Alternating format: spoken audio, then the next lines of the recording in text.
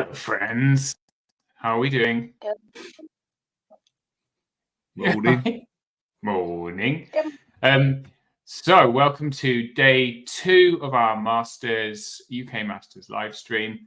Bright and early, feeling really refreshed. I feel more refreshed than Jan feels by the look of her expression. I'm not doing sleep at the minute, Steve. It's not working for me again. Sleep is overrated. Sleep is overrated. Cool. So today we have got we've got Bob. Your audio is terribly choppy, Jan, by the way. Hopefully it pulls up. Anyway, so we've got Bob and Jan, who are two magnificent TOs from the north west of England, who also helped me run Clash of Kings, and I love them very much, and they're fantastic people. Bob is the designer and painter of all wooden spoons for all UK tournaments, pretty much at this point. He's just cornered the market. No one's allowed to look in it. Otherwise, he breaks their kneecaps. So today we have got I've got a very bendy chair. I might swap the on. Today we have got, so we are on table 2 for the live stream today, because table 1 is Tom Robinson again. And I figured if Tom did win, then that would mean, because obviously the last game we're going to show table 1, right, for the top, it would mean Tom, followed by Tom, followed by Tom, which would be great for Tom. A little bit repetitive. So what we've got is table 2 here, because potentially whoever wins here will be shown again as well, but then against whoever wins table 1, which is Chris Lynch, current UK number 1, and last year's master versus Tom. So very interesting. John Quayle's currently UK number 1, isn't it? Oh, you're quite right. I'm so sorry. Yes, he is. Yeah, Chris is 2. You're right. Who's John Quayle anyway? John was my tick for the top, and John has absolutely pooped his pants on the first. Oh dear. Yeah, he's done a Quayle. He's heading for number 2 spot again. It's where he lives in the number 2 spot. Always the bridesmaid. Exactly. So today I was halfway through typing it when I realised that it was time to go live. We have Richard Luke and his Basileans. There's his head. And his Basilean. He's done very, very well. He won all 3 of his games yesterday. And he is smashing it. And he is facing off against Mike Smith and his Abyssal Dwarfs. So it's it's a nice, you think, Abyssal Dwarfs very slow, but you'll see from Mike's list shortly, he is particularly well tooled up to fight Basileans. And we're playing Rack and Ruin, which is a progressive scoring scenario. We'll go through it a bit as well. Whoever came up with that scenario is a great person. It was me. Okay. All right. All right. So let's go through this. This is Mike's Abyssal Dwarf list. So he has 3 troops of gargoyles, 2 hordes of lesser obsidian golems, 2 regiments of abyssal half-breeds, 1 with elite and 1 with strider. He's got an Ironcaster with Tome of Darkness, knowledgeable upgrade to give him Host Shadow Beast 4. And the reason he's got Host Shadow Beast 4 is because he has 3 abyssal half-breed champions, 1 with Scythe of the Harvester, 1 with Axe of the Giant Slayer, 1 with Blade of Slashing, and he's got Bracky Barker. And he's got Jag Bloodspike, who comes with the Slavork Gore Riders formation. So Slavork Gore Riders, who are Crush 1, Thunder 2 Gore Riders, melee 4, defense 4, speed 8, 12, 14 nerve, but Jag has got he's got both an Aura of Wild Charge 2 for slaves, and he's got Rallying 2 for slaves as well. So pretty punchy, very fast, nice durable center. Interesting list, and so many individuals, like a hideous amount of individuals. I think he's got 9 scoring units or something. Still, if I count them, he's got 3 gargoyles, 5, 6, 7, 8, 9. 9 scoring units. Off of 8, 9, 10, 12, 13, 14, off of 15 units. So that's a very interesting list, I must admit. Yeah.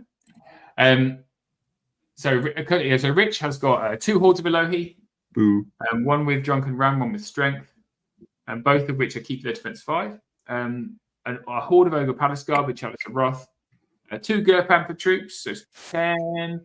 2 Knight regiments, one with Strider, one with Haste. So one of those Knight regiments is in charge of 18. Just the 1 Phoenix, a Priest under a Staff, Bane Chant, and Heal 3. An Abbot on Panther with a Gnome Blast Shield. Julius and Nias. So, having been beaten by this list very recently, very good list. Rich really knows how to use it. He certainly does. He has brings been it. using it for years, hasn't he? The similar list. He's been very, very, very similar, and he's really, really practiced with it. He's very good at being patient with his hammers, getting himself in the position he wants to get in, and then striking. And he does have the speed advantage across the list. We are playing Rack and Ruin. So Rack and Ruin is a progressive scoring scenario. There are 2 circles, 2 kind of dominate style circles, 12-inch circles, 18 inches from the edge of the board. You get a point for each that you control at the end of turns 3, 4, and 5, and then there is an objective in the center for the 7th. Okay. So, whoa, that's the wrong view. That's the right. Here we go. So we have Richard at the top, and we have Mike at the bottom. Put that up there. Or maybe down there. Yeah. Okay. Let's see. Well, I can move it around. Whoa! Basilean's right. He's gone very, very heavy top right. So we've got this scenario. This scenery is really. Mike chose side. He chose bottom. He's got this lovely open field in the center to kind of really push forward very hard. Whereas Richard has got on the top, he's put his horseman at top right. That's the Ogre Palace Guard in the center. And then he's got 1 Elohi down in the middle. And then he's got Panthers and one of the knights on the left. And in a while, I'll go and find out which knight is which, and then we'll forget. Yeah. And then we've got golems at the bottom. We've got some gargoyles. Looks like the 2 slave orcs in the center. And then half-breeds on the right. Oh, okay. Oh, he's just switching golems to make them fit, I think. There we go. Yeah. Okay. Yeah, and there's another gargoyles down there behind the hill. Okay. Do either of you guys play Basileans or Abyssal Dwarves? Because I play Abyssal Dwarves. What's your thoughts about this list? I played Mike when he was running his Rack in Slaves. I played him at Cardiff with my Abyssal Dwarves. And he was very impressed by the half-breeds, and I'm wondering whether I've had a slight influence on it by the 2 regiments he's put in. I mean, they're the new hotness. So you're to blame. Those and grotesques are after the recent buff, they've come along in leaps and bounds, to be honest. In fact, I can imagine that virtually every Abyssal Dwarf player will be dusting off his half-breeds from 2nd edition to come back into this. With the Fury, the buff to the nerve, all means that they're now that much more survivable with the regeneration. I mean, I know it's not much of a buff to the nerve, 15, 17 from 14, 16, but in terms of Kings of War, one thing that I have over the years realized is that 1 point can make a hell of a lot of difference. Yeah. And just because they used to spend the entire game wavered. Yeah. If you put them on the table, it was Chalice of Wrath, Dwarven Ale for them. And now with that extra point of nerve, you can actually start putting things like Blessing of the Gods and the Boots of Stride in to make them a bit more useful. A bit more punchy. Hello, Cybrand. Moaning. And the fact that he's gone for in effect 4 half-breed heroes. I mean, they are my most valued player in every game. They're just 5. fantastic. 5. Oh, 5, yeah, of course, because he's got the formation as well. Yeah, that's just.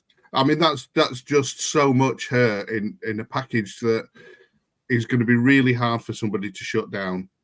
I mean, 2 of them on their own is good. 5 is just obscenely good. And the fact that he's got the formation, he's put the orcs in the center because he's obviously decided that they're just going to go straight up the middle and cause whatever mayhem they can. I think the problem he's got is because Rich has gone heavy on the top right there, neither of them have got particularly a lot of terrain mitigation. So Rich has obviously decided to go for the bit that he can do. Mike's decided to go for the clear bit in the middle. And then, I don't know, they're just going to have a bit of a pillow fight on the left-hand side there, I think. So to bring Si up to speed, we've got Basileans at the top, Abyssal Dwarves at the bottom. Rich's Basileans, you'll know pretty well, very fast, very punchy, all hammer. But the Abyssal Dwarves have got 5 half-breed heroes, and the half-breed heroes are tooled up. There's one with Harvester, there's one with Giant Slayer, there's one with Blade of Slashing, there's Brachybarker, there's the guy that comes with all the slave orcs. So I think looking at this board, so these X's mark where the Rack and Ruin, and so the ones on the edge are where the 8 to 12-inch circles sit, right? In turn 3, they score. We've got a toilet bowl here, haven't we, basically? Yeah. Mike's going to push up on the left with his golems. And really, Rich has got what he's got, by the look of it, Nias, Gur Panthers, and 1 cavalry. That's not going to stand up to what Mike's doing on the left. I don't think that's going to be enough. And I think it's the golems are going to be what probably win this game just from the outset. Looking at it from this point now, the golems are basically going to walk up. They're going to take that left hand, and then they're just going to walk into the middle. And what's going to kill them, especially with that terrain that's there? You know, I just don't think with those individuals, they can shut down those knights top left. Even if is that Julius that's top left? No, that's Nias on the top left. Nias. So even there, he's even not strong. Even if he gets round into a flank, I can't see Julius. Can you see Julius? No. What if he's just off screen? Let me put the Is he inside. not stood next to the Phoenix? Julius is on a 40. Let's have a look.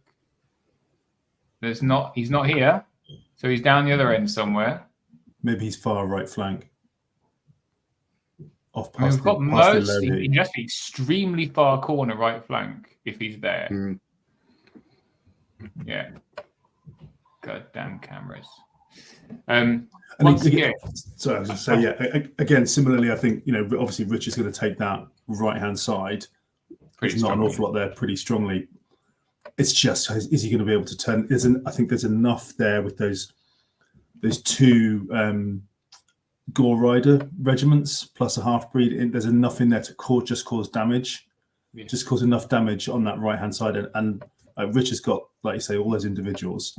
He can throw them in at ones just to get in the way because they're all mighty as well. Presumably, I think even Jag Bloodspike is mighty. So you can throw them in the way to stop charges, or you can just double, triple team stuff. I think almighty. Oh God. Yeah. That's appalling. It shouldn't be allowed. His list, by the way, is called 50% dwarf, 50% horse, 100% bastard. I think from Rich's point of view, he needs to play the scenario. He just needs to kill the unit strength. He needs to go, yes, you've got all these individuals and they're going to be a pain, but I can't do anything about them. I'm just going to need to ignore them as much as I possibly can and kill that unit strength because that's going to be what scores. Yeah. So the way that Richard typically plays is he will hold and hold and hold until he can get all his hammers in at the same time. And, he'll do that on turn 3 or turn 4, and then he will send everything in all at once to see how he gets. Now, what will be telling is whether Mike can use his individuals to stop that happening turn 3 and turn 4, or whether he's going to commit them too early, because actually the damage that those heroes are going to do, unless he can take off a unit, there's no shooting in Mike's list. He's going to get iron resolved and healed off. So he needs to be very careful and measured in how he puts it. So it looks like he's got turn 1. Nice and aggressive start. I wonder which of the heroes that is. I mean, is it worth me finding out? Let me go and find out which hero is which and where the hell Julius has gone. So has Rich got any shooting? He's got Phoenix. He normally has a troop of sisterhood scouts, but I don't think he's got them in this list. I think he's changed them out for something else. He's got the 2 Gur Panthers, the 2 Alohi. Yeah. I don't Palace think he has Guards, got 2 anything knights. other than the Phoenix. Okay, so even that's the problematic front with those gargoyle troops. Then he's got nothing Yeah. to touch them out. Yeah. It looks like all the half breeds are dancing out just to do some board control for the moment. Yeah, interestingly, he's got them all spread actually, hasn't he? I know they can. Yeah. They've got the speed to all get together and come across, but Yeah. he's kind of He's going pretty strong on that left actually. I think he's going to win it anyway, but still early days. Well, like you say, with the 2 hordes of golems, that's just too much to shift. Yeah. Unless Rich can somehow clear the right hand side and then move all his stuff bar enough to keep scoring over and take the golems out on the other side as well. And it's what just items a race has Rich? to. Sorry, because what items has Rich got on the night? He's got Strider on one. I think it was Strider on one and something else on the other. I'll have a look. Okay. So, Bracky Barker is the one right in the middle. Okay. The one on the next to the orcs is obviously the orc, and then he's got little coloured bands that we can't quite see, which is helpful. But the blue one on the left-hand side is where's my thing gone? Gosh, darn it! Right, bring it up. So it goes. Wake up, laptop. Always having trouble. Here we go. So Scythe of the Harvester is the red one, which is the right-hand side one. The one in the middle next to the little wall is actually the Giant Slayer, and the one on the left-hand side is Blade of Slashing. I don't think I've ever seen a more obvious trap in Kings of War than those 2 half-breed heroes just sitting there. I was asking, do we know which items are on which knight unit for Rich?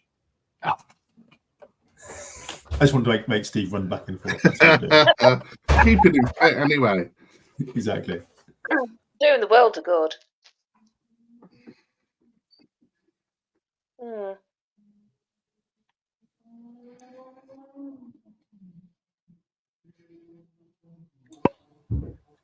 I do like how the board's marked out. Yeah, it's nice. Steve said yesterday that Mark has bought a load of these mats. Yeah. He did. Well, And Mark got a load of mats, and the first load turned up, and the lines weren't in the right place. Oh no! Yeah, that's true. Whoops. So the knights on the left have got Strider. The ones on the right have got Haste.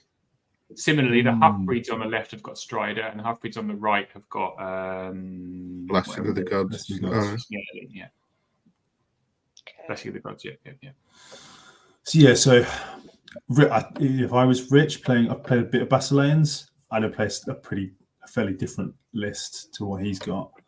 But I think he just needs to go kind of balls to the wall early doors on that right hand flank and just try and he should clear that out as quickly as possible to give himself as much time to kind of hold those golems on that left hand side with that blocking terrain, just hold and get into that center so he's ready to score that center by the end, because I think that's going to be key. Like you say, toilet bowl, they're going to switch around. The thing is, I've played Rich a few times, and that's not particularly his style of play. It is not. He is a wait and then strike at turn 3-4. But interestingly, all the half-breed heroes are out of the, well, I say all of them, 3 of them are out of the range of the right-hand flank, which is kind of what Rich wants. He wants he wants to occupy those half-breeds on the left for as long as possible with his 3 units, which are going to take some chewing through. He's like a knight regiment all on his own. Yeah. So really what he's got is 2 knight regiments on the left. Having them there means that he can keep away with all his stuff on the right. He's got some shooting there. He's got the Phoenix, and he's got Julius. Julius has got Fireball, hasn't he? Yeah. Fireball 8. So the way Mike is playing is allowing Rich to really curve around in a much more powerful way, whereas he's been very cautious on the left with his gargoyle, for example. Yeah, interestingly, maybe I think Mike is maybe doing what I said that Rich needs to do, which is trying to shatter that left flank as quickly as he can to then bring his heroes back into play. Because those I was saying with such little shooting, those gargoyle troops are going to be really key. Fireball them off for quite Mike. quickly there. 18-inch fire sparks. 18-inch fireballs. Yeah, that's not an ancient phoenix, is it? So that's at least it's nimble. Sorry, Jan, what was that? I was going to say, but obviously you started talking. We were trying to discuss what was on the gargoyles, and I can't bring the list up. There's nothing, I don't think. Naked gargoyles. But there's 3 of them. Mm.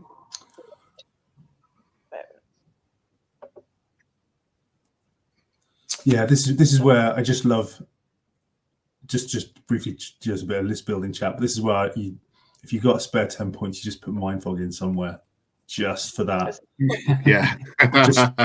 You've got low nerve. I might spike a 6/6. Just put it in and just to ask that question early doors, because neither side have got any kind of range other than charging range, obviously. Yeah, charge range a lot. I mean, Rich has put down 20s. That's a 20 off the gargoyles. Yeah. It's really far. It's really far. Oh, sorry, go on. I say it's that classic thing as well. If you push hard to try and kind of limit Mike's options, then those gargoyles could just go, I'll just fly over the back then. And just flutter around, be annoying, stay alive. You either then turn to deal with me, or else I get flanks and rears, or just stay alive and right at the end just pop in and score. He goes exactly 20 away from goal. He's not. He's disallowing a gargoyle charge. Not without pivot, he's not. Maybe just. I think he's all right. So that's a half-breed hero who's got wild charge. Yeah. So he's measuring 18 from that guy and 20 from the gargoyles, and he's just going to keep everything out. Do you know what? That gnome glass hero with no shooting at all in Mike's list becomes so powerful. Yeah, I'd be tempted to be wanging that across more to the center as soon as possible. Frankly, that's because the half breed at the bottom right. That's the one with the side. Side of the harvester, isn't it? Correct. So you kind of want to keep away from that, because that's 7, 8, 9 attacks with crush 2. Pretty nice. That's gonna break your shield effectively. You know what I'm doing? Something I haven't done yet, which is trying to find out who won in the list matchups cast in their guessing of who won the most first round games. So in between, I thought you were leading yesterday, weren't you? Well, it's only the first round, isn't it? But and then a decider about the final winner and the dark horse. But let's see if I can find what I did with it.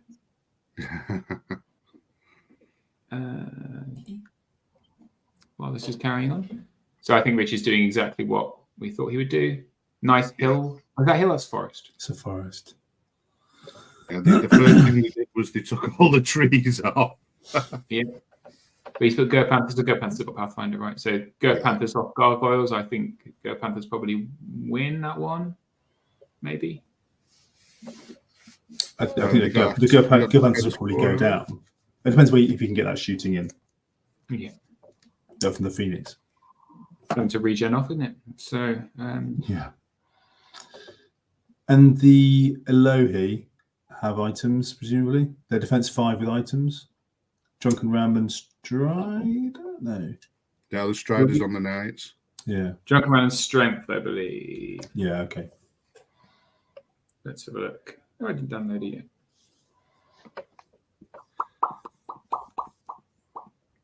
So yes, if Mike can use those walls there, one of those Alohi hordes is not going to go through. If they're hindered, it's not going to go through a half-breed regiment. No. He will head for multi-charges. Is what he's going to frantically go for. Yeah. There's Julius. Here he is. Here he is, little Here fella. he is. 300 points of bastardry. Oh, Julius is just awful. See, there's a question: is Julius more of a person prick than Coslow? That's the ultimate question. Who is worse? It's not that. It's not. Coslow is annoying, but I would never put him at Julius level. It's who's the Trident Realm character? Ector. Ector. There's Julius, Ector, that bloody dwarf that shoots. Oh, Faber. Is it Faber Iron? Faber Ironheart. Yeah.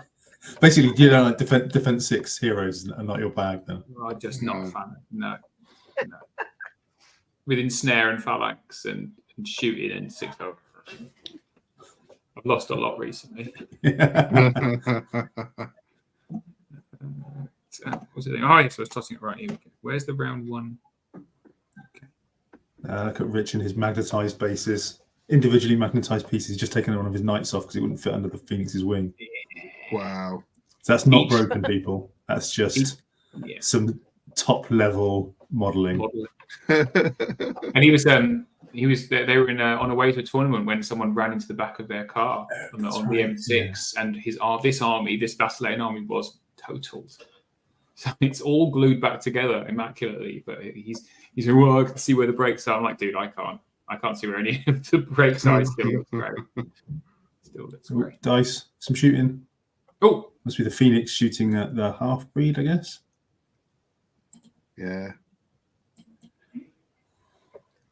Looks like Ooh, couple. 2. Like I say, something to regen off. Yeah. Keeps him busy. And a 9. Yeah. So Be fine. 14, 16, are they? What half breed champions? If they're 14, 16, I'm going to cry. 12, 14 now. So just one away. Yeah, it was close. But I mean, it was just going to be a waiver. Worth though.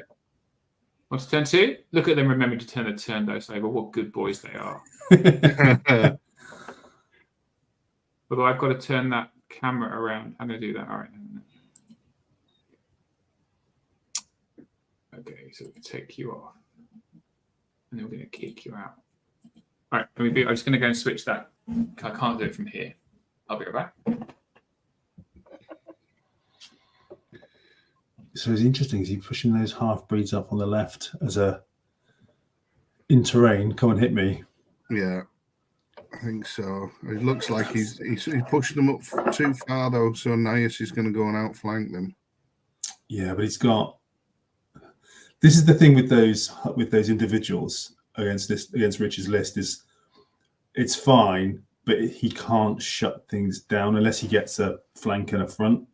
Because with the nimble, they can just go around a cavalry-based hero. Yeah, he's got.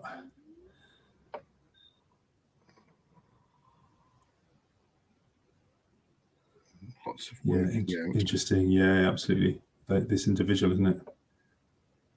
Up on the hill. Because he's almost saying to Rich there, look, you've got to come in with these knights this turn, because otherwise, whichever that might even be Bracky, is going to come off that hill, smack him in the flank, take away your Thunderous, and then they're basically just going to be stuck and they're going to die. Yeah, it might take a couple of turns. So he's saying, "Come at me, bro!" Effectively. Yeah. Well, he's got to pull him out as quickly as he can, because at the end of the day, Richard's known for not engaging early.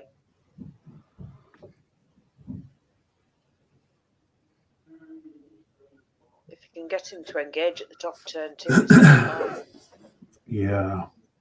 See, looking at it, it's easy with hindsight. I wonder whether those those central Elohi might have been better that at the other side, getting up onto that hill and just kind of commanding that whole area. Yeah. But I can't remember. I wasn't quite paying attention when they all first deployed. And like I say, it's dead easy with hindsight when you know where everything is and where everything's going. I was quite surprised that he didn't put more on the left-hand side of that big statue thing that's sticking up. I won't call it what I called it yesterday. I'll get in trouble off Steve. I heard that.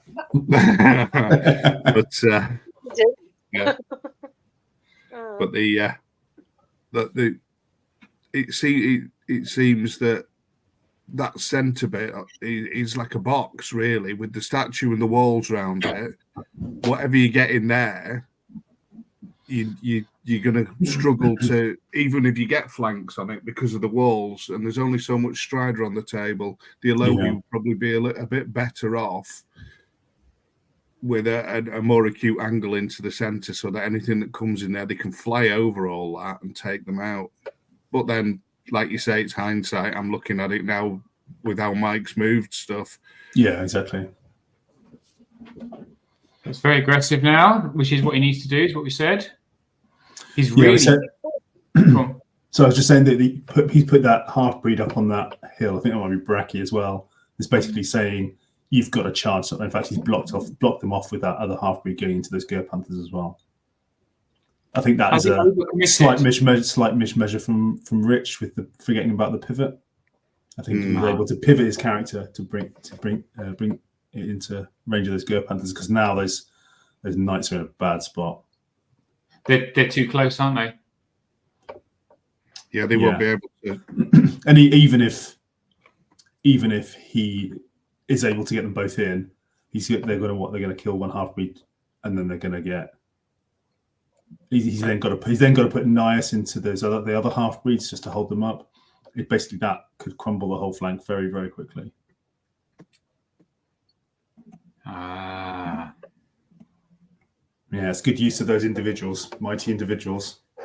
Well, if that is Bracky Barker on the hill, he's not that much of an easy proposition to one shot, even with a unit of knights. With his because he's defense 5, he is 14-16. Bracky is, yeah. And that is Bracky up on the hill, isn't it? Yeah, he was the centre. He was the centre half breed. So you can see the loom bands now. Look, there's a green one and a blue one. Can we just switch to view?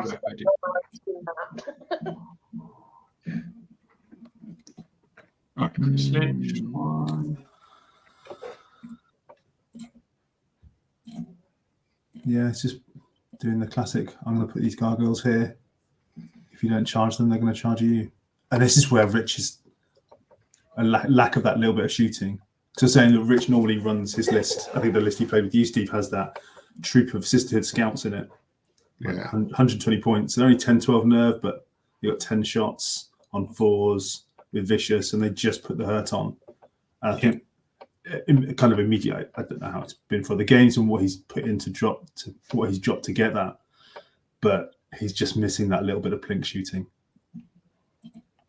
There's 2, 3, 4, 5, so he's been able to put more into this list. I think he's gone very heavy on items. He's got Nias and Julius. I wish he had another Phoenix. I wish he didn't have Nias and he had another Phoenix instead. Apparently, he couldn't be bothered to paint one. That's fair enough. I can't do the old Mark Cunningham trick of buy one on the day, take it into the car park with 2 rattle cans of red and black and spray it. I'm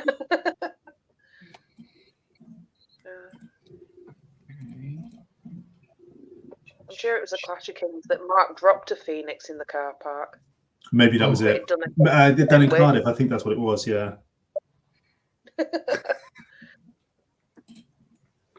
That sounds very Mark. He's playing. He's not doing badly because we had a drop. Who dropped out? Rich Tomlinson is poorly. Oh dear. So currently, Yeah, get well. Hopefully he's watching. I'm sure he's in his sick bed, watching every moment. Say hi in the chat if you are, Rich Tomlinson. One of the nicest guys in wargaming. He's very pleasant. He's very pleasant. I tell him actually not. He's an arse. He beat me at a recent tournament. So he beat me at the Sheffield one as well. But he was so nice. So Mark's currently 14th, right in the middle of the pack. He's You're not allowed to win your own tournaments, Cunningham. He's won 2 and lost 1, and he's currently playing Andy Ransom. So Is he got his Ratkin slaves? Is it? Yeah. Which he did qualify for Masters with. So even the spare at Masters is Masters. Mike Young lost. Oh, is he still at the bottom? Is our Mike? Yeah. Oh. He's having a lovely time. He bought a night horde. I mean, I just right.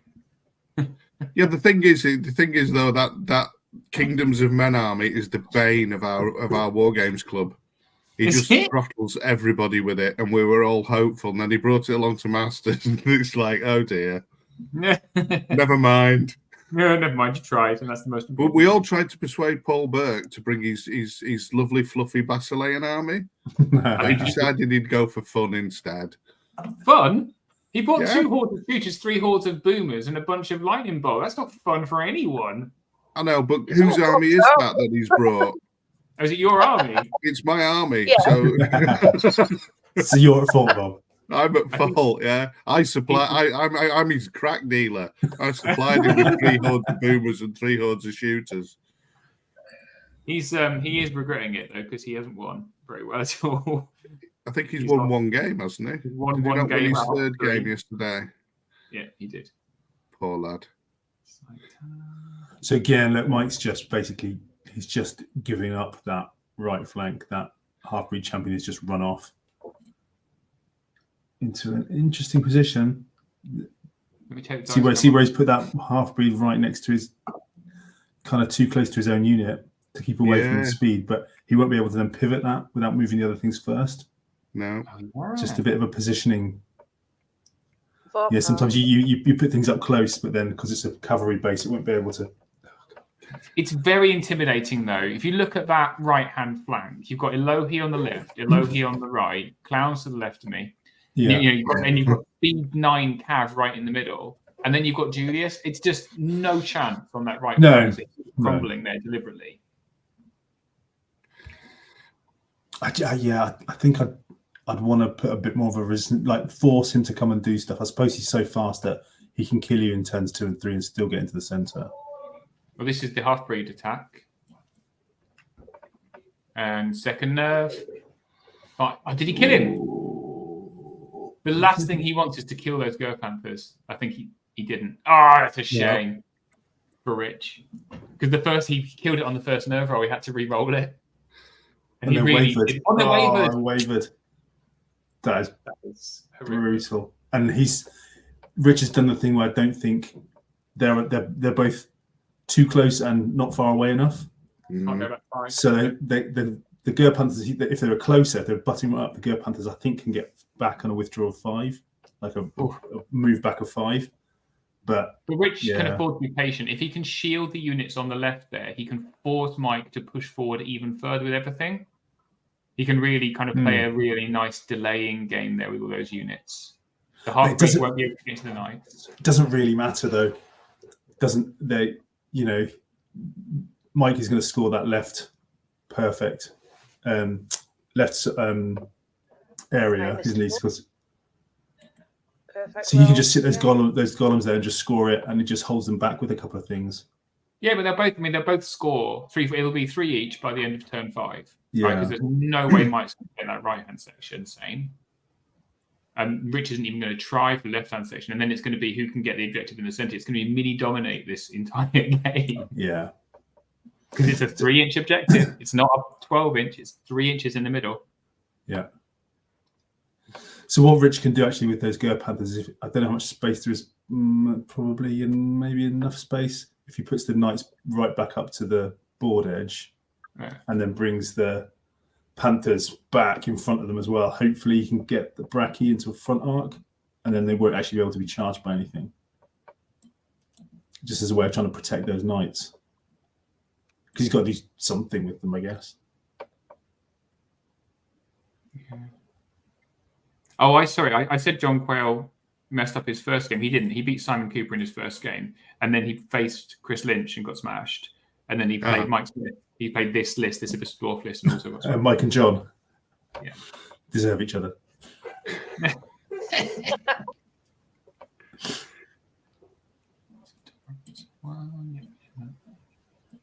Yeah, here he comes. Oh. Yeah. I actually think Mike set it up to get down that far. To be honest. Where's that Gargoyles troop gone? Oh, where has that Gargoyles troop gone? Is Big it shot. the camera? Nope. Unless it's here. It's just on the edge there. Right on the edge, right at the bottom, yeah. All right, yeah. He's So literally behind the back hill, but it can see round. That's why the Ger Panthers is putting them. It is so annoying playing Basileans that every powerful unit can be shielded easily by chaff. There's no size differential. They're just like, Ger Panthers are great, guys. Look how wide they are. Yeah. And you've shot and wavered them, but it doesn't matter. We can just fly over or back up 5 inches and get out of the way, or nimble out of the way, or they're one of the best. Them and Snow Foxes, I think. And that Snow Fox is obviously not quite as wide, but yeah, Pathfinder chaff. That's where it's at. He says, sobbing into his Vermintide. Well, I'm in the middle of painting up Northern Alliance, so yeah, Snow Foxes for the win. Yeah. My army looks beautiful. I know. I'm sure you'll let me use it at some point. Well, I'm letting you paint it, so I will let you use it.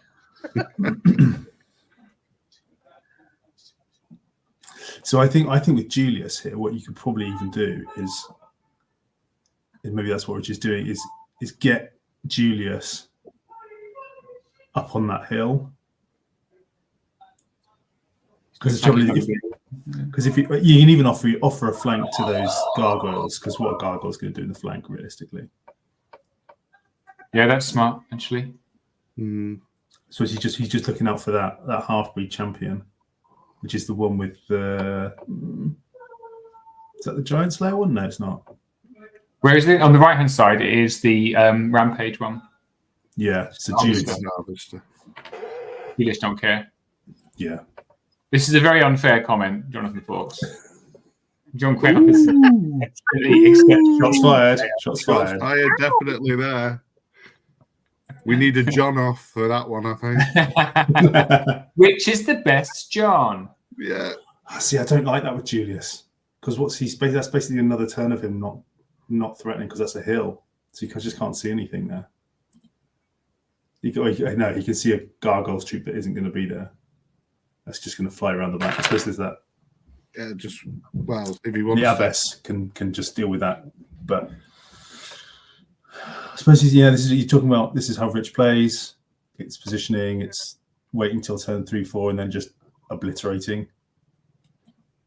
I think Mike's actually preempted him quite well, to be honest, because I reckon Mike's actually drawing him across the table more than he would normally come. I think he's got to, though, hasn't he? Yeah. Because he's got to be getting, those golems. He's got to be getting into those golems turn 5. Yeah. He's not going to one shot them. Take me 1 sec to mess with this camera grid. Not with that.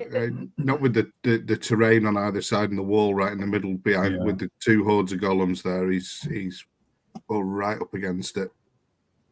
And once his stride is gone, that unit that it's on, even if he kills the golems, it's not going to be as effective for the second target.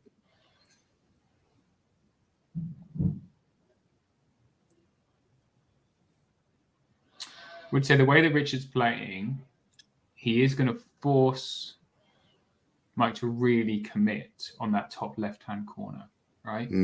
He's going to, in which case he's going to be very out of position with a hill and a blocking terrain between him and the rest of the board. Yeah. From turn 4 or 5 onwards, which is going to be a real struggle to get back over. Plus, look at those golems. I mean, the golems are reasonably in a good place actually, but that little grey thing between the golems and the orcs is another piece of blocking terrain that he's going to have to swing around with shambling. All right.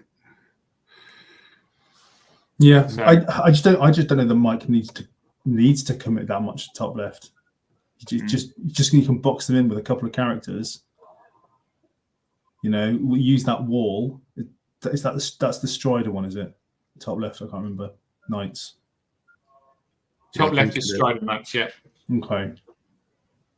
So I'm going in. Well, that's Nias, so he wouldn't even get the elite because he wouldn't be going in with a low heave unit. Yeah, I don't even know that he needs to send those half breeds up there. He just basically needs to sit there and go, I'm just going to mess with you with 2 half breed champions and maybe Bracky if I want. Yeah, Yeah. and Just- with no, just keep with no you back shooting to prod those half breeds, because that used to be the ideal way of forcing half breeds into Yeah, lightning. engaging was just to lightning bolt them a couple of times, get them worried, and Yeah, 12-14 Off they go. is eminently waverable. So that Which is nerves. Slavel. Sorry, Jan, go on. Go on, Jan. I was saying Richie's nerves gone. He's backed up. He's doing. I think he's. Oh, he went to Rich's turnaround because no shooting, is there? yeah, He's No. just staying out of range. He doesn't. He can be patient with that because he's got enough coming around the right hand side. I think what's really interesting is that Slave Orc regiment in the middle is now out of rally range, so it's only 12-14. The bottom one, yeah. The one in the middle next to the blocking terrain, because the Orc hero with the rally is in front of the half breeds. He's behind the gargoyles troop. No, that one. No. The Orc one with the rally He's the is one that behind. little one on the right hand side. That's No. Bracky. That's Am I wrong? I might be wrong. Yeah, the slightly grayer bases are all the orcs, as in the lighter grey orc bases. So where the ruler is now, that's I mean, Jag. That's funny. He doesn't like being wrong, does he? no.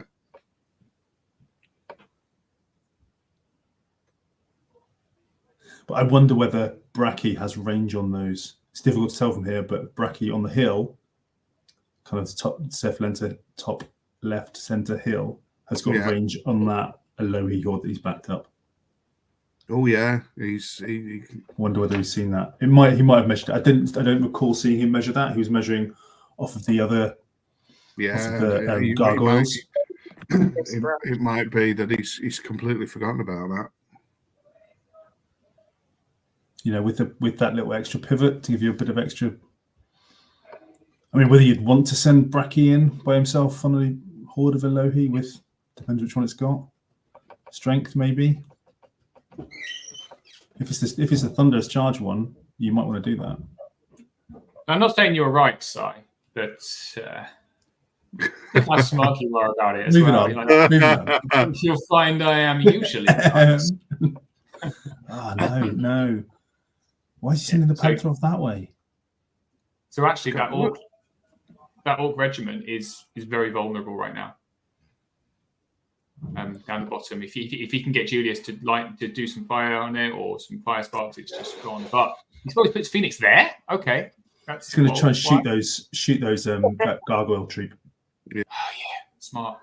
But I don't. So he's just moved the abbess off to the right. Why is she going over there? Your gnome glass shield abbess is basically just now following Julius around.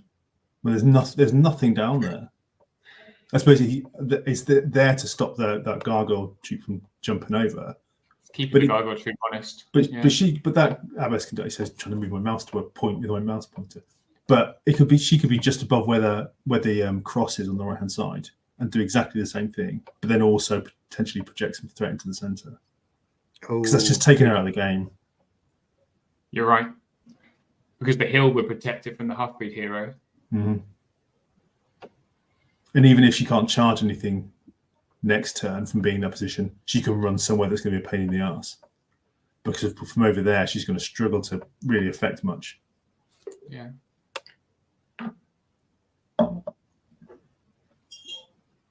Yeah, and Rich is doing what we said, is that he's just backing stuff up to get those knights in the front.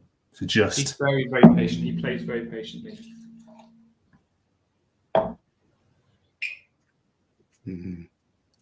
Controversial statement. John Thorpe is just throwing bombs out here. And John Guns is the best John. Let Mr. Guns have it. He's certainly the most polite John, I would say.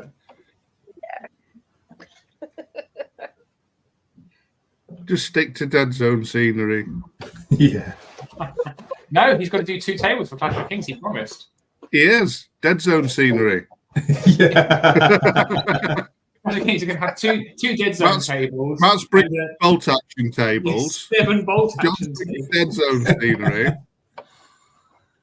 This Kings of Just War hope- game takes place in the French countryside circa 1943. Just hope I don't get into Flames of War. They'll be playing on minutes. 6 mil terrain. Yeah. Yeah. So here's the shots coming in on from the Phoenix onto the gargoyle troop. That's all hits. Oh, They're 3. All of them? Nearly all of them? 2 of them? Oh, 5. That's enough. so An 8, Yeah, 10, 5 right? ups. 5 to break. Are they Here inspired? goes. That's once. And that is That'll twice. do it. Very nice. Poof. There we go. 1 down. First blood. Here we go. What's he going to do? Is he going to go into Nias? Or is he just going to Uh, park in front of him? He's gone into him. Go into him. Still nimble round though.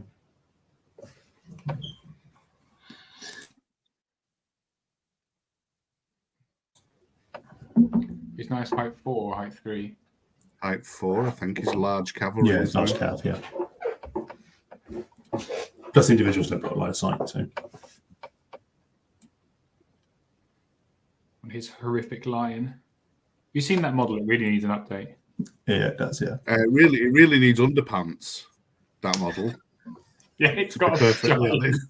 It's got Yeah. massive testicles hanging out the back of it. Somebody took great delight in putting that on that model. Yeah.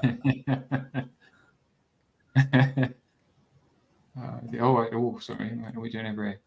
Multiple rulers coming off the table now. Oh, this game's gonna be no good for either of their backs.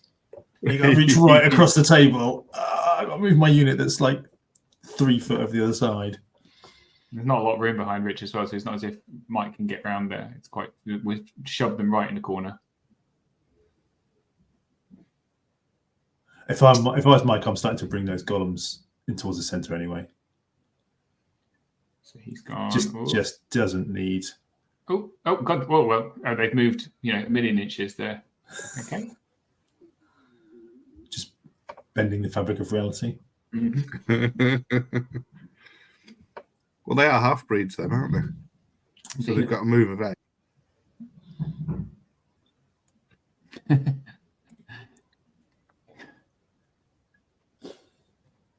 The ones where bolt you're action. pushing your troops goes, we're sending the 3rd infantry. Oh, that kind of pole. The pushing. Yeah. Pushy one, that's what you mean. Not the Polish. We don't need It's the a Polish push in down, here. Get the Polish in. They know what to do. Yeah, going in there again.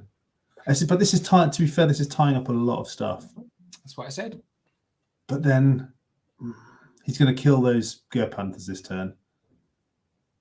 And then the knights are going to murder one of the heroes, right? So he's going to lose 1 half-breed, potentially 2 half-breed heroes in this whole action. And all Rich has traded off is his knights, right? And in the meantime, everything's just coming round. Yeah, I suppose 12-14 on a half breed. Nice could do that. Or get a waiver on.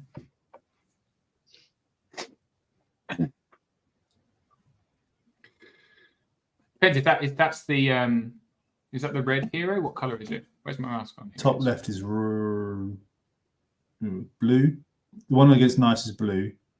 Blue. So that is the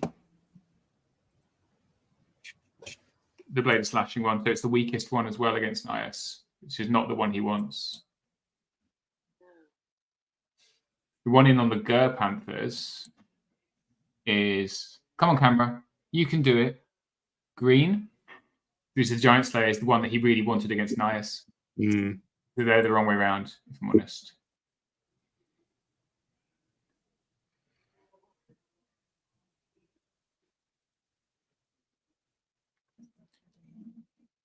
What is Nias? 7 attacks.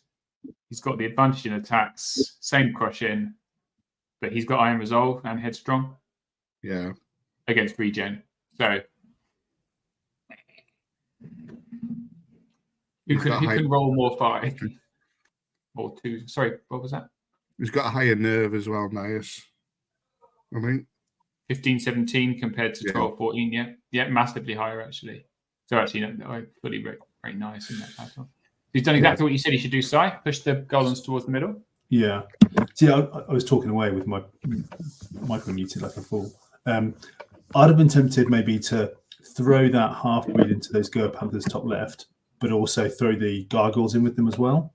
Because then when you kill those Panthers, you go forward with the gargoyles, block those knights up, and then yet that half-breed is still free to run around. Yeah. I wonder that way he doesn't lose that half-breed champion.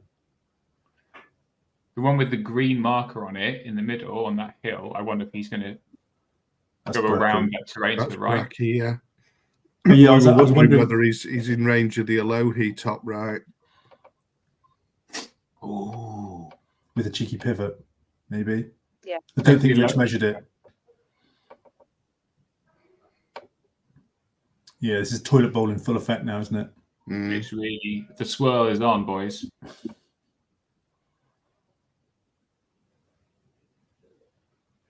It's always painful to watch this level of like painstaking positioning.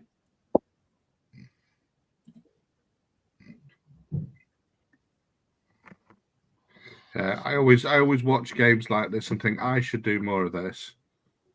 Oh. And then I just get on the table and go, yeah, off you go. Is he going to commit with those half breeds? I mean, I think he's just going to club Rich's unit with the models by the look of things. Yeah, just it's broken. They've been broken once already. Yeah, I'm not sure that's a great move. Anyone know? Yeah, I got a load of them from. Oh, just trying to think now. I think it was war bases actually. They do acrylic markers. Mine are red, but you can buy them in green. The other option is to go to your local DIY store and buy angle brackets. Which and paint them.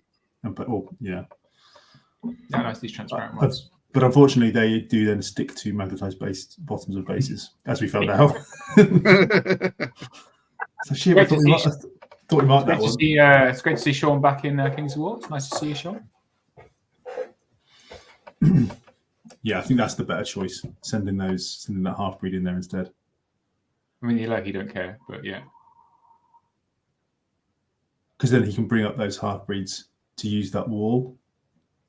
So Gargoyles into Julius, half breed into Gur Panthers, and he's got a Gnome Plus hero and Elohi to come.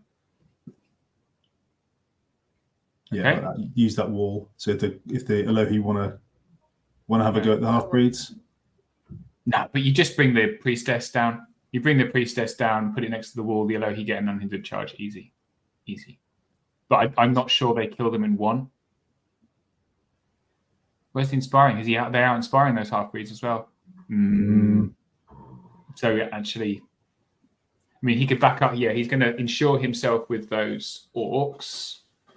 Now, Rich's choice is: does he allow an orc charge on his Elohi to wipe the half breeds out? I wonder if those gargoyles fail to wound Julius, which is that's a real possibility. 10 attacks on 4s and 6s. I'm not giving it. No. Then Julius is going to flank those half. He can't see. That's a hill in the way, though. That's why I said. I didn't like where Julius had gone because he's so line of sight blocked. See, and again, sounds like I'm really laying into Rich here, but that Abbess going so far to the right means that if it had been back where I suggested, kind of near that cross, it just gives him so many more options as to where he can just go and park it. He could have just gone and parked in front of those gauls at the bottom. Is she mighty? Maybe she's not mighty actually. No, she's not. No, okay, forget that. Rich knows what he's doing. He's a great player. You guys think Sai also qualified for Masters? UK number 3 or 4? 4, I think, in the end. Yeah. Ratkin as well. How about yourself, Bob? Jan, did you guys qualify for Masters? Nowhere near this year, nowhere near. But we've not been playing much. Yeah, that's true. You've had an adventurous year, the pair of you.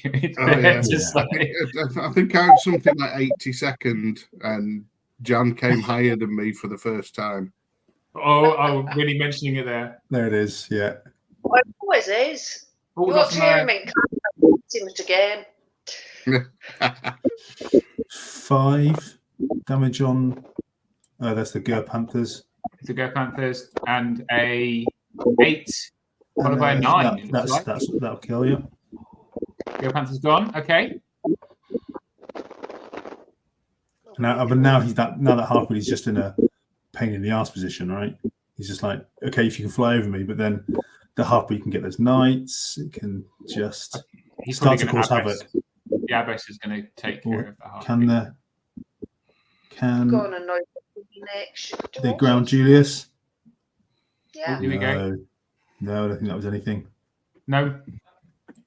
Doesn't look like it. So Julius is still free. Okay, good. For Rich, I guess. But again, what's he going to do? Fly over and fireball, I guess. But you can fly over. Yeah, if he flies over, can he then? Do you reckon he's got range to fireball that? Sorry, we'll talk about that in a minute. Ooh. So that was the Go Panthers there's Go Panthers going. Yeah, we've got one more combat on that on Nias. Oh, it's gone forwards. Just really right. That's exactly where he wants to be. That's so annoying. Okay, here we go. Well, not really, because half-breeds aren't mighty. I looked it up. 5 hits. Are they not? No. And he's nothing to disorder those knights, so they can just charge straight through him. 3 wounds. I thought they were mighty. I think Bracky Barker is. I don't think they are mighty. All the champions are mighty. Yeah, all of them are mighty. Yeah. Apart from the orc one, then. So yeah, the orc is not mighty. Okay, so nice is good. Let's see what happens. So I was wondering whether Julius can fly over and get a fireball onto that completely uninspired, unrallied orc. 12, 14 orc, and if he follows up with the Phoenix as well, he could take that one out completely. Yeah. So I'd be sorry, go on. I'd be tempted to use the priest, the Abbess, to allow the Elohi an unhindered charge, and then ignore the half-breed hero, or use Julius for the same effect. We just go, okay. He doesn't need to worry. He's not done it. Oh, that's the shame. That's a shame positioning-wise. Didn't even need to use the Abbess. Oh, got it. That's when you eyeball it. It's when you eyeball it and go, that's fine. That's fine. And then you go. Needed a slight more on the pivot to... just need a little... close that door. And now what's he going to do about the orcs? Yeah, he's got to try and kill one of those orcs, doesn't he? And this is where the Phoenix can be so good. You just basically... It's also turn 3, so he does need to actually claim the zone as well. That's a thing. Yeah. Would the Elohi claim that? No, you've got to be on that. They're not half in. There is nothing currently claiming their right-hand zone. I hope he doesn't forget. Yeah, there he goes. Ba-boing. So he's not fireballing. He's gone 20.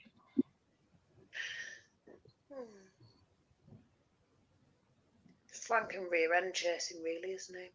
That's what he's looking for. And that's where Julius really is such a pain. Yeah, things like with the fireball and being so small and nimble. It's bad enough on a like a dragon. It's got those, 5 or 12, what have you, or dragon's breath, or what have you. Yeah, he's measuring away from the half-breed hero that can't see him over that hill. Yeah. Yeah. Better make sure I'm out of range. Don't bother, buddy. I'm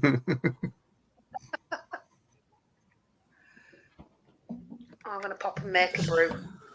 See you on Bob's. Yeah, because that half-breed regiment isn't even inspired now, is it? That he's charged with the Alohi. No, he could very well pop that. Yeah, I wonder if there was a mistake so when Mike killed that Gur Panther troop with that half-breed, whether he should have tried to back up and see if he could get them in range. I don't think he would have done. He would never have got it far enough back. But yeah, so I mean, I suppose the Phoenix just needs to pivot up onto the hill, claim that token, claim that area, and shoot those gores, right? That half-breed, yeah, because that half-breed on the right is going to be doing unpleasant things pretty soon. So what's he going to do with his Alohi? Because they are now in a very hard place. Yeah, interesting point where he's put the Orc Jag behind Bob's terrain piece, favourite terrain piece. Trying to work out why. Oh, it's obviously so it's out of line of sight of the Alohi, but what's he going to do with it after this?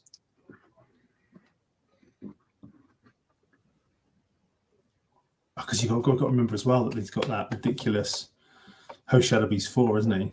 Or whatever. Yeah, somewhere. Yeah, where's that? That's a good point. He's right there behind the golems. Yeah. So he's going to be struggle to see stuff, but late game. It's going to be critical, right? Yeah. It's caster level +2, right? So what's the caster level? The caster level 2, isn't it? 2.5? No, he's given him knowledgeable, so it's an extra 5 attacks. So yeah, so basically that's almost like a regiment's worth of crush 2 attacks. It turns a half-breeder champion to 11 attack hero.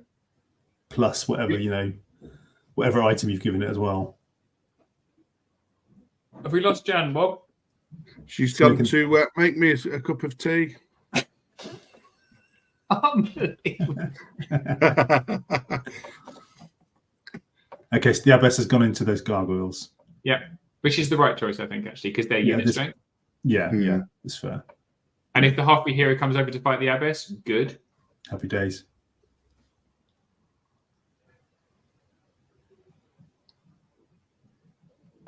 There's a lot of hand waving going on. I wonder how their clock's doing. Let's look at look. Half an hour for each of them. No, 25 for Mike. Pretty spot on there. They will, if they carry on at this rate, there's going to be a risk of timing out. Yep, he's done exactly what we think he should do. Is that giving a flank to the? No. I think it looks front to me, but yeah. If you look at the red line, it pretty much gives the arc of. That gives him the point, and it allows him to fire spark that Orc regiment and potentially take it off if he rolls well. Yeah. Yeah, the one at the bottom's out of inspiring now, isn't it? Yeah, and not rallied. So it's defense 4, 12, 14. I mean, even if he doesn't kill it and wavers it, it's dead next turn. Yeah. Which clock is it? 30 minutes. I think Rich is playing a little slow. I'm honest. Oh, okay. Double charge. It's interesting. Turn 3 charge rather than a turn 2. He's going to lose the Alohi to the golems. Not even necessarily, though. Golems hit on 4s. Yeah. But he's really banking on that slave orc regiment not being able to flank his knights. That's a gamble. I mean, wasn't expecting that. He's feeling the pressure, I think, because to be fair, whilst the half-breed and the 2 half-breed champions, the other Golem Horde, they're all facing that. They're all stuck on that left-hand side. So going in this turn, if you can clear all that stuff out, I just think by doing that, he's put both of those units within range of 2 half-breeds and a Host Shadow Beast. Mm-hmm. So he could lose his center next go. Yeah. Very easily. Very easily. One of those half-breeds is Bracky with Dread as well, right? Yeah. Mm-hmm. This is the Fire Sparks, I think. 2, 3, 3. 3. Yep. That's not going to be enough. 8. It's 11. Oh, Are we One shattering? shot. Which doesn't have shattering. Fire sparks. One away. Oh, Oh, no, I'm wrong. It wasn't one away. Wavered. 8. That's exactly what he wanted. Perfect. Now he's Did doing he already this. have a wound? Oh, it was on a them or dread. something? No, there's dread from Julius. Oh, Julius. Julius. Ah, clever. Perfect. Oof.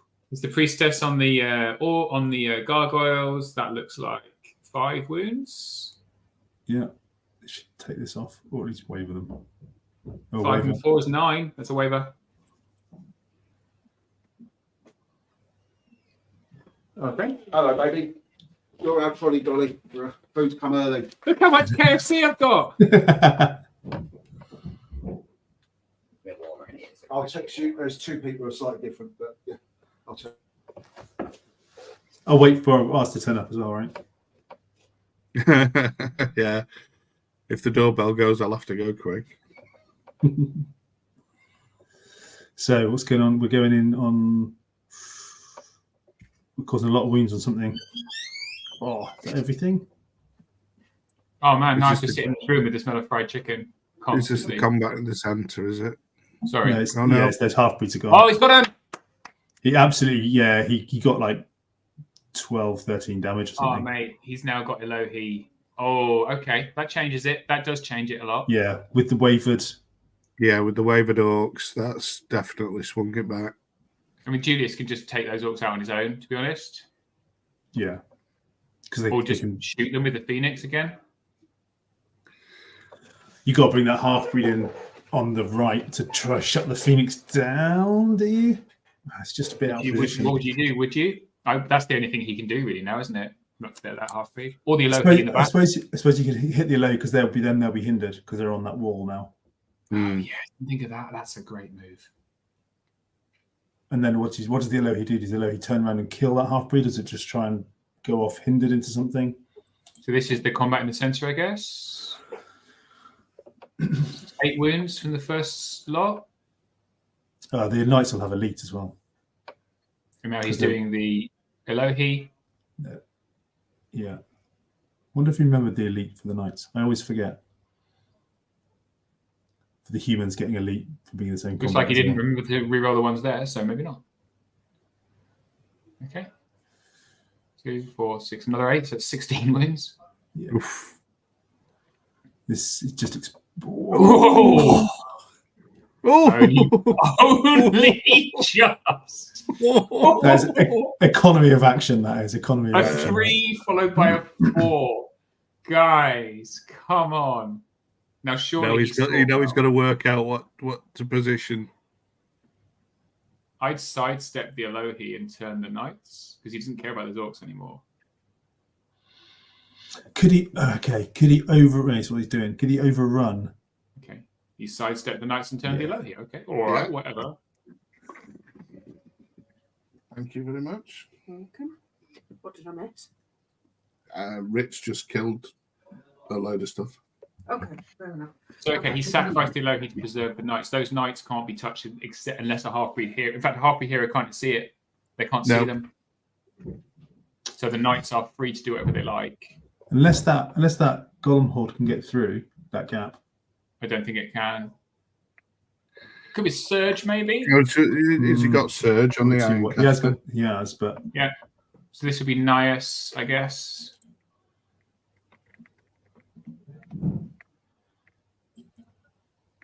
Here's his nerve. Oh, he's sailing close to the wind with those nerve rolls. I mean, I know he's no control over it, but that was the Knights. I think this is Nias now. Oh, are they fighting that half breed? Yeah, no, I don't think so. yeah. It's got wound on it now. I guess so. This is nice then. So that's 6 wins. Roll higher than a 3. Nope, another 3. Was that an 8? That's an 8. Yeah, because they've got dots on the one. And not again. Well, they're Kill it though. have a fight now. 8 That was still waiver then. 8 and 4 will be a waiver. Let me go and see. I'll go and see what those half breeds are up to. Turn 4. Oh, so hero score 1 point each. Look at that's very good bookkeeping. Very good. I did instruct them quite strictly. Okay, Oh, what did you? look. Yesterday's frustration. Richard's wife and 5-year-old watching, so mind your language, please. He's just pulled the trigger and it's going very well. I think for him. He's doing very well, Rach. Nice to see you. What do you do if you're Mike now? That's going to be my question. So little Richard update for his wife and 5-year-old. He's on the top of the screen. He is swinging around. He's just smashed the center out of Mike's line, and he's now going to take some golems to the face. It's very much in the balance. It's 1-1, and I can see what Mike does. Right, I'm going to go and see how many wounds and whether they're wavered on the top left. And Yeah. No.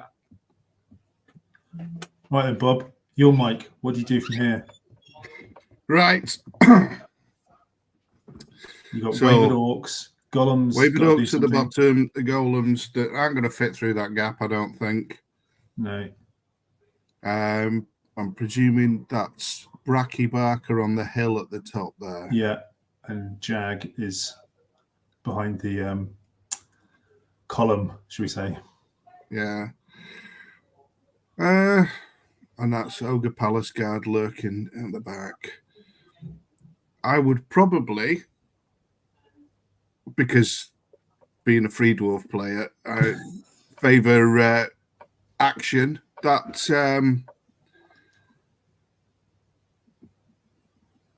I don't think he can see over the top of the Alohi. Jag into the Yeah. night scene.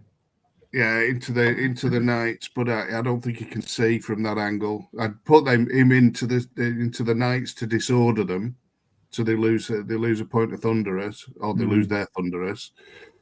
I put Bracky and the golems into the Alohi, and I would host Shadow Beast Bracky. Yeah. The other option is that Jag then goes. They put Jag in on the Alohi as well to make sure, Yeah, or Jag goes into the Palace Guard. And just to hold them up a bit. because you can't score. They'll do some damage. Yeah, they'll iron resolve 1 back, but they got Chalice of Wrath, so they'll get to counter. And then I'd probably like I said, put that bottom right half breed into the back of those Alohi and just Yeah, because you got Julius as well. Look, Julius down the bottom there looking. So if you go into those Alohi and don't do them, maybe put everything into those Alohi and kill it. Because you're relying on golems to do some heavy lifting with melee 4. that's the problem. You do need that something extra killy going in, which is why I'd put Bracky in there with host Shadow Beast, because that 11 attacks with crush 3, is 3s and 2s. So Mike's up there potentially mopping up this lot. Bingo, the half breeds pop the boots of striding. Yeah. So the left-hand half-breed was wavered, but he's got Fury, so it doesn't matter. Yeah.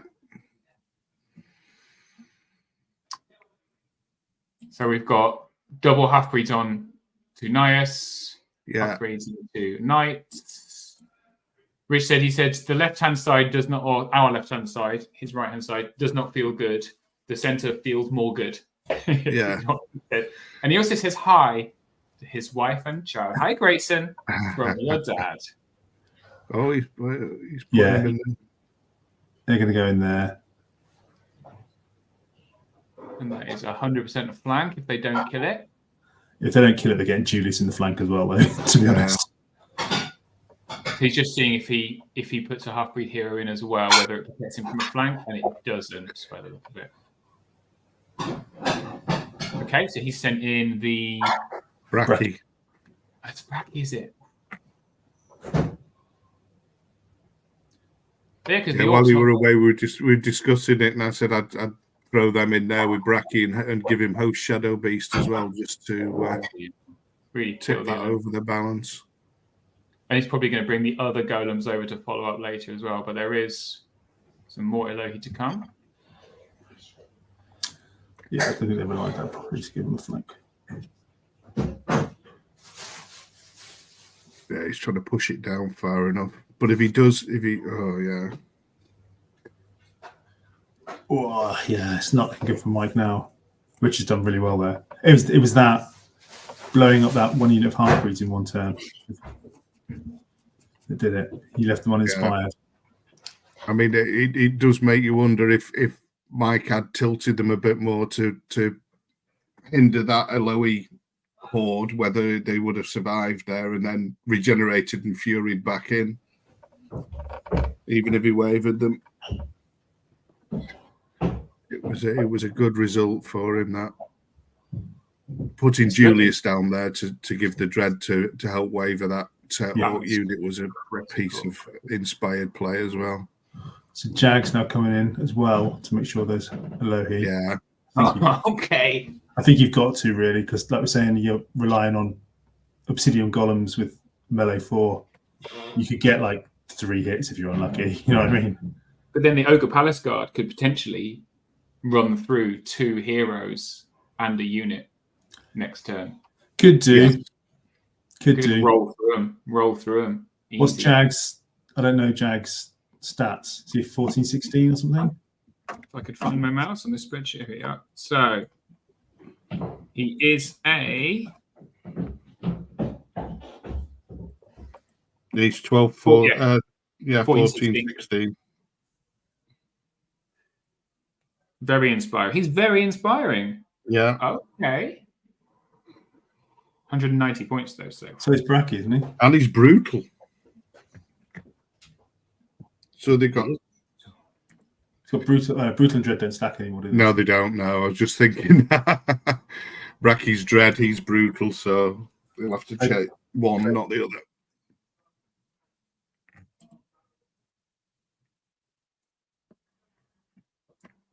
yeah. Bit cold in here this morning. Yeah, it's a bit cold here as well.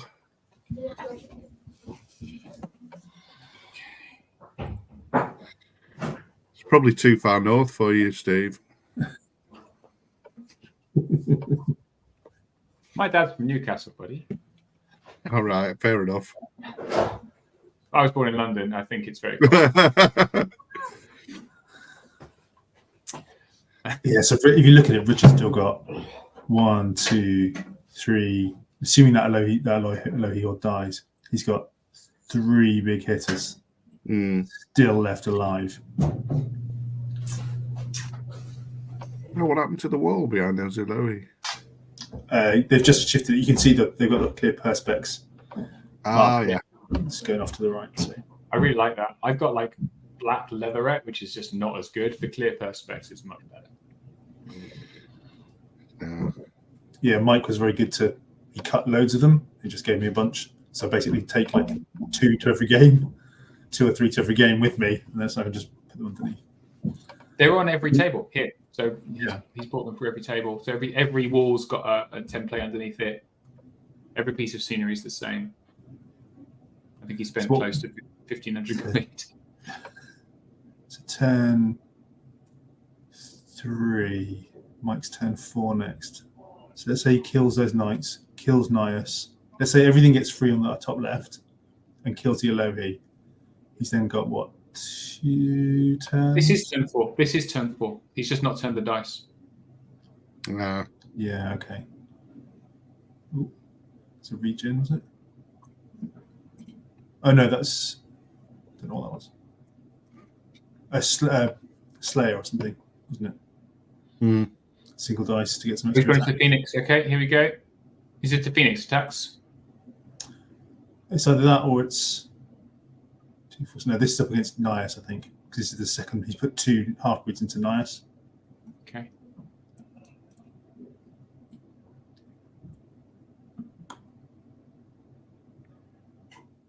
Oh, that was the Blade of Slashing. Vicious. There we go. So another 4 plus what he did last time. Plus he had 2 on him already, didn't he? So Oh, 6 and something will do it. 11. That's enough. But 1 that's not enough. Oh, yeah, nice. It's gone. Yeah. Oh. Good nice to see you. To see you. Oh, Get out. Right, that's bad. But He's only got 2 turns left to get them back in. Yeah, with that hill in the way as well, he's just not going to be able to see. They're not going to get anywhere to see anything.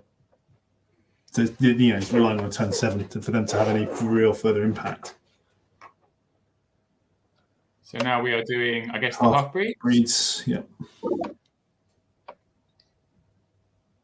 Oh. 10 hits. Needs a 7. Oh, that's that 10 was wounds. 10 wounds. That was it, yep. Okay. So the left flank has totally collapsed.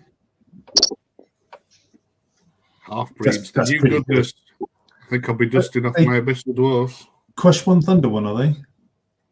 Yeah. That's pretty. 10 wounds is a bit on the spicier side, isn't it? Spiky, yeah.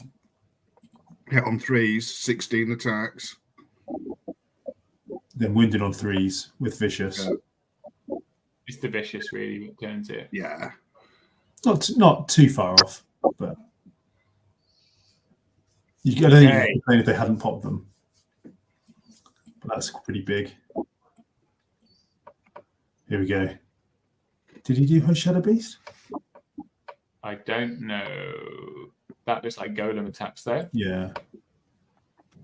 On 4s, definitely on 4s. That's not a great roll. Crush 1 million, or crush 2, so 3s. No, see, 4 damage. 4 wounds is really, That's really appalling. not great. But he's got double half-breeds now, so now he's doing... Look at Rich helpfully pointing. What a good boy. This is the Jag the Orc. 3. Yeah, so it's 7. And then... And here we go with the final half-breed. 5 hits. Push 2. Vicious. Nope. So 8. 8 total. No, maybe a bit more. Oh, another one. This must be her Shadow Beast. Must have done 2 hits. Yeah. Another 2 hits. So he's 10 wounds. 7 twice. 11 with brutal. Got No, him. it doesn't. Got him. Just roll nerve. Easy, guys. Just roll nerve. Exactly. You're back. Sidestep. And then pivot round a bit. He's going to have to... Yeah, but he's just giving a flank. He's got that. He's giving a flank to somebody, isn't he? Because is Julius in range? I don't know if he's going to be able to manage that. Maybe he will. I mean, I'd be hopeful that the Palace Guard aren't going to be able to chew through 2 heroes, or maybe 1 hero, rather than take Julius in the flank.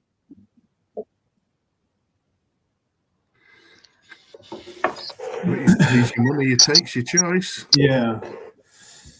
And then Jag's going to move to the right, isn't he? Or 3. Yeah, That's good. just to close the gap a bit. So that blocks that up. But that means he's still got that Elohi horde. Yeah. Knights in the Elohi into the. So what do you do? Knights and Elohi into the golems. Palace Guard into Jag. Julius comes and finishes off this. The orcs. The orcs. Ready for turn 5.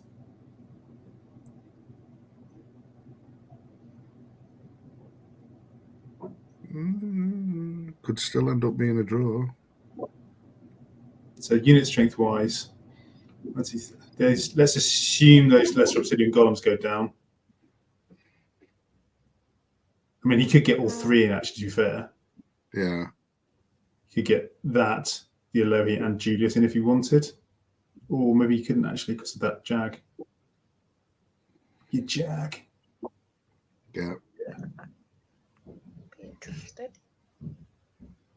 Yeah. A lot changed while I was gone then. Yeah, murdering. Lots of There murdering. goes Julius into the orcs.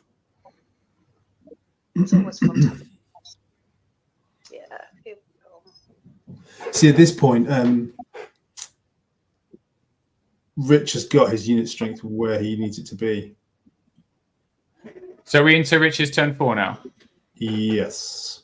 I found Jonathan Forbes, by the way. So he can Batman right. real time rather than just texting. Yeah. Rather than just abusing us on the stream, I thought they come directly into here and abuse Quail whilst he's there. just a note. There is a fun. Hi, John. There's a phone girl watching this game. Rich's kid is watching. Language, Timothy. Language, Timothy. Well, it's conclusive disproval of the superhero theory anyway that all three Johns are in the same building at the same time. I just had to go and adjudicate a line of sight on the Chris Lynch versus Tom Robinson game. It was tense. Hence, I can imagine. It was In a the yes. background. It was definitely a yes.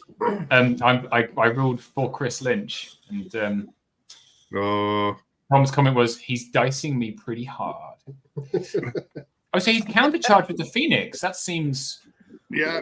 I suppose it could have gone down into those orcs, but it blocks line of sight. Shoot, could it? So The thing is, it blocks mostly blocks line of sight.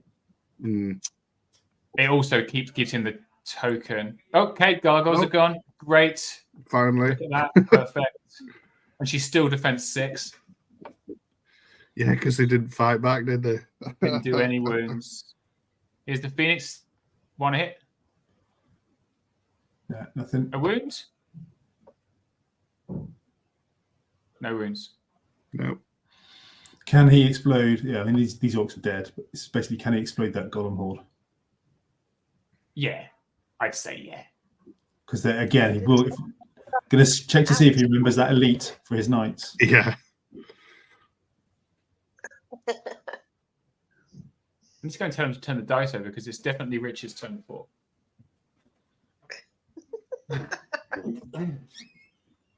How is everybody? We're good. Tip top. And you?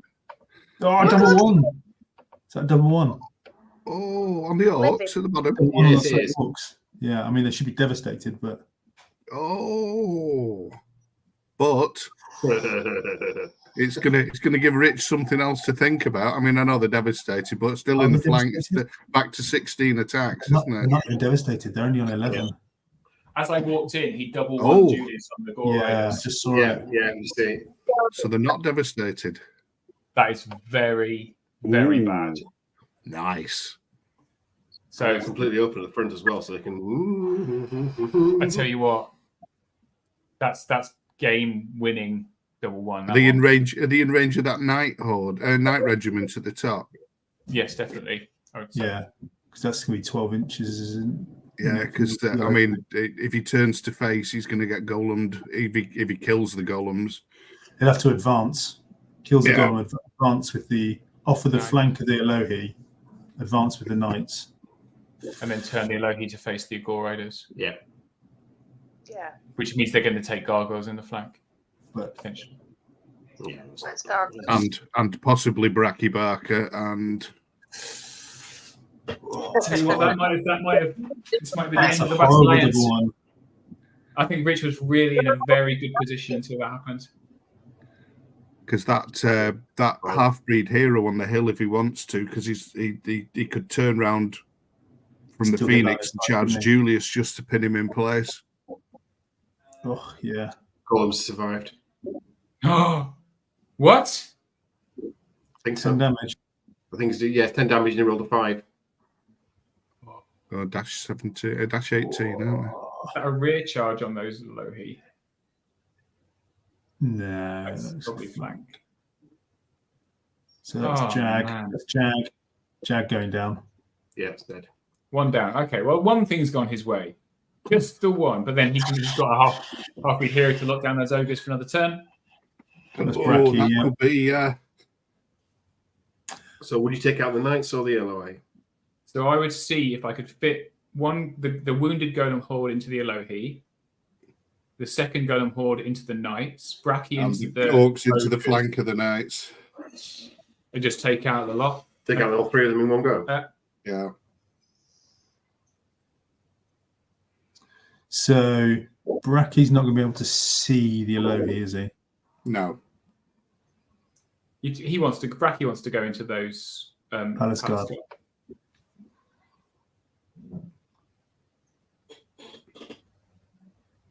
And you're right, that gnome glass priest is just so far out. Yeah. Oh man. Oh, that's very unfortunate for Rich. Maybe it's what goes around comes around. We'll see. Yeah, dice game. What kind of idiots play dice games, right? Yeah. There you go. See how far down can they go? Plenty. Yeah, there's loads of space. Off a hill as well, golems. So crush. No, they're not on the hill. They're not fully on there, no. Is that his character there? Is that Bracky? That's Bracky Barker. That's Right in the middle. Bracky Barker by the statue thing. Yeah, so he can move in out of the way to make space. You just turn them around so they fit. Oh, the right position, yeah. So Bracky I mean- to the back of the Phoenix, just to be pushing down. No, Bracky's going to hold up the Palace Guard. Otherwise, the Palace Guard. See, I'd put Bracky. He's thinking about that. Well, he's I'd probably working put- out, see if he can go through the gap. He is looking whether he can go through on the Phoenix. Yeah. That's interesting. I'd probably put Bracky into the flank of those knights because again, those golems are not guaranteed to kill those knights unless he's putting the. Well, it unless depends he's what he putting- brings the Gore Riders into. But he's already sending everything into the Elohi. That's interesting. He Oh, doesn't care about Julius, apparently. I suppose it's unit strength, isn't it? If he kills that, if he kills the knights and he kills the Elohi, Yeah, which he's is not unit banking strength is forward. a Palace Guard, an Ogre Palace Guard horde and a Phoenix, and that's it. So he's going to send the Gore Riders into the Knights Yeah, that's instead what of the Which is the biggest threat? Elohi away. Are they Well, I- can we remember they're the strength ones or the These ones are the Thunder Strength Knights. No, yeah. Or these Elohi. I don't yeah know. the ones I'm that not started gonna off right, no. Very tired now. Did the car explode or anything on the way in? No. I managed to drive in with no No. incident or This is what I'd do. I'd put Bracky into the flank of the knights with the golems because then Bracky blocks up those Palace Guard anyway. Yeah. Yeah. Smart. Golems in the front and then knights go into the flank. There you go. Yeah, like that. Dingy bang bomb. Okay. Oh, wow. Okay. Didn't do any damage, so we'll get Thunderous as well. Probably. Yeah, here we go. yeah. I don't think they have thunder, so they were just crushed too on the little. No, I mean the boom. guy coming off the hill. Oh yeah, he will do. I Yeah. get what you're saying. Nice. Oh, Basilean sandwich. Look at that. Oh, That is a very unpleasant place to be. Very what's that? unpleasant. That looks like a bit of post Shadow Beast on Bracky. Bracky. coming up. With Dread knocking in there as well. Oh, brutal. Just put the base Just put back. the base Just put the back, base yeah. back. There's too many bits of everything everywhere right now. There we go. And there's no issues with time here, is there? No. No. He's got 2 turns left, 15 minutes. If it's Yeah, fine, no. that's fine.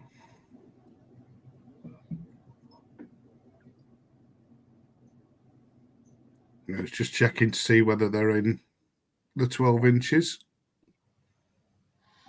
It's just That's that Phoenix can't move out of that 12 inches, otherwise he won't score next turn either. Turn 5. even Yeah. without the flank from the Gore Riders, this still would have been a very unpleasant situation for Rich because I didn't realize how fast those half breeds could come up on that hill. They were right there. Oh wow! He's got another Okay, wave yeah. coming. Yeah. Okay, yeah, that was much closer than I thought. I thought they'd get stuck behind a hill for a turn. And he's got Julius and a Phoenix and some Palace Guard that will be left alive. And Mike has got both Two Golem big Not putting those Golem Hordes big was clutch, sticks. really. He really needed to. He needed to punch through on that, and he didn't. It's a real shame because he's look at it. It's just like he's got a second wave and a third wave for the end of the game. Yeah. The gargoyles have remained to jump around where they need to. What a shame. Hmm. I mean, golems could fluff against the knights. It can happen. With a host Shadow Beast Bracky in the side as well. Yeah, but if he so Bracky's got what 6 attacks, another 5 from Host Shadow Beast, so that's what 11. Let's say he does 7 damage with his vicious 8, but the golems could just absolutely Good tank do him. things to the bed, yeah, and do like 4 damage. That's I Host do Shadow like Beast all going these off. lines across the mats. You like them? Yeah, they do lose a bit of immersion for the game, but they do make it like a little easier for commentary. It's a little bit, yeah, no, commentary, brilliant. Really good for distance. So you get distances right. Yeah. To be fair, on the stream yesterday, I thought Steve had got some fancy overlay on on the screen on the. I must admit, I thought they had a special one for the stream, and I noticed everyone else had them. Okay. You could do that, to be fair. Well, I mean, the only thing that StreamYard lacks is the ability to draw on the screen. If I could draw on the screen, this would be absolutely magic. You can do it with an iPad and set it up that way.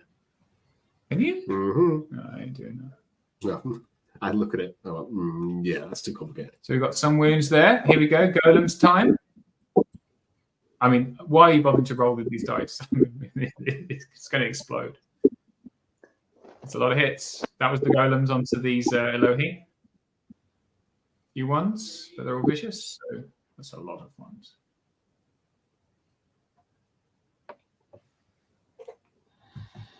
Jeez Louise.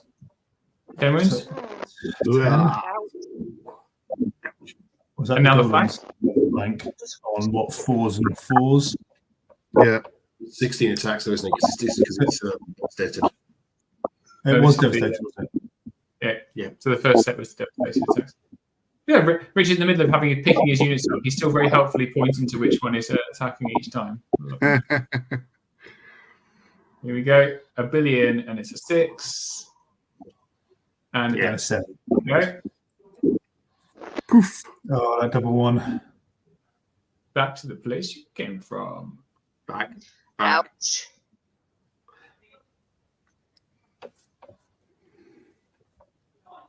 We're going to eat a phoenix next turn if we can. The golems He are just- going to buy it, I but don't got that blank. He's given a flank up on the orcs, but he's trying to protect, I guess, the golems a bit, maybe, because he can't see them because Julius is teeny. Yeah, he's only height 3, isn't it? Ooh. aren't golems height 4 though? Oh, ooh. They're height 4. Weirdly. Yes, they are. So, if you're This is rich, a big one. sorry, I'm assuming these knights have died. That's a decent roll for the golems. Yeah, they've done it. Okay. So 3's vicious.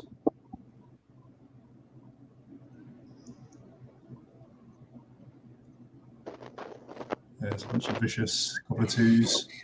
6 wounds. 6. That's Okay. not great. Not perfect.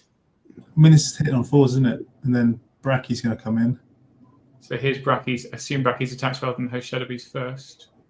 Yeah, because that's 6. 4 hits. Or anything but. So the 4, so wounds. that's 9. Here's the host Shadow Beast. 4 hits. Oh. And 2s. 3 more. 12, maybe? Yep, and there are 14, 16. 15, 17. That's like an 8. That's a 5. So 11. Yeah, that's 11. That takes them off. Right, there you go. Oof. Oh dear. Oh dear. Oh dear. Okay, so you're rich. Bracky's going to sidestep in towards the. Yep, block those guys up. Boink. Just nasty. That's totally trapped. So He's Phoenix- he's a rear. Phoenix can turn around, shoot those damaged Gore Riders off. Julius comes in, kills that horde, Golem horde. Palace Guard walk through Bracky in 1 turn.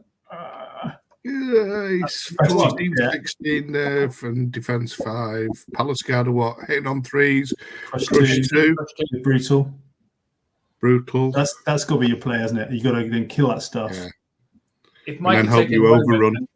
if he turned Bracky rather than sidestepping him, he would have forced Rich to, when he aligned, shift along onto the wall for a hindered charge onto Bracky. Ah. As it is, he's a rear, so they will turn and avoid the wall, Yeah. which But is a shame. they won't turn at all. The Palace Guard will They'll just stay where they are. So Oh no, he'll it will still happen. It will still happen. So Bracky will align. yeah, and the Palace Guard will shift down. Palace Guard will shift down, hindering themselves. Yeah. Nice. Sucks. Yeah. Unless we've got any items of there. Unless he moves the priest. Moves the priest to stop them from being hindered. Oh, he did. Which he did. Okay. Yeah. Good boy. But actually, will they get an overrun onto the? They probably. Will he clip the column? You have to have a good overrun. It's Yeah, hard I to know. tell from this angle, isn't it? You have to overrun a 6 or something like that. Yeah. Yeah, because Bracky's base is 2 inches, so it looks like at least a 4 to get him into contact. Oh, mind you, that The golem wood base isn't where it looks, is it? It's on the brown Correct. base rather than the. It's a 5 or 6. Yeah. And It's gonna be quite- It's like they can hear Oh, us. he's moved sideways. Oh, Yeah, can they hear us? Is somebody playing the live stream in the room? When I went out there thinking after deployment, I had left the speakers on the laptop so they could hear everything we were saying.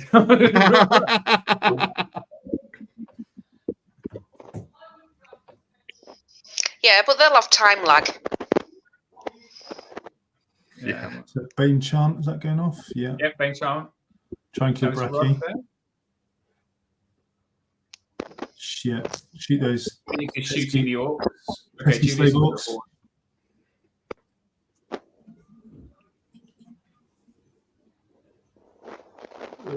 Ugh. Oh, those ones is so painful to see. He only Four needs. hits. He only really needs to do one damage, though, doesn't he?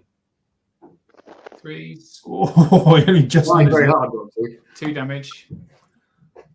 So anything but again. Stop Oh. doing ones! There we go.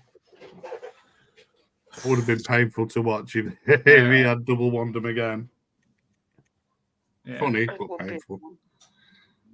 Okay, here we go. Mr. Barker. Needs a big one there, Rich. 2s? 3s and 3s. 3s and 2s, yeah.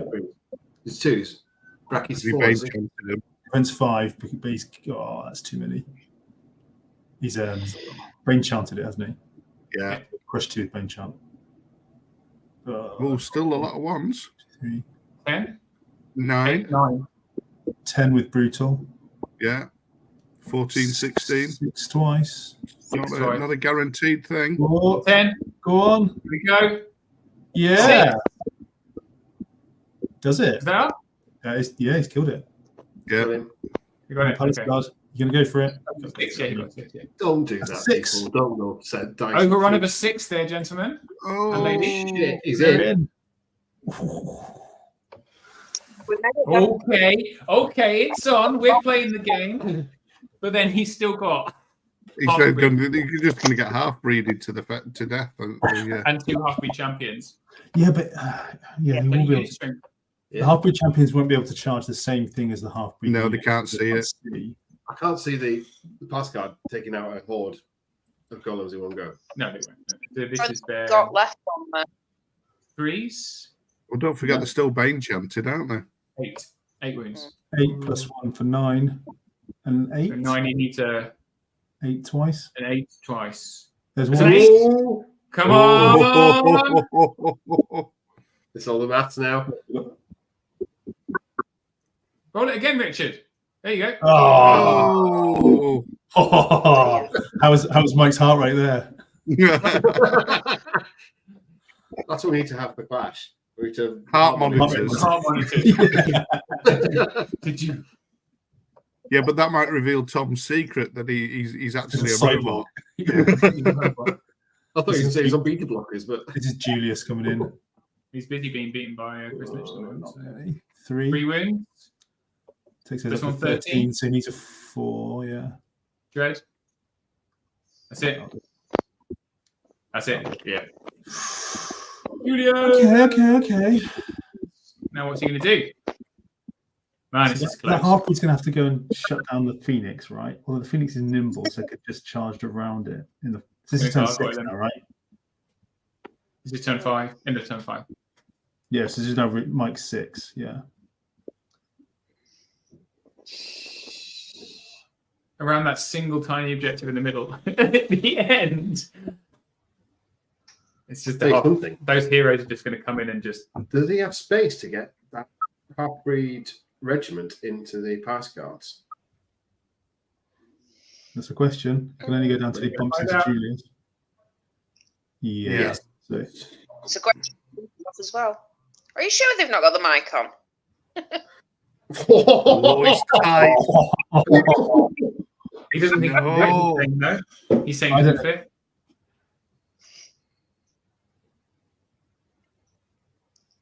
No, that doesn't fit either, buddy. Nothing fits. There we go. Wedge it in. It doesn't. But you Look, can. Rich, a unicorn. Yeah. Move the statue while he's not looking. You can't. No, I think that nothing is in space. Oh, with Julius there. Julius Julius is looking at. Julius is the problem. Yeah. He's not turned. If he turned Julius just a teeny weeny bit more. How much clock is he burning now? 10 9 minutes. minutes. But 9 minutes just last turn, right? I assume they said yes, he can. It looks like it. That was almost a really. Oh, if Richard just turned Julius, I think he must have seen that. I'm not sure. Why is it got so blurry? Come on, internet, catch up. Yeah, got to do that. Phoenix. So, but interestingly, okay. So let's say that Palace Guard dies, or Palace Guard get killed. Okay, those golems can't move further down south because they're butted up against Julius. And So then that they means die, and then Rich gets ejected. So Yeah. the half breeds can't get any closer to that central objective. So potentially Julius claims it. The most you can do is you can kill those Palace Guard, pivot the golems, and sidestep the half breeds down towards that center. But I don't know how far 3 is. And then if he can get in Julius and the Phoenix, killing those golems, that'll be 3-all. The Phoenix has got a half breed into it, though. Yeah, but it's at least it's nimble, wasn't it? More Yeah. like draw. Yeah, forgot at least it's nimble. Reach in. 3. Oh. Has he put that? He's put that half breed too close to stop. He's not going to be able to reform those less obsidian golems. Yeah. Yeah, that's the problem. You don't want back there we to. go. There it is. He's thought about it. Why would you put the gargoyles there? That seems interesting. Okay.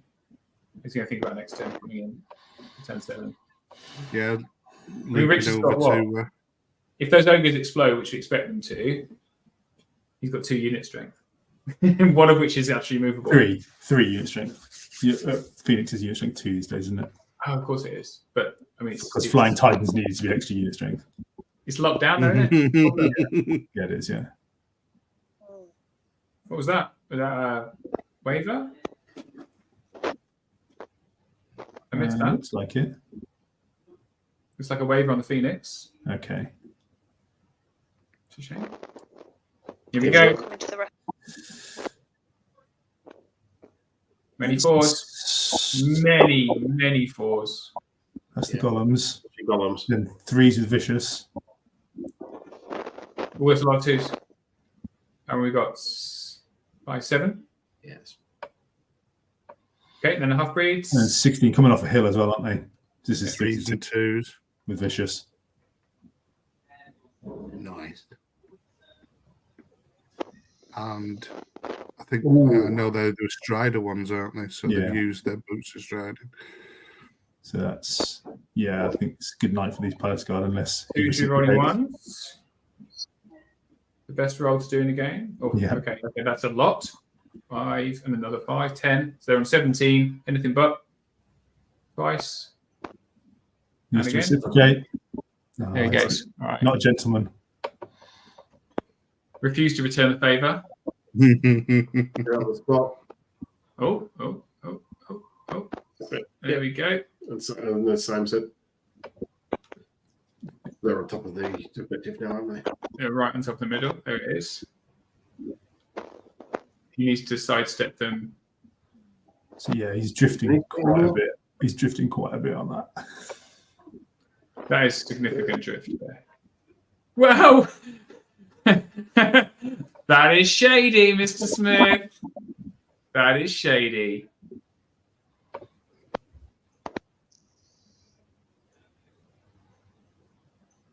So here we go. What's going to happen is that sister, the abbess on the panther, is going to come down off the hill.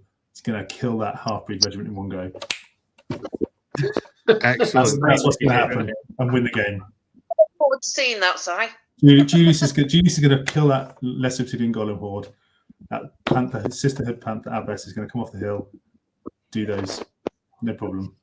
Hindered. A hindered charge. Yeah, he's checking it. Here we go. Bazoink. Here we go. He's going to the golems. I've only got 2 damage. It's flank. Yeah. Yeah, but it's an individual, so Yeah, but gets him in the right place. and you came higher than me in the rankings. Outrageous! No. Okay, so you decided it is hindered. Domestic. You just have crap dice, Bob. Yeah, thanks. Is that because Jan's like filing one edge off? No, it's because she's a witch. You know it. Got somebody still awake? Did you go to Clash, my friend? In Clash in Australia, just I was listening to their what's it called? Great Misfire. Very drunk. The drunk- the Oh drunk yeah, bar. that was hilarious. Really funny. Because one of them didn't bother turning up because they were still at the bar, so they were doing his voice for him. Oh, hello. Andrew.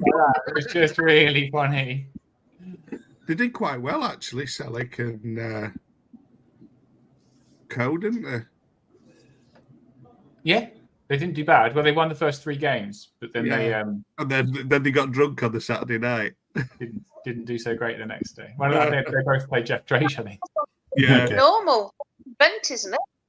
yeah. Australian Tell you one thing. If they say the world's greatest KOW player one more time, Here we go. This is the Abbess. Abbess on 4s. Then what? So she hit Crush? 3 times. Just 1. So 5s is vicious. Once vicious. Here we go. So 1 damage. Golems, man. And Julius.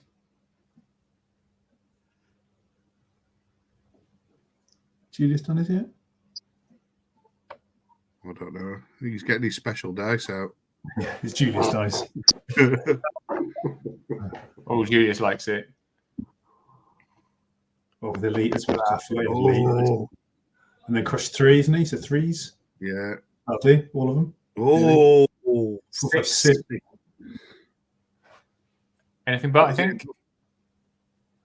Because they were already on 1 million wins. No, they were only on 2, weren't they?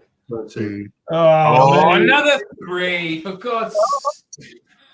Oh, no, that's been about his average for the They still got the dark nerve rolls. Oh, that was the 10 wounds ones. Oh, it was, wasn't it? Yeah, right. They were on Teto with anything but. So he rolled a 3, but geez Louise. Turn 7. I mean, it's in the middle of the game. I don't think Mike deliberately shifted his unit over, but he well shifted his unit over. So those half breeds really shouldn't be in, and this should be Rich's game right now. In my I don't know. I don't know whether they. I couldn't see how much they measured it. He could have still managed it, to be There was honest. a lot of it, but I don't think those half breeds could have sidestepped into it. But now we're. Oh, I don't know. I think the goals were moved a little bit weirdly, but there's still plenty of space for the half breeds to go sideways down. Oh, yeah, I take it back. Yeah, Yeah, they're definitely going to the oven. I think those dice. And One in the microwave, when you're right in reaching the out to the very centre of the table, trying to see where the middle of something is, it's hard. It's hard going. It's very hard going. But it's a game of millimeters sometimes, isn't it? And those half breeds are just sitting there fresh, pretty. They're pretty and witty and gay. Don't give up your day job.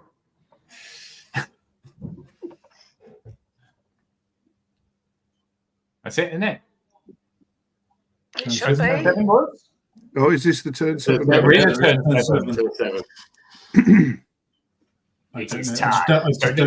Irrelevant, that discussion about whether Mike would be in or not, because he's definitely in now. That's a sidestep.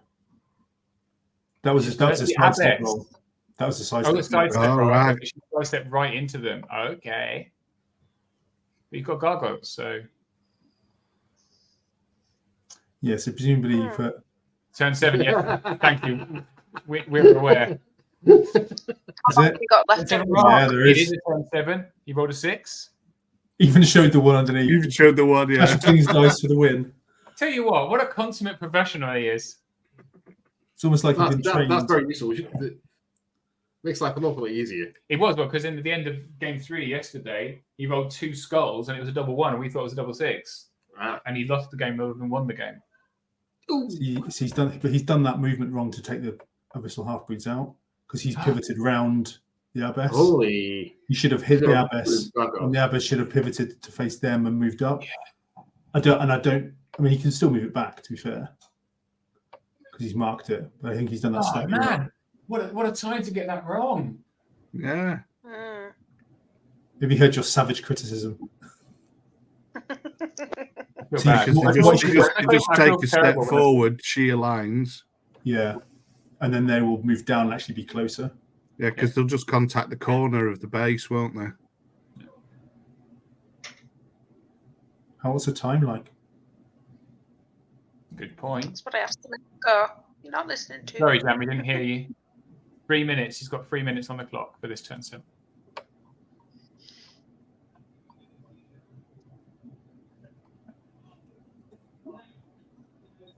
Yeah. Half-breed into Julius. Regend. He's got to So do he's damage. left the half-breed there. He hasn't chosen to attack the priestess, the abbess. He's put the gargoyles in.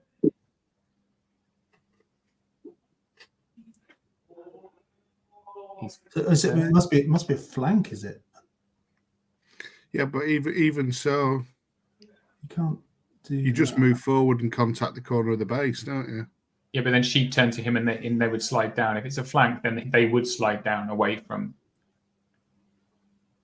So he's kept them within 3. So at this point, unless something miraculous happens, and I'm but the Abbess has got to kill those. The Abbess can kill the what's it? The half-breeds in one go. How many attacks has she got? 6. It's a stretch, but it's more than a stretch. I don't know. We've had a few stretches.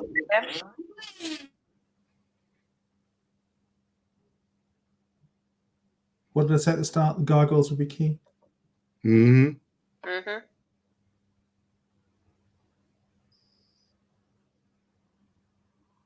Steve had a call out, John.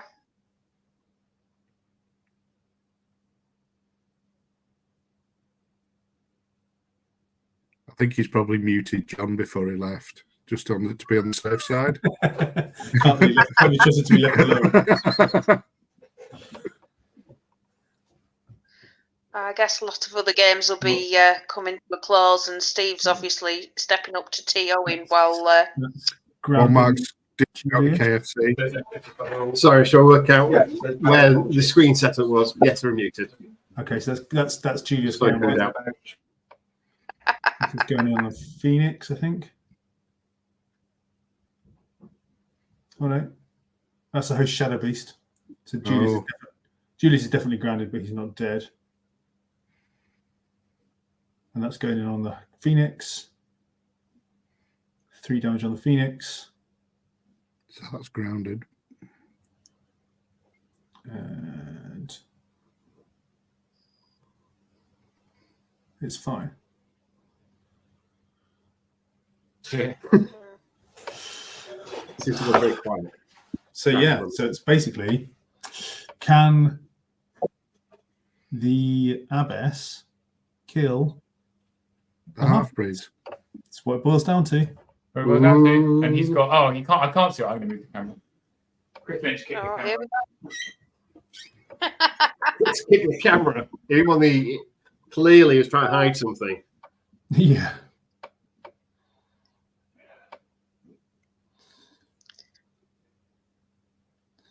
Yeah, they got dread on them as well from Julius, right? Mm. Or Dizzy. No, Steve, other way, other way, other way. Up a bit, down a bit. He can't hear you. That way, that way.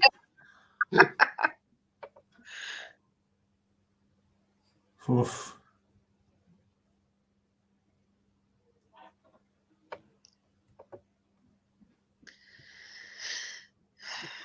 Come on, Albus. You got half the dice. Shit. Language, Timothy. There's a poor 5-year-old watching. We haven't got a beeper, have we? No, it wouldn't work anyway. Nobody's that fast. Yeah. But they never did in lockdown.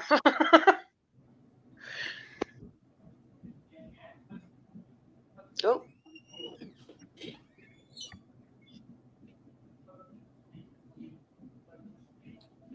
I mean, some of the ones we did during lockdown with Mark Cunningham on, we might as well just put white noise over his feed. Yeah. yeah.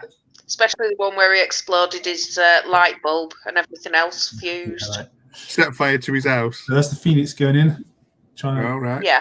just build the suspense. This is it then. This is our best. Well, I just give up. Have you done it? There's no obvious sign you've actually done anything there. Okay, Gene Julius. He's saving the others till last, till he's run out of Yeah. time.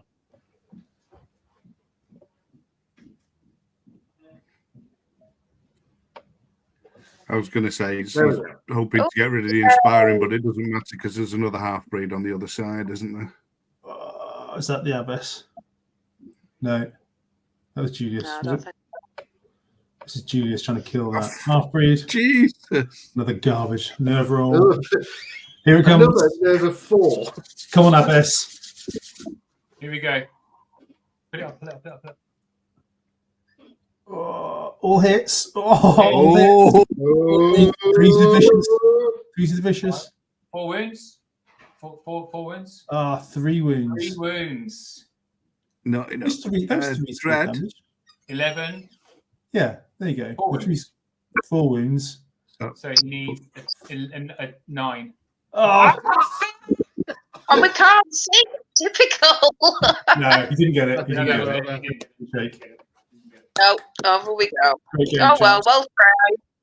And I was saying, Tom Robinson was beaten by Chris Lynch on turn 7. Ooh. So we have Chris probably versus Mike, I should imagine, for the They're last the only two who haven't lost then, aren't they? Yeah, so dwarfs versus Dwarfs. versus dwarfs. So dwarf boss. Classic Civil War. Great. So we will be returning with a live stream at 12:45-ish, probably a little bit late. Thank you so much to everyone for watching. I hope you enjoyed it. Thank you so much to Bob, to Si, to Jan, to John. And And we'll to see you. you all really soon. Yeah, thank me. I'm amazing.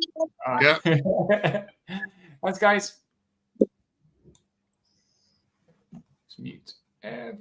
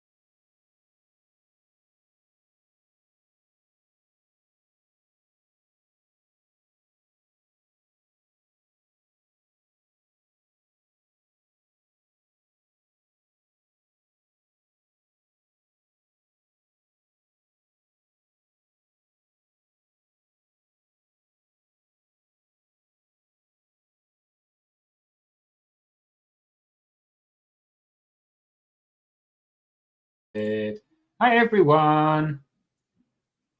How are we doing? We're back. Once again, we just shut this door.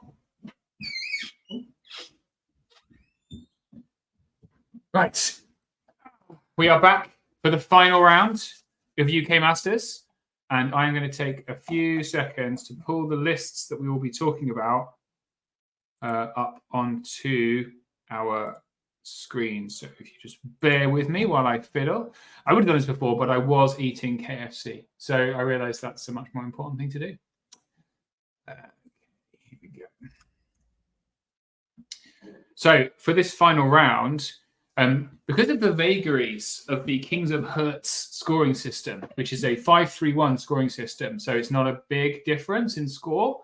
Tom Robinson and Chris Lynch played last game. At that point, Tom was pretty far ahead. Currently, in the tournament rankings, in terms of like victory points, there is only one player with 20, which is Chris Lynch, and then the next 4 players have got 16. And the person with the most scenario points, which is the first decider, is Tom Robinson. And because you ignore replays for the final round, that means that Chris Lynch and Tom Robinson, who played last round, are playing again. So we have got a rematch of Chris Lynch and Tom Robinson. And they've literally just played, and they are playing again now. So what I'm doing, or was doing before I got distracted by that, is putting up their lists for you. They are playing Pillage with 7 tokens. One of the tokens is in the middle. Let me find Tom Robinson. Right, here we go. So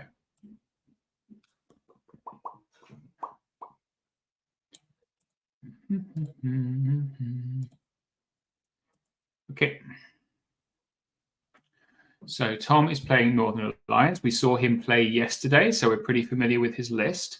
And Chris is playing Dwarves. He doesn't even own Dwarves. He has borrowed someone else's list to play with for this tournament. And Chris has been doing that all tournament.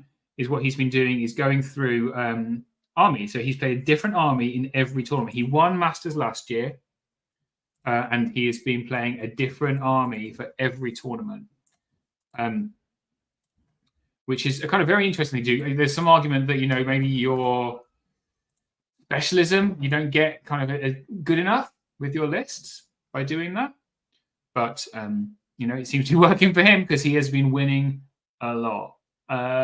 He's currently UK number 2 because John Quayle was number 1, didn't quite get the victory points because Chris didn't come to Clash this year. And that's a huge, huge, huge boost to your victory points. Are you there, Jason? I mean, you're on screen. I'm here. I'm just fixing up a little food for my kid before I get on camera. Yeah, man. That's fine. Good for you. Hi to your kid. We just had, I don't know if you probably weren't awake, but we just had Rich Luke playing, and his 5-year-old was watching on stream, so we have to be very mindful of our language. And unfortunately, he lost. But, my kid hears it all the time, so it's not terrible. Hey, buddy. Right, I'm trying to bring up this presentation to show people. It's currently not playing ball, so let me add this instead. For the time being, that's the table as it is.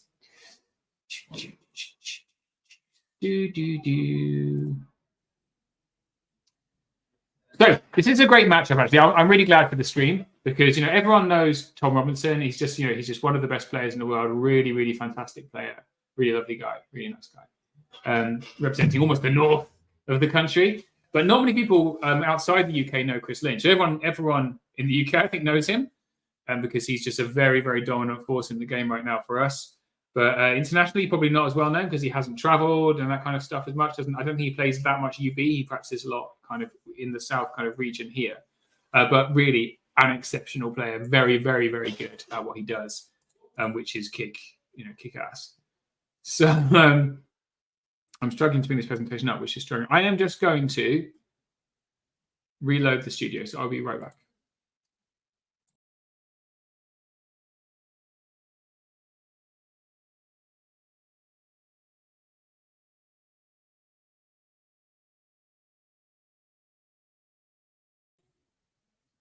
Okay, let's see if this helps.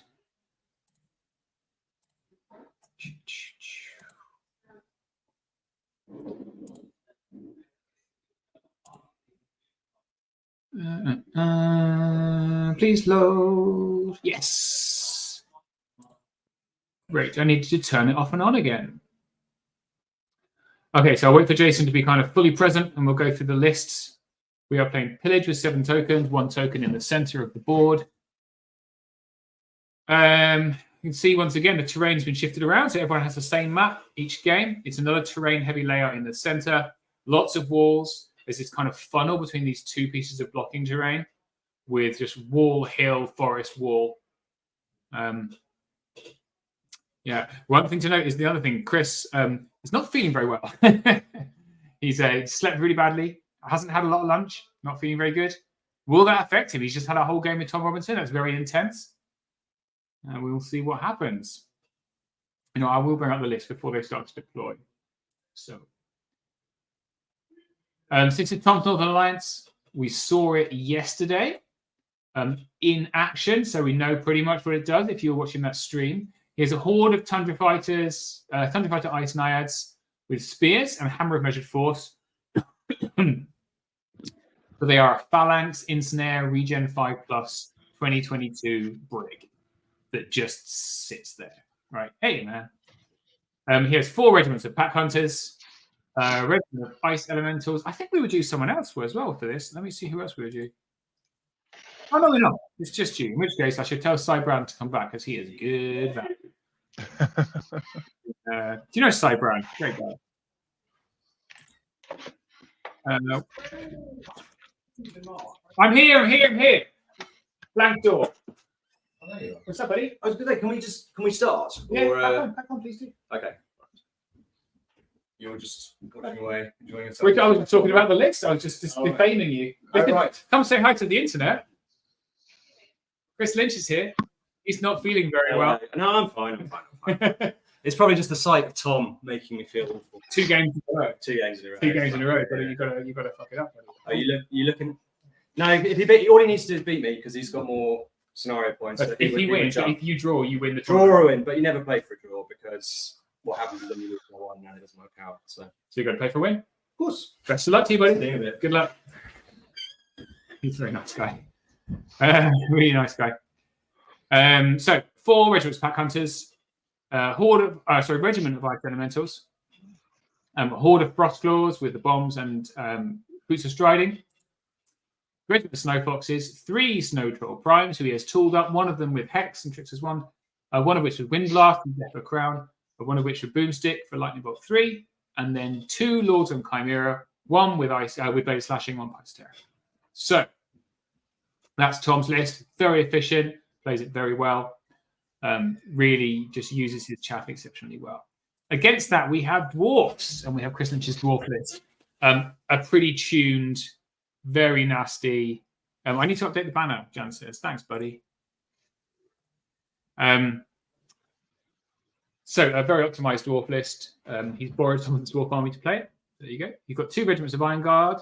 These are defense 6 with Throwing Mastiffs, 3 Sharpshooter troops, double Mastiff packs, all of which have Throwing Mastiffs, Gollop's Fury, a Berserker Lord with the wings, defense 3, 2 Steel Juggernauts, so those are the shooting guys, 24-inch hand cannons, Faber Ironheart, who is another Steel Juggernaut, but better. So he gets 7 attacks, dash 15, wild charge, inspiring on top of everything else. And then he has the formation, which is just so strong. He has 2 regiments of Bullwalkers with Throw Mastiffs, the Ironclad Horde with the Hammer of Measured Force and Throwing Mastiffs, and a Standard Bearer who has an Aura of Elite in melee for infantry only. Very inspiring, and the rule for the king. Of course, we all know what that means. Do you know what that is, Jason? No, rule for the king. Is that the second aura that he gets? I mean, it could be. It could be. Yeah, I can look it up quick. This is very similar to the list that we were seeing at the US Masters last year as well. It's very tuned, right? It's very tuned. So it's for the king is units within 6 inches may re-roll failed headstrong rolls. So that is, basically just takes all the weaknesses out of dwarves. I mean, that's the addition that they added with all the ASB. So since this ASB already had an aura, it technically has 2 auras. Which is pretty great. So yeah, very tuned, very nice list. Yeah, this should be a really, really good game. We shall see. So let's take this presentation off. It's okay. And yes, I did bribe my kid with cars and bread in the background. Nice. Okay, we can see him standing the traditional distance from the TV that a child stands, which is literally this close, because their eyes aren't very good at that age, so they can't see a lot, so they have to stand within a foot of the TV. At least this TV is elevated, so he's not right in front, which helps. I arrived home yesterday to find my kid had a friend over, my kid's 7. He had his friend over, and they were both sitting literally right in front of the TV playing Minecraft. I'm like, guys, please, your eyes. Well, he got up Hey! at 4:50 this morning, so. Oh wow, man! I was up at 6:30 playing Minecraft with him because I promised him I would because I wasn't here. All right, let's get some more cameras on. There we go. Ah, there's a dice cam. We're all over it. I love how you adjusted the side cam from yesterday, so you made sure you cut the whole table now. Yeah, man, it's professional. But now we missed the very top right of the table. We don't see everything else we do. But at least then you can see the whole table now. Yep. What have we got? Right, so we looks like we've got Tom at the bottom and Chris at the top. So let's add a banner for this, just so we're doing. So we have, well, that's the wrong one.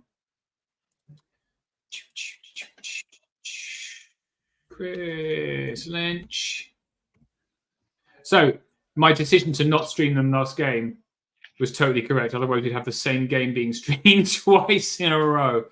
And that would have been not that brilliant viewing. All right, versus Tom Robinson, who is playing Northern Alliance. And they are playing Pillage. 7 tokens. They're at consummate professional. Always. I expect nothing less of you, Steve. Thank you. Thank you. I appreciate it. It's not true, but I do appreciate it. We're kicking on. We're kicking on. It's very exciting. So, Pillage. You see, here's the thing. Sharpshooters are great. They're really great. And really much, unless Tom, so they've already put the tokens out. We can see them. There's 1 direct center, and then the rest, there's 5 right the way along the middle. They might as well be playing Plunder. And then there's 2, 1 on each end of the board. So basically, Chris is very much being incentivized to stick a sharpshooter troop on one of those back tokens and just sit there. I was going to say, I can almost guarantee I know who placed those 2 tokens. Yeah. And they've taken the clock off, which was annoying. So he's put a Steel Juggernaut, 1 at each side. So playing that game. And then Tom is responding with Pack Hunters.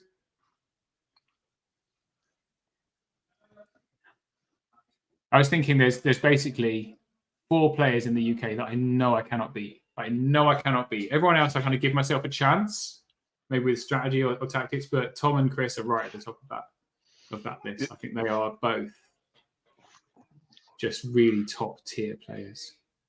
Yeah, when Chris was playing elves a lot, we were chatting a fair amount about just elf strategy, list building, things like that, and just. Yeah. I mean, he would try anything and everything in those armies, and I'm like, it's not optimized, but you're still making them work, and I'm like, good for you. So he's a smart guy. The thing is, he plays a lot. He really gets a lot of games in down south, and he's tried every single variation, I think, pretty much of a lot of lists. Certainly with elves, he played every flavor of elves and every variation of lists within the elves to find what he knew would work. I think he was, but with those elves, Tom beat him, and that's the really interesting thing. So even after all those derivations in his first Masters, Tom took him down, and then second Masters, Chris brought it home. So This is his third Masters, and unless he loses, he will be UK Master again. So he's gone for a strong centre. So this would be he would win 2 out of 3 years that he's played at Masters. Yep, if he wins this one. Tom's really good too. I mean, just Tom's won twice before as well, so they're both. Yeah. Tom has won 2 Clash of Kings, 2 Masters, and Chris has won 1 Masters so far. That's the Horde. So he's measuring it back from a Pack Hunter. Do they scout Pack Hunters? They don't, do they? No. Nope, they don't scout, and they don't have steady aim, so. It's a very cautious move then. He's just minimizing damage, I guess. Early damage, yeah. I mean, the thing is, too, with all the defense 6, he just has to make sure that he's regulating what Tom gets to shoot at with all the, because, I mean, honestly, those Pack Hunters don't want to shoot at defense 6, ideally. Indeed. But it's interesting. I think the guys with the forges, I'm just going to check which unit. It's very hard to see which of the defense 6 and which of the defense 5. Mm-hmm. He's yet to put down his sharpshooters, though, which is interesting.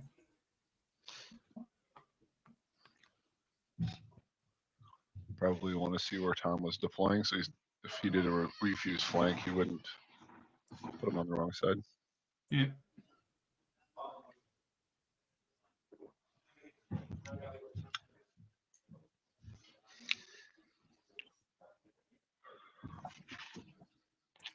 I've got the comments over look.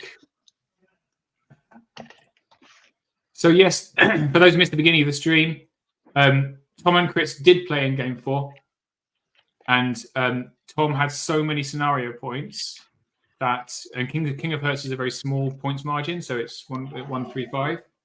That basically Tom was still second, and doesn't matter if you've played before in the final round under this scoring system. So they're playing again, which is great for us because we get to watch them play, and probably really sucks for both of them. This would be interesting to play somebody back to back in a tournament. Right. Just re-rack. Well, re-rack, different scenario, but you know kind of what you're getting into with the army. But because of scenario, because of terrain, how does that change how you play against them? Exactly.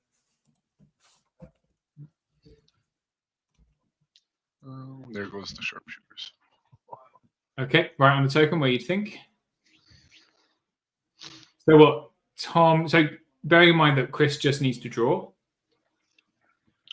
Who won in round 4? So Chris Lynch won on turn 7 in round 4. Mark. Very narrowly. So looking at what he's doing here, he's going to want to swing and get the 3 in the center on his side and the 1 at the back, and he's going to just ignore the 2 on the right-hand side. He's going to use that guy on the right, which may or may not be Faber Ironheart. I don't know. I would imagine that's Faber. I would put Faber because he's inspiring, right? So he needs to be on his own. But in Faber on his own is such a pain. He could easily take out 2 regiments of Pack Hunters without even blinking. He's so irritating. Yeah. Interesting. Especially with that fence in front, too. Like, he can make it so that attacks are hindered if they charge in. Mm-hmm. So Tom's probably going to have to commit way more points than he should just to deal with Faber. And he's completely ignored the center, which is really interesting. So Tom he's got Pack Hunters on the left. What else has he got over there? Let's have a look. Oh, they're ready to go. Oh, he's Chimera and Raven. So he's quite heavy on the left with fast things. 1 Snow Troll. And on the right, he is... Oh, Tom's got turn 1. All right, then. He's got 2 more Pack Hunters, the Ice Elementals, the Horde. Mm-hmm. And then Snow Troll there in the middle. Another Snow Troll in the middle of the board. His deployment, another one that he just touched. Interesting. I'm going to find out which regiment is which. I'll be right.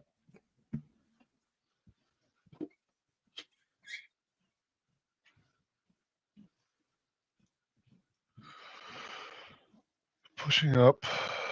The pack hunters, more than likely, they're just going to sit on the tokens a bunch this game and claim the objective, and that's where, if that is Faber, they're going to have problems moving him off. Either they're going to sit on it or the Snow Troll Prime's going to sit on it.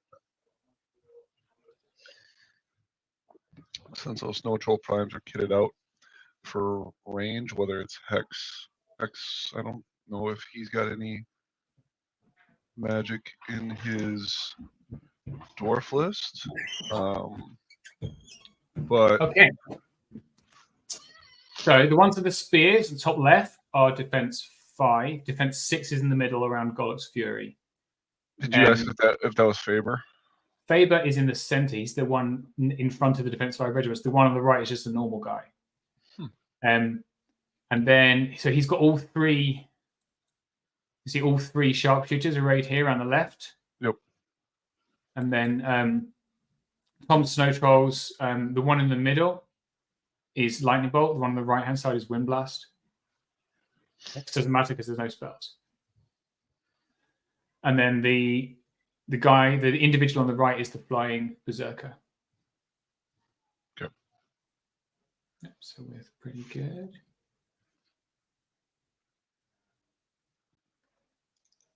Who are the other 2? What does this mean? On the stream? It's currently no one. So you're very welcome to come back, Bob, if you like. Cy Brand's going to join us in a bit. He's just sorting some stuff out with his Sprog. So Chris doesn't have any magic, so the Hex Snow Troll will probably act more like Chaff in this game, I would imagine. Basically. Him having the Hex on the far left too is actually because if he was on the right, I mean, he couldn't do much, even though he'd sit on tokens. He'd have to probably use a pack hunter to sit on a token. Right. But what's he got behind it? Behind where? Behind this token on the right-hand side, he's got a Chimus. He's nothing really. I guess he can just sit a pack hunter on it and shoot for the whole game. Mm-hmm. But his shooting is really blunted by Death 5/6 stuff.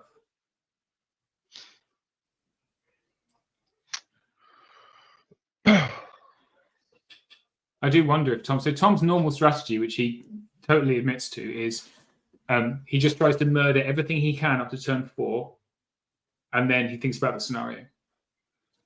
So I wonder if he's just falling back on that, worrying about the tokens later, and just trying to kill as much as humanly possible.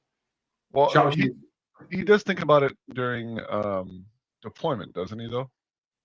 I think so, yeah. He's deployed for scenario, right? Right. I mean, he deploys semi for scenario. I mean, I get what he's saying, like, kill as much as you can, and then, because that changes the game if they have less units. Basically, sharpshooters have got relatively low nerve. I got it right here. They are 9/11? 9/11. Yep. But with headstrong, and does he have any inspiring Faber's over there? But Faber's only regular inspiring, I think. So they're not inspired. A couple of lucky shots from pack hunters turn 2, 3, and his sharpshooters just disappear, and then all of his range stuff is just Golok.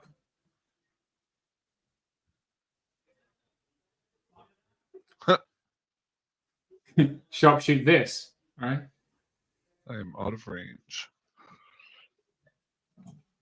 Nice.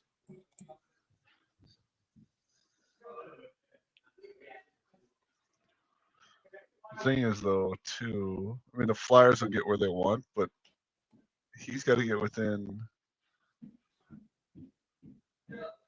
16 with his other units, and that's where those throwing mastiffs start coming into play. So I think he just failed to hit the whatever he's called, that bloody dwarf thing. The mastiff hunting packs? No. Yeah, damn it.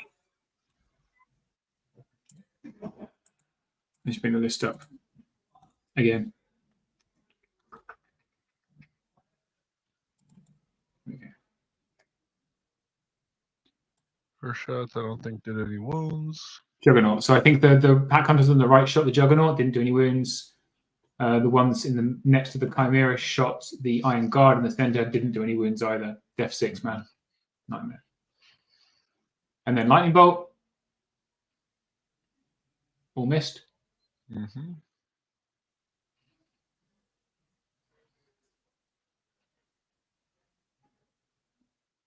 That's it. What were those 2 dice for? Nerve somewhere.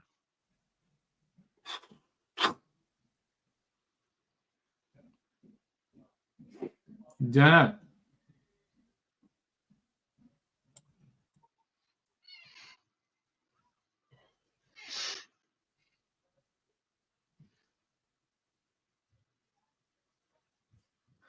I wonder if there's a bit of bravado going on as well here, where they're both going to play as fast and as cleanly as they can because it's them and they've just played, right? Don't need to fill each other out, that's for sure. Yeah, they both know what the lists do. They both don't make mistakes. It's going to be clean as hell. Mm-hmm.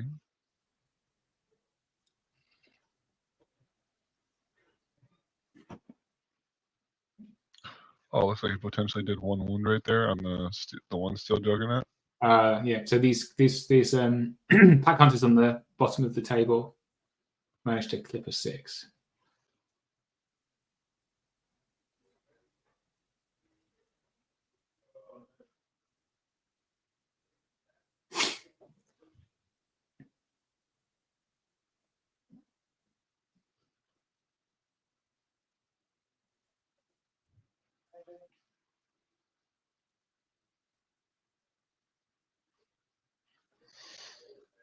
Oh, Steel Juggernauts inspire themselves. All of them do. So that one on the left or that one on the right flank should be fine by himself.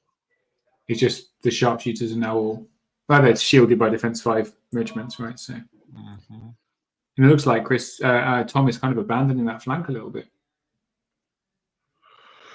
He's still got Raven. Well, I imagine the one set of pack hunters will eventually just back up on the token that the Frost Claws are sitting next to. If they live that long, yeah. That's why they're in cover right now. So the sharpshooters are not shooting this turn? They just all moved up. Interesting.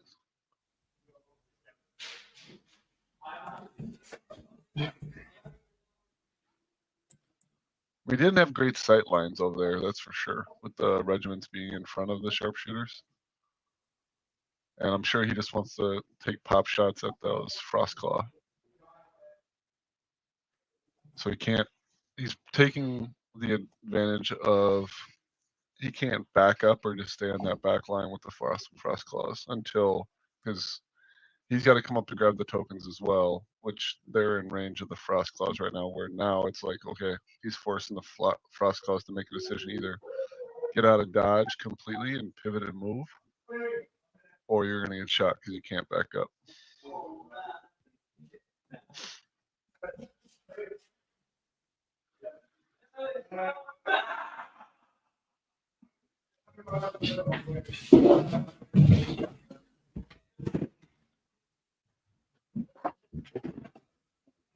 Okay.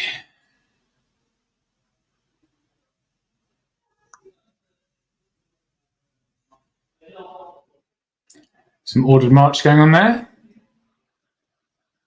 Uh-huh. The world's most unnecessary rule.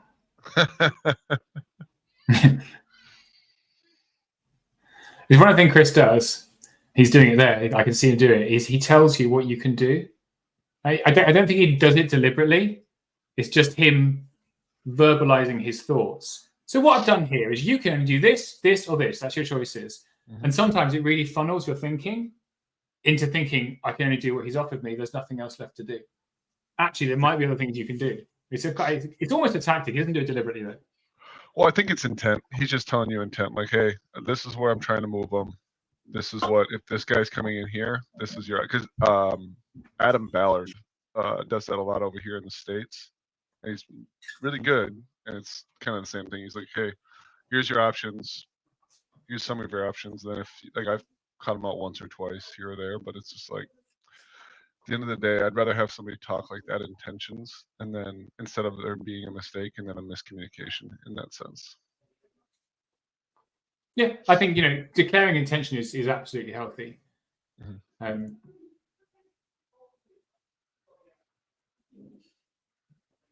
Interesting what he's doing with that guy. So he's shooting. Is it height 4? Those little He's shooting at the dragon who's height 6.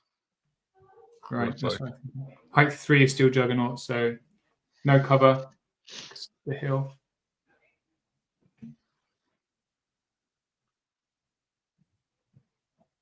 Still Juggernaut, so dash 13, defense 6. I think they beat a Snow Troll in single combat. But That'd be a slap fight, I think. Slap fight regen. Slap. I mean, because it'd be 3s and 3s. It depends upon the regen rolls at that point. yeah, if you get regen enough, you'll be all right.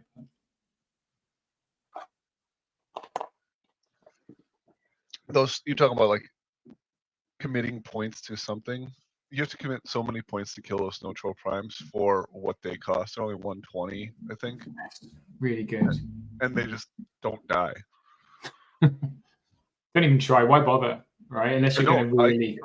When I play against them, Jeff Shilkin plays them and a couple other people around here. I just ignore them. I'm like, they're unit strength 1. I'm not going to put the amount of. I'd rather kill the rest of the unit strength most of the time. It's interesting. Chris is playing, although he's moving reasonably aggressively, he's got a really defensive formation. It's a real fortress he's created there. Mm-hmm. He's got a nice piece of terrain in front of the defense 5 dwarfs to hopefully confound some charges. But Tom doesn't even have that big a range on anything he's got over there. Whereas Tom is really trying to swing hard around on the right-hand side, fending off that little Juggernaut. But there is a token over there, so the other token is currently running. They moved though, so they can't shoot, right? Oh, we moved them back to where they started. Ordered march. Screw you.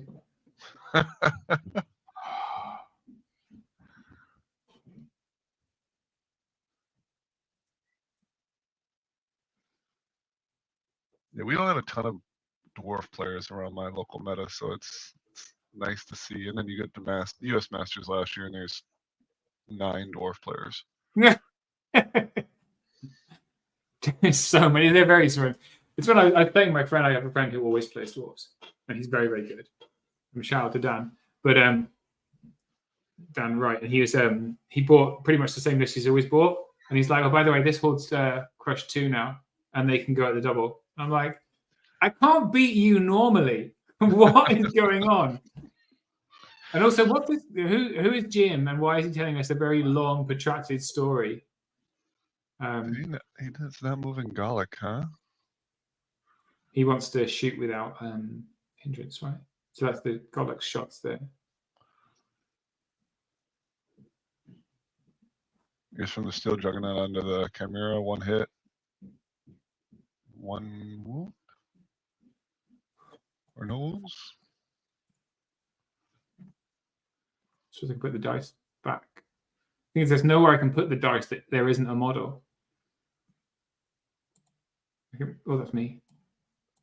Here is bad. Here is worse. Here is terrible. So, no. They're really playing all 4 corners of this game. So I don't think we saw any wounds there particularly. They all fluff. There's a couple of wounds on the Snow Troll at the top there. Okay. That was probably from Gallic. Yeah, those are the shots from Golok onto this Snow Troll in the middle, but he seems to be just fine, thanks.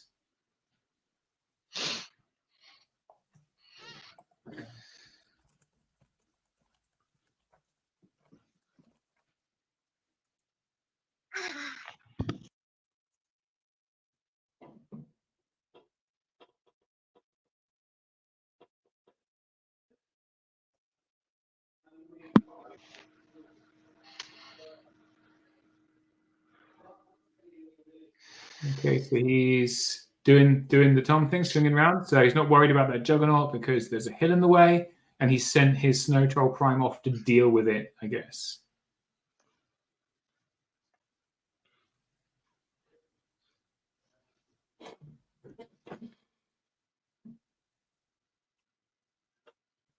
So he's also left this other Pack Hunter Regiment bottom right, I guess, to take the token, possibly. Come up with a token.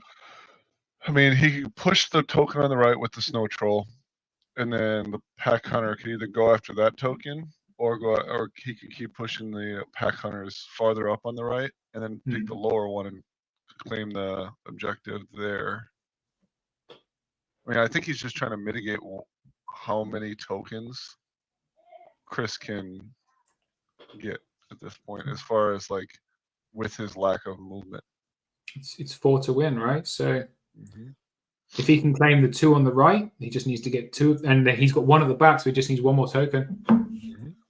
It's a strong position, but then Chris in the same position, right? So I mean, his core is going to push up together, and he's playing for the top left, and then, like you said, those 3 in the middle to the left. At that point, then he's just trying to make sure that Tom doesn't get the one on the right.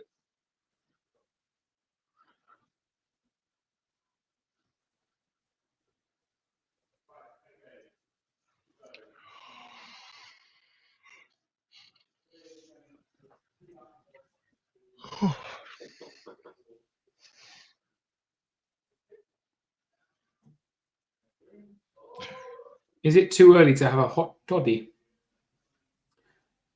But we're a global game, buddy, so it's different times in different parts of the world. In Australia, it's probably totally appropriate. So you could just claim to be Antipodean today. Chin chin.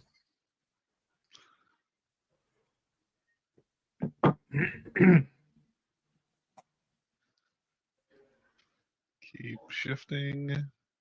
Keep Oh, putting sorry, pressure on the center of the board. Just doing some measuring, 30 inches.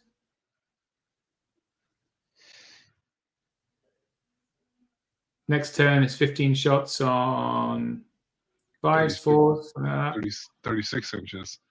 36 inches, even worse. I mean, there's going to be cover now, so it's not going to be much fun. He's really relying on that very small piece of blocking terrain really heavily. Really heavily. Yeah, but he's still putting pressure on those middle 2 tokens that he just can't let. I mean, I think Chris could potentially have trouble shifting that horde of naiads off of any token that they want to pick up, just with the ensnare. Where are they right now? Let's look. Right in the I mean, middle. they're not really threatening to go on. Have they got Pathfinder Naiads? Do they have Pathfinder? I'll tell you shortly. No. They do not.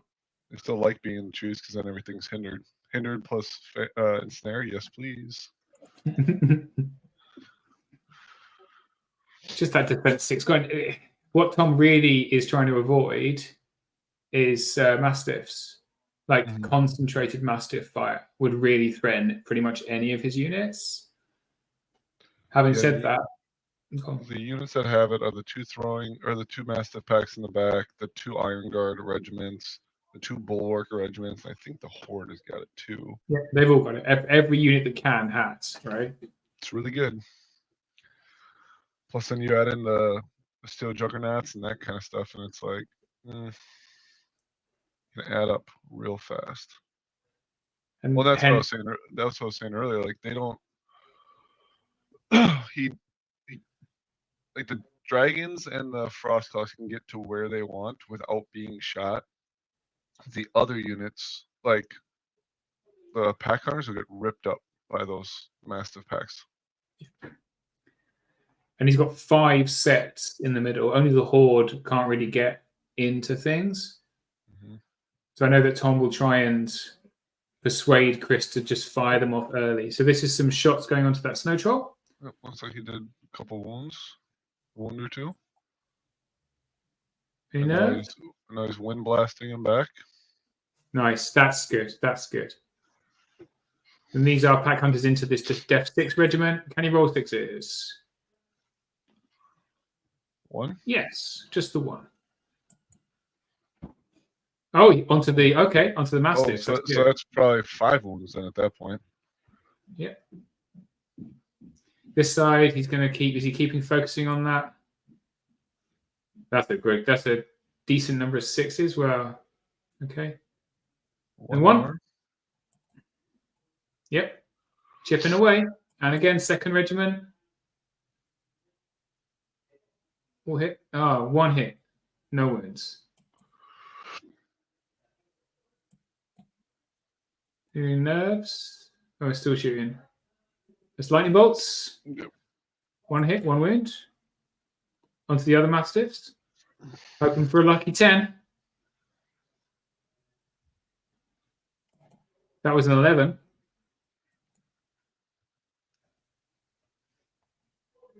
Which one was it for? Which one was it for?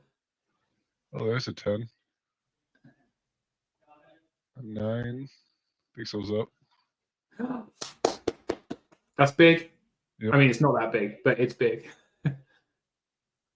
Everything else is feeling peachy keen. And we're on to turn 2 for Chris. I'm just going to go and move their dice so we can see them and remind them. And remind Tom to turn over 1 dice.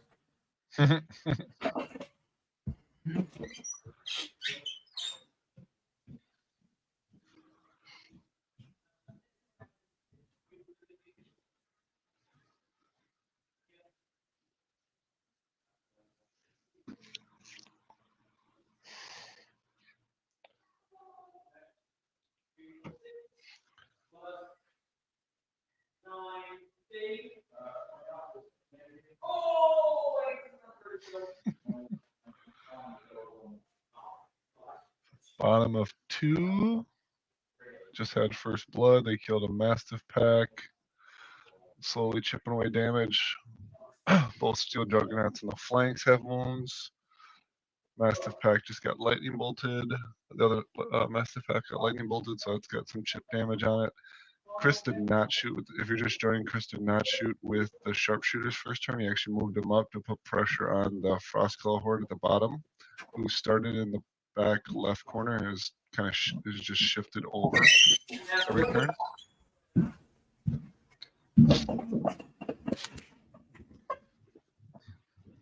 Okay, so Lynch is into his turn 2. He's really focusing on those Frostclaws. He's come up quite hard. Mm-hmm. Yeah, he recognizes the threat. Chris was in the toilet. I just chatted to Tom briefly, and he went, "I get to shoot something this game." I think he didn't get to shoot anything last game because Chris was just being too cagey. But he said that he's having to be really cautious about the sharpshooters because they were just ridiculous in the last game, like so strong. So, Yeah, I mean, I've played Sean Troy enough with his Wrecking, who have the what are they called for Wrecking? They're the exact same unit, basically. And he with my Dracons, he just takes target practice on them, even in cover, and it's like 5 spike at times and Pierce 2, so 5s and 3s. They can get hit hard real quick. And they don't, and Tom doesn't have any heals, so any wounds that he takes is going to hurt, other than the regen on the snow trolls. yeah. So that was the wild charge for the Berserker Lord. He just got a 1. I think he needed a 3 to be able to get into those pack hunters.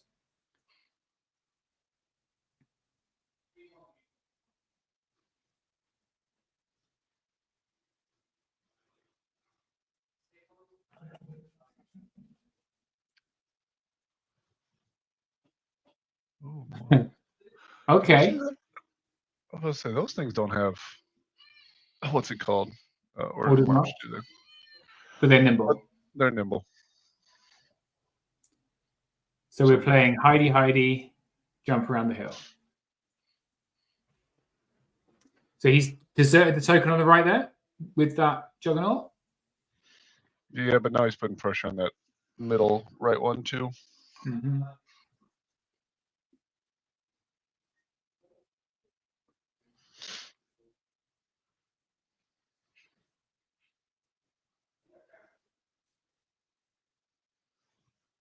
That's please charge me with your chimera. That's what he's asking for there.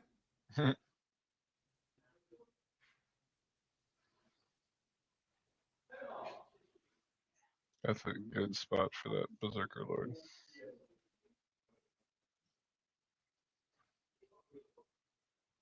Oh, he did get into those pack hunters. Oh, he did get in, so he must have. Okay, he rolled enough. So okay. Oh, that's a shame. I wonder if that was deliberate or a mismeasurement. I think he had to get into that range in order to shoot the Right. Mastiffs, though. Which is worth it, right? So they're unlikely to die to Berserker Lord, and this way the troll can come in. Is the troll facing the middle? Yeah. Okay. Oh, that's a great question. Because then he wind blasted the Steel Juggernaut last turn. He is not. He is facing the wrong way. Bad times. Everything is facing the wrong way for that Berserker Lord. I wonder if he didn't even see it was there. Sometimes that happens. Threes to twos. We're all shooting you. Oh, we're all shooting a troll? Really? With cover? So sixes? Oh no, fives. Fives. Fives and threes. 15 fives and threes. The other question is he in Six, range seven. to Mastiff or with the Mastiffs over here with the Bulwarkers? Doesn't look like it looks over 12 to me. It does too. I think so. But I think that top one could Mastiff the troll. So he may try and put all the shooters into the troll as well as the Mastiffs. It's going to get 8, 9. He might take it off.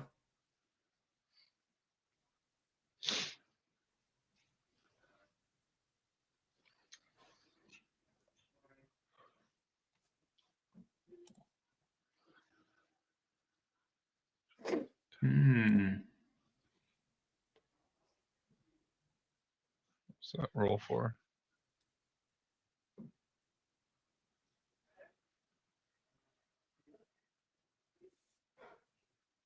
Okay, he's using his what's it called? Juggernaut on the birds.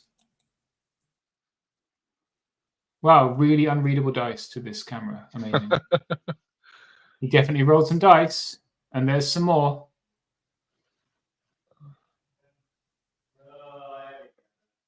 Fantastic. He just did 5. So that was on the Snow Troll. Okay, and these are on the birds.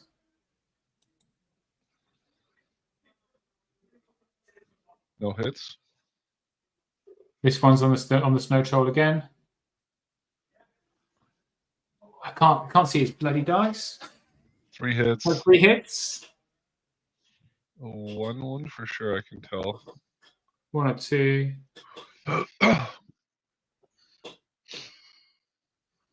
9. Once. Double 60. 9 and then boxcar. So something is wavered. It's very hard to see what's going on. That's frustrating. Wonder what that boxcar was on. It had to be the Frost Cause and the Snow Troll. Yeah. And now he's shooting. And this is combat, right? So 4 wounds on the pack hunters. No? Jesus Christ. You could probably put it in the top right corner. I don't think it'll cover up the Juggernaut anymore. Yeah, hang on. Because now I need to edit the layout.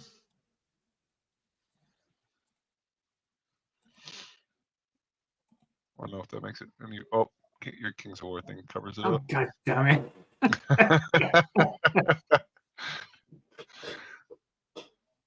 Snake No, Eyes. no. Goes Boxcars to Snake Eyes, same turn. I'll go next.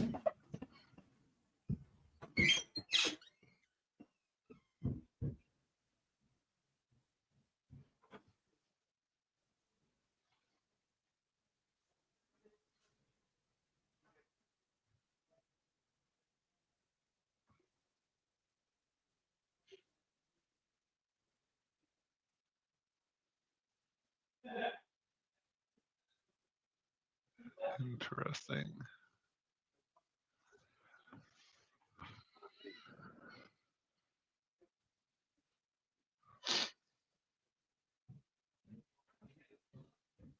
So Chris is pushing left. Tom over here is pushing on the right-hand side. All right. So he box card killed the snow troll on the left, and then he re-rolled it to a 10, which is a waiver. So that troll behind the piece of terrain is wavered. Okay. What was the 9 for then? Was that for the frost claws at the bottom? Yeah, that was the cross claws, and they're okay. Okay. And then he double won the pack hunters, which is irrelevant. No. And after 5 wounds.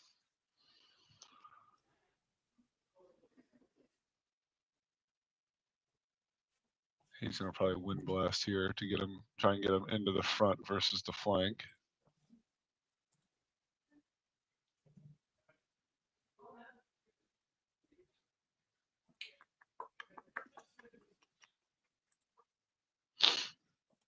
Okay. Snow Fox is gonna go pick up that token potentially later in the game. Snow foxes. Where's the snow foxes? Right at the bottom. He keeps backing him up in the middle. Oh yeah. He's just got the one troop with me. Yeah. Oh, does he usually have 2?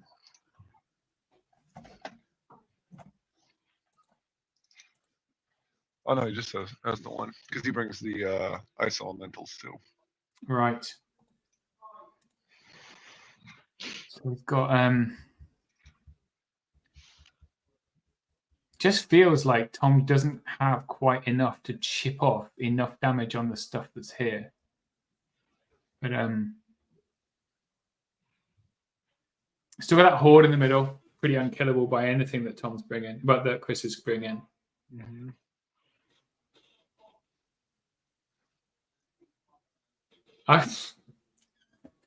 I could not begin to say what strategy Tom is working to here. Any ideas? What's he doing? What's his plan? I mean, he's got more mobility than the doors, I feel like, but at the same time, he's putting pressure on those middle 2 tokens. I don't think he can get the left-hand ones because I don't think he kills the bulwarkers with just 2 hunting packs or the juggernaut. And as soon as he pops that chimera or frost claws out, they're gonna get shot. The only way they wouldn't is if they move to the other side of the board. Yeah. But then he just says, at that point, he says, I'm giving up on the left side and just trying to hold up bulwarkers. But that's still, I mean, 3 things of defense, 6 in the middle, golf, or 4 things because of favor, plus the horde, which hits pretty hard. And all of it hits on with elite.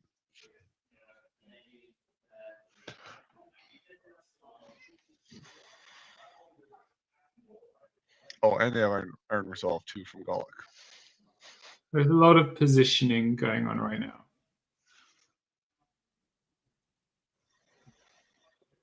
Tom apologized. He said this is going to be some very careful positioning. It might not be great to watch. I'm like, don't worry about it. We're just going to try and work out what the bloody hell you're doing. I mean, at the end of the day, I mean, these kind of games those are the games that can be fun because it's, especially with 2 guys as intelligent and good as they are, it's like, I mean, what are you trying to figure out what's going on in their brain? It's fun. A lot of mental gymnastics.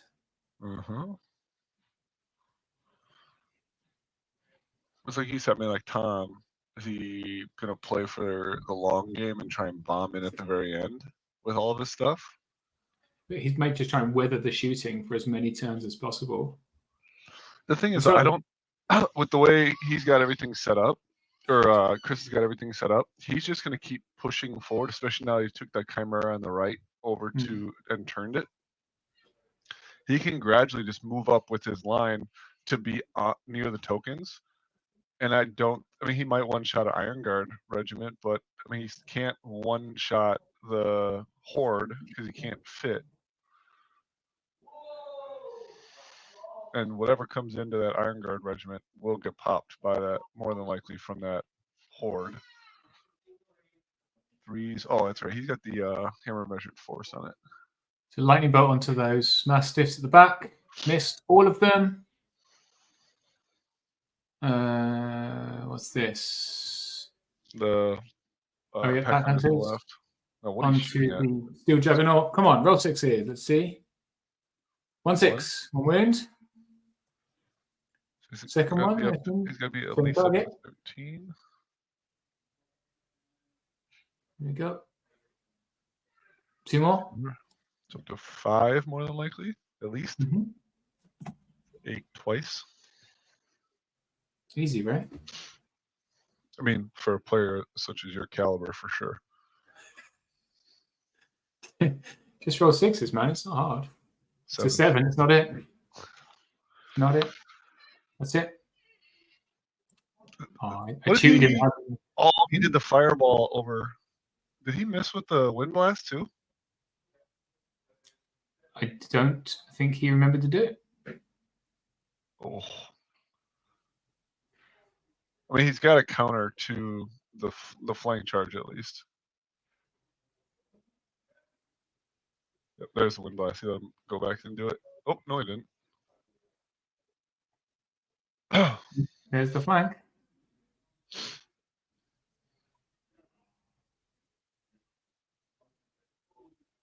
Oh, What's sorry, that? go back. That's the, Oh, this is, okay. pack hunter, the pack hunter.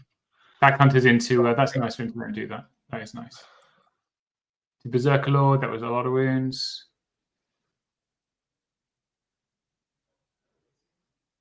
Nerve? Might have been something where he's like, I'll let you roll for wounds, but I'm not gonna let you roll for nerve. This is more letting you go back on something. Yep, I think that's what they've done. Which, I mean, it's fair. I mean, honestly. Okay, he's going in.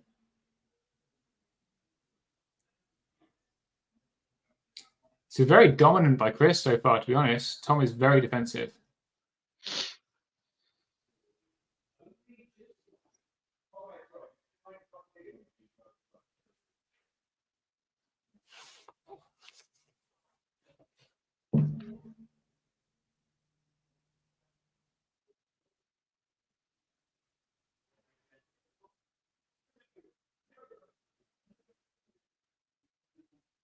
Chris moves like he's in fast forward.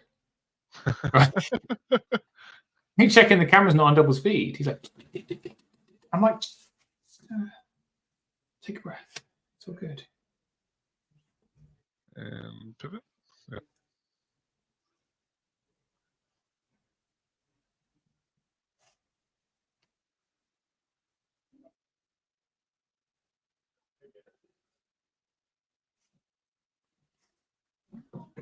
Oh, that's pressured now on that left-hand side. Very pressured. Well, the thing is, if he gets, I mean, I don't think he can. If he takes off the troll here, he's gonna have to turn the dragon or the chimera around or something around to deal with favor or the steel juggernaut. Otherwise, he's just gonna go and sit on that token in the back. Yeah. He's got double mastiffs now into the other pack hunters as well. So see how many 4s he can roll. Got 16 shots on 4s to 2s. Not enough wounds to take.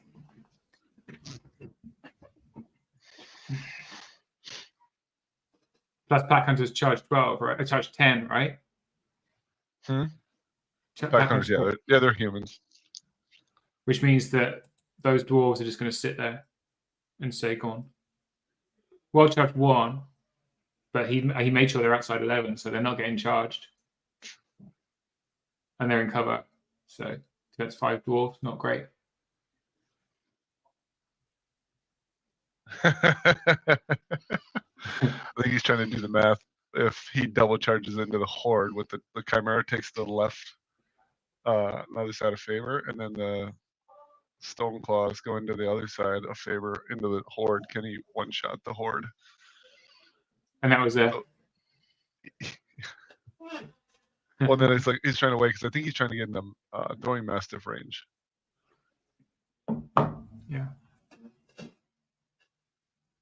Doesn't look like he is, but. No.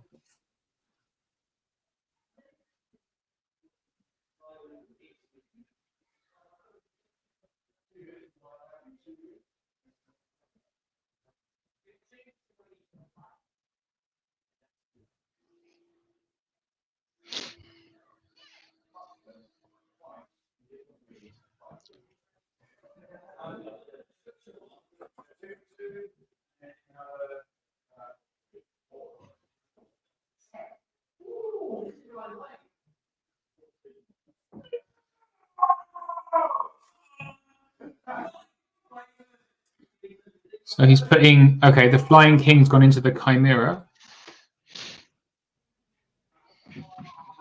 He's banking on a lot of wounds from that Juggernaut on the right. 10 They don't attacks bleed on or claws. 3s with the 2s. 3s, yeah. So I 10 think attacks. he already did 4 or 5 wounds already. So They're on 4, I think. yeah.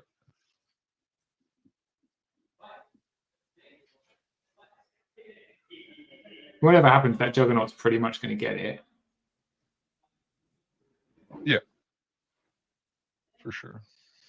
I think he's just trying to get him out of the Lord or the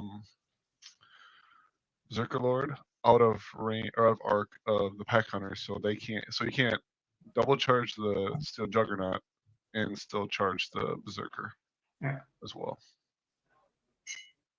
Okay, so these are wounds. So it's more shooting onto the troll. That was the dogs.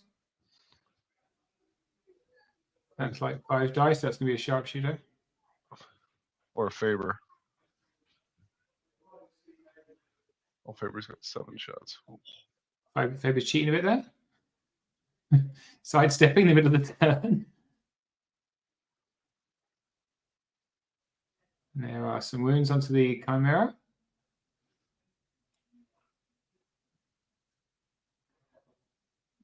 Two more.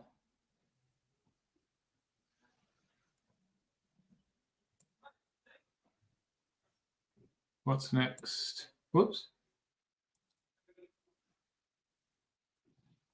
Throwing Mastiffs into the pack hunters, or is he going into the snow? He might go into the troll. I don't know. Let's see.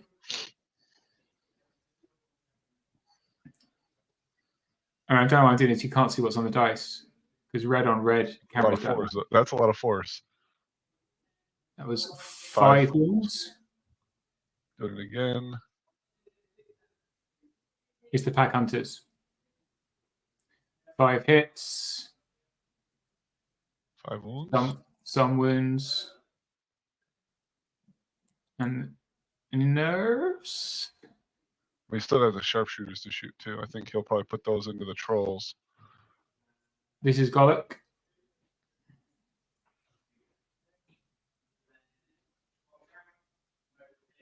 Four hits and 4 wounds. On Snow troll in the cover. Yeah. Here's his nerve. It was an 8. He's okay. Chimera. He's okay. Troll is dead.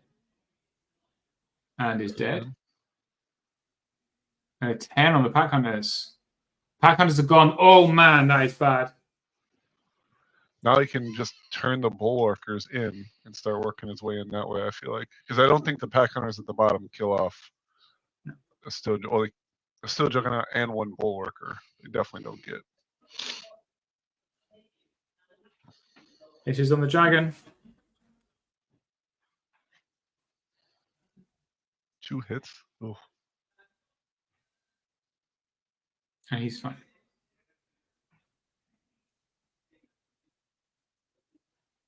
It's the flank. 5 hits. 4 wounds.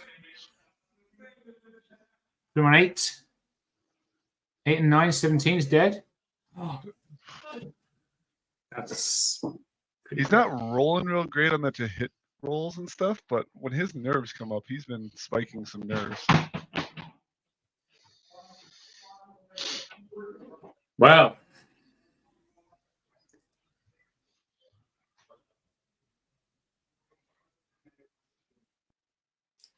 Here we go. This is Tom's 4. At some point, someone's going to remember to turn over a turn dice. They're focused, Steve. It's Focus on the camera. You and me just don't win that many games anymore. We need to focus on that.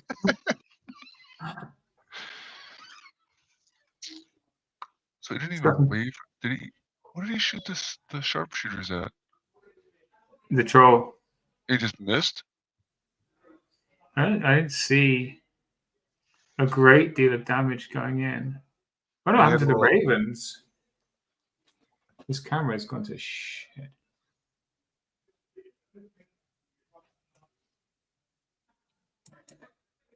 Oh, Chimera was facing that way. Interesting. Okay, so that's going to be a thing. Because Ironclad hit like garbage in cover. He decided to not get hit by stuff with his trolls anymore. He's done some damage already. Now the sharpshooters can tee off on the Chimera. So the bulwarkers don't necessarily have to go in. Unless he's trying to just close that down. If they don't go into the Chimera, it's going to start eating sharpshooters. So.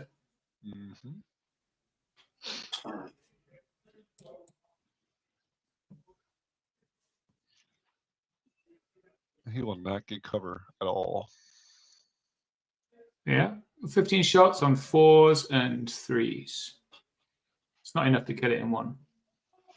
It's got some wounds, but all he's got to do is roll a waiver, shut it down for a turn. I'm sorry, Si, I didn't see you there. It's all right. How you doing? Meet Jason. Hi, Hey, Si. Jason. How you doing? Good, how are you? Yeah, good stuff. So we have, for summary, Chris's dwarves at the top, Tom's Northern Alliance at the bottom. Chris is in a very dominant position right now. Yeah. So his shooting has been, his shooting has been average. His nerve rolls have been disgusting. He's like, here's a 10, here's a 9, here's a 12, here's a 10. Just roll nerves, eh? Yeah, so he's wavered. That snow troll that's hiding behind the rock has been wavered a couple of turns. He's shot off one pack hunter and he's killed another pack hunter with a flank from Steel Juggernaut. So the top, on the right-hand side, you've got one Steel Juggernaut. It's about to be eaten by stuff, by a troll and by some pack hunters. Yeah. You've got a Berserker Lord engaging with the Chimera there. The Chimera on the left has gone into the other Steel Juggernaut. We've got 2 Ironclad. And then those 3 sharpshooters up here at the top. You see the tokens very token heavy on this side. There's one at the back that Tom basically abandoned, one behind the sharpshooters and one underneath the Ironclad. And in the center, it's all the Def 6 stuff. So everything's got Mastiffs. The Mastiffs at the bottom have been thrown. The Mastiffs in the center, they're all still there. And all Tom's killed so far is 1 Mastiff pack. Okay. So Tom is, he's on the ropes a little bit, I'm going to say. He's not got his big stinky horde in yet in the middle, ensnarers to sit and ensnare stuff. They're just going to take that center thing and sit on that, aren't they, effectively? Yeah. Potentially, with 2 Iron Guard regiments right there, they're just going to, he's going to... Yeah, they'll get out unit strength, won't they? Yeah. Yep. And I don't think they kill the... Hammer of Magic Force on them, though, haven't they? You said what? Hammer of Magic Force on them. Which is great against defense 6, but 7. No healing, so you could go through one in a couple of turns, but it's top of 4 currently. They've not turned the dice because they're concentrating. But I think Tom's still got quite a bit of unit strength there in the center, though, hasn't he? With the horde, he's also got an Ice Elemental Regiment, which is unit strength 2, a Prime, and some Snow Foxes. So he's got a chunk of change there. He's very, very scared of Tom's shooting because his shooting has just been devastating. It's been on point again. He just played him last game. So now he's double cautious against it. So the thing is, so Tom has to beat Chris, right? Correct. And Chris just needs to draw. So the pressure's on Tom to make stuff happen more. I'm just going to go and turn the dice over because it's bothering me. Because at the moment, Chris has got that top left one with the sharpshooters. And he'll likely take that one on the left-hand side there with the 2 regiments. So he's got those 2 kind of locked down, effectively. Yeah, he's his sharpshooters are in a good spot, especially looking at Chimera, who has already taken a few wounds last turn. Faber is the steel juggernaut in the middle. Right. Okay. So that's rock solid then. That middle is going to be tough to move. So yeah. So Tom really needs to get that Chimera free on the right, doesn't he? Like mop up what's there on the right. Get that Chimera free for turn. What was he on turn 4? So effectively going to have 2 turns. Assuming he kills that king in 1 turn. Is he even going to do that? That was Frostclaw shots onto the Iron Guard.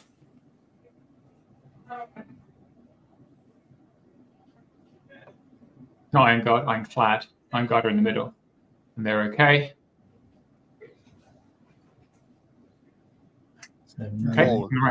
Bulwarkers, you meant.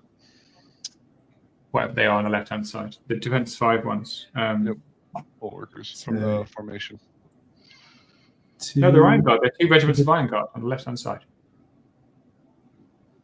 The defense 6 on the left-hand side? No, defense 6 in the middle. Right. So the Bulwarkers, the ones from the formation.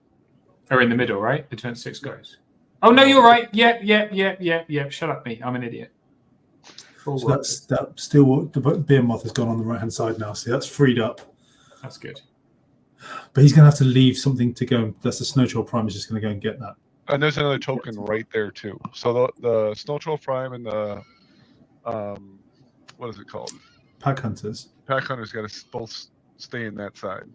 Okay. Yeah. But the Pack Hunters can help take out this king if he doesn't die this turn. He's got it. He's got him.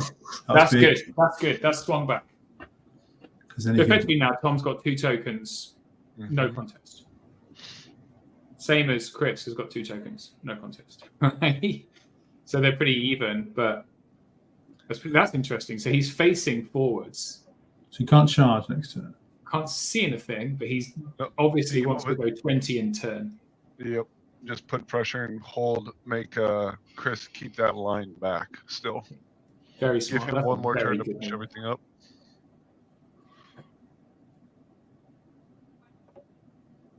Because that's the thing, Tom's got the speed to late deploy and go and grab tokens, whereas Chris doesn't. Chris has got to be on them and just sort of sit there and shoot stuff and hold it.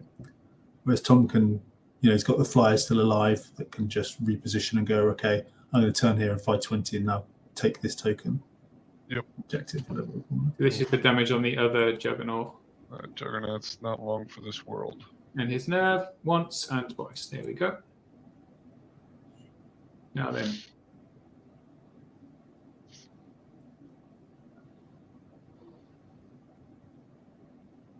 They're going back 1. And then the Chimera is going to turn. Hello, my friends. Please charge me in the front so both of you are hindered. Yeah, and then he's got that Troll Prime and the Frostclaw Riders to come in on the flanks of things. So he's got to sit it down, doesn't he? Otherwise, then that Chimera just goes and eats sharpshooters. Well, and he's putting pressure on the flank in the middle. Because if you don't waver him, then he's got free reign to just go pound that horde in the flank. So he's saying you have to charge my Chimera with those guys. Yeah. If you don't, he's turned it so far, he's got maximum charge up the board and across. Really good positioning. Really good.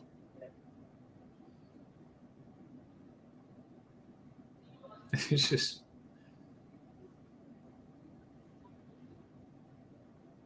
All right, Chris is 4. Game on. Yeah, so that's Faber, is it? Going Faber, doing what Faber does, which is just be an absolute, right up there with Hector. Absolute characters I would just murder if I could.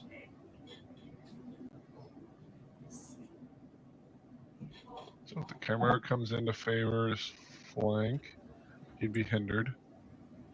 So how much damage is on this Chimera that's near to us now? 6. So what is it, 17-19, isn't it? Yep. So effectively that's an 11-13 unit now. You could shoot. So sharpshooters are going to be 4s to 3 or 4s to 3s. Do you risk it? Do you risk? Is he getting lining up a shot of Faber on there as well? Tom doesn't care about this end of the board. He does not care about this end of the board whatsoever. Right? 1, 2. He cares about the one in the middle and the one at the back, but his frost claws will jump on if they live long enough. Yeah. If you do average dice to the Chimera shooting wise, you should be on a 5 to waver. Or a 6 to waver. It's not ideal, is it? It's okay. He just rolled 10s. It's easy. 10. Just roll 10s, yeah.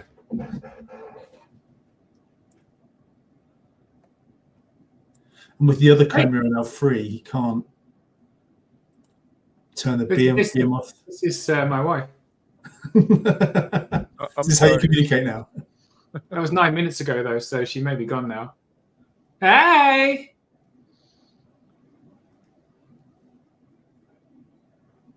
Interesting why he doesn't square up down there. Better text her. So presumably these frost claws at the minute are safe from all those sharpshooters. Yes.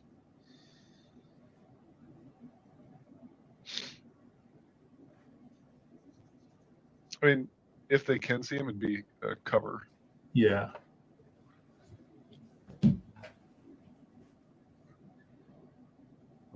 There we go. So he's forcing caution, which is exactly what Tom wants. So the first time now, Chris is having to play defensively. Yeah, because that Chimera is free. And if he gets How hit, far that's does still Golok going to charge? be chasing his tail.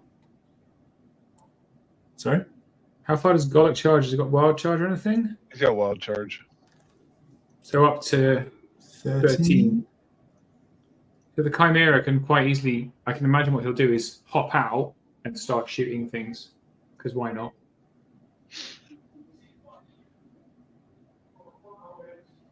Well, the Chimera just comes up to be just to the bottom right of where his dice, that pile of red dice are. Yeah. Out of 13. Just So Golok can shoot him, but it's not going to do a lot. It might mastiff him as well, but by that point the horde's pushing up. Lots of discussions going on here. It's intense measuring. Extreme measuring.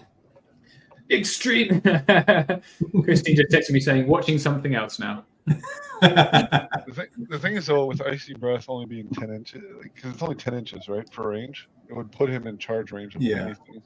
Yeah, I don't think you need to do that. He doesn't need to shoot stuff. He just needs to be alive to come in, be up in that area, looking down, threatening flanks. Yep. Be a pain where Chris can't push his line up to get on the tokens. Yeah. Just give him frozen, though. Yeah, it does. They move 4 anyway, aren't they? Behemoth isn't. No. Behemoth is 5, but it goes to 4. It's still charge 11, so he's risking. If he does put him range of the Behemoth, freezes the Golok Fury. There's a risk of the Behemoth. Yeah, but defense 6, isn't it? You got no guarantee you're going to actually do any damage. More wounds into the Snow Troll. Did some wounds to the Naiads down here from Golok. Oh, okay. Yeah, I don't mind shooting stuff like that, like Naiads and regenning stuff. Just you've got to roll the regen. Sometimes it works for you, sometimes it doesn't. But if you take that down to get 5 or 6 damage on it when you get into combat, all of a sudden that's not a 20-22 block anymore. It's a 15-17 unit, and you can do it in one go. That's a good way to think about it. You're just hoping dice don't spike on the regen rolls. Yeah. But if you have no other options, because he's out of range of everything else. This is sharpshooters and birds. That's a fun viewing. Red blur on red blur. Yeah, it's really hard to see his dice, but he rolled 4 wounds on the birds. I think. Combat.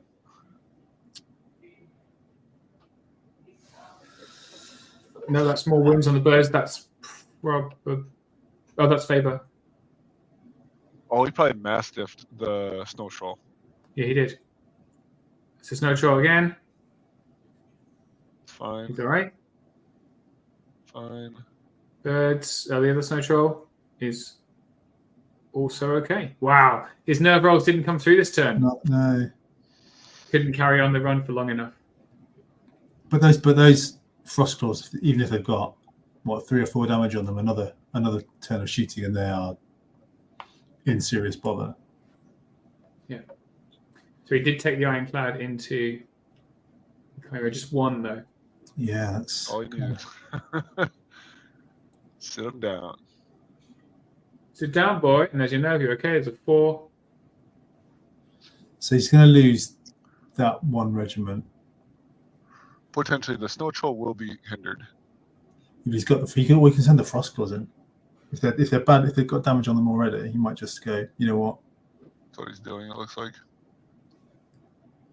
So Tom, this is Tom's 5. They've played so fast. Considering they've got that much shooting as well. How much clock have they got left? Loads. Tom's got more than half an hour, and he's on turn 5. Not killing that snow troll is going to come back. I suppose and then he'll get blocked. Oh, yeah. Those frost claws will block his block line of sight to it. Yep, for 2 turns they should block enough line of sight. But Faber can just walk forward and shoot him, right? Doesn't matter. He just regen it off. But he must be on quite a bit of damage, is it already? Oh, snow trolls are the worst. They're so annoying. So good. That 16 level nerve is just mad. Just absolutely mad. For 100. That sounds familiar from what we were saying earlier, right? What was that? We were saying the exact same thing before you hopped on. Like, those things are, when I play, I just ignore them because I'm like, screw this. 110 points. You've got to, yeah. Yep, this is Tom playing scenario very nicely. So now he's claiming 3 tokens, and that one in the middle looks pretty good for him, to be honest, with the ensnarers and the bits behind it. Yeah, it's this left-hand token, isn't it? That's going to be the key one, I think. Irrelevant. Oh, the one at the bottom. No, the one on the left where the bullockers are. Because Tom can still hit. I take that. Doesn't matter though, because Tom will get 4. He's got the one on the right, the one behind the Chimera on the right. Mm-hmm. He's got the one on the back that he's put Snow Troll Prime on, and he's going to get that one in the center because he's going to put his ensnarers in the woods and say, "Go on, then charge me." Yeah, but he can. Well, But he can out unit strength that. He can out unit strength one horde with 2 regiments. He's got a 1 horde, a Snow Troll, and 2 regiments, and potentially a Chimera.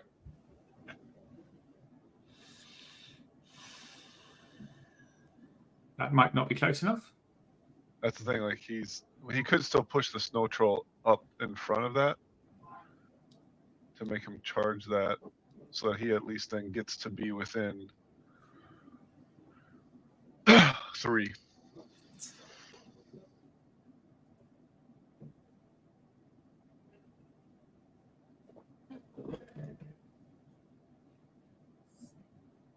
Yeah, here we go.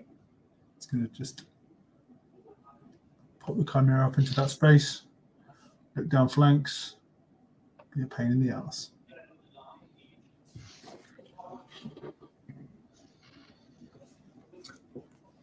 Okay. What do we say about where he's going to put his Chimera? Just exactly. Occasionally I know what I'm talking about on this. Exactly there. Or picking behind the board. Oh, Chris is checking his measurements now. Cheeky swine. No, you can't get that far. I think you'll find. There's nothing better than a polite British disagreement. I saw a little tremble in Chris' hand there as well. He's nervous. A little bit nervous. And both spots are really good spots. Or do I go here? I think there's the better shout, and that's not because I just said that's the best place to go. But behind, I don't quite know what putting behind unit strength. Yeah, but he can get in from there from unit strength if necessary. But he then, like, it pushes that left-hand side of Chris's line even more as far as angles. Because now he's got cross angles coming with all of his flyers. Yeah. At that point, where, like, if he's way over on the far right flank, he can't reach. I mean, he maybe gets that middle Iron Guard regiment. He's also got cover now, and he's forcing Golok to move and shoot. which reduces. So he'll cover and moved. So that's the better choice. Yeah. Puts him in the middle. Gollop gets unhindered shots on 4s. Go. Yeah, I don't know how much damage it's already got on it, actually, to be fair. Looks like 3. Yeah, okay. Bring this Snow Foxes over to reinforce that token in the back in case the Snow Troll gets shot off. He's also saying, shoot that with your sharpshooters. Shoot my Snow Foxes. They're terrible. Yeah. They're meaningless. Okay. Chris, move your head. I can't see what's going on.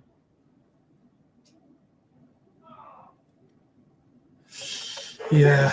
See,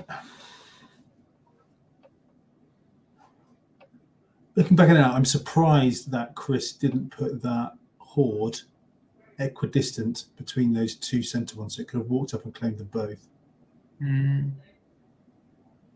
Because that's basically one massive horde. Yeah, there's a wall. He's saying, I'm taking this one. And Tom's just ignoring it now, right? Doesn't need it. He still probably could. I know that you've then got to sit down that Chimera or kill that Chimera on the left-hand side to be able to do that. Right. All right. This is a lot of dice. This is the These flank. are cross claws in the flank, surely.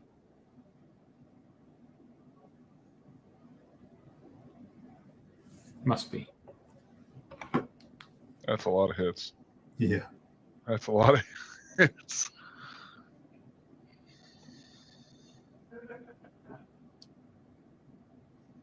What does this mean, Si?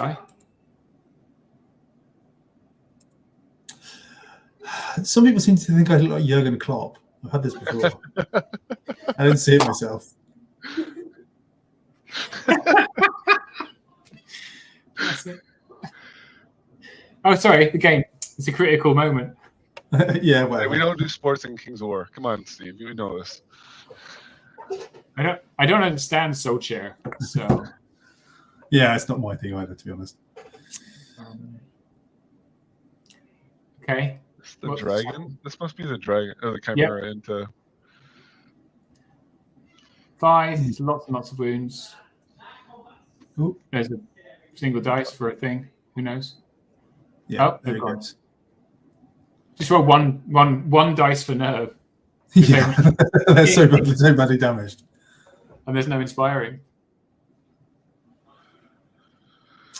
Yeah, because it's pretty light and inspiring, isn't he? No, he's actually got about all the Steel Juggernauts inspire. The ASB from the formations got very inspiring, and then Gollop's inspiring as well. So he's actually got a lot. It's just dead or it's super compact. Like the ASB, Faber, and Gollop have been together the whole time. Yeah. Strong center. Now they're trying to argue about whether Faber can charge Frost Claws or not.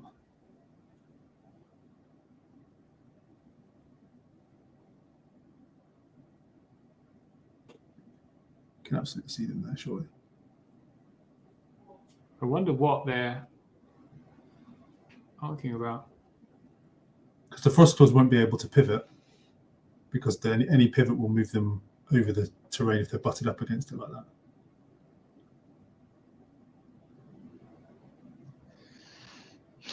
Sidestep.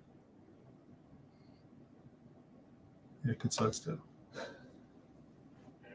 mean, you could technically completely face the terrain because he's wider than he is. Yeah, long. but still, he'd definitely get charged then, wouldn't he? Surely. Yeah. My question here is, do you charge in to the Frost Claws and give you free shots on the dragon, but the Frost Claws can't see anything? But if you go into... Now he's going to get cover if you shoot at the Frost Claws. Height? What height is the...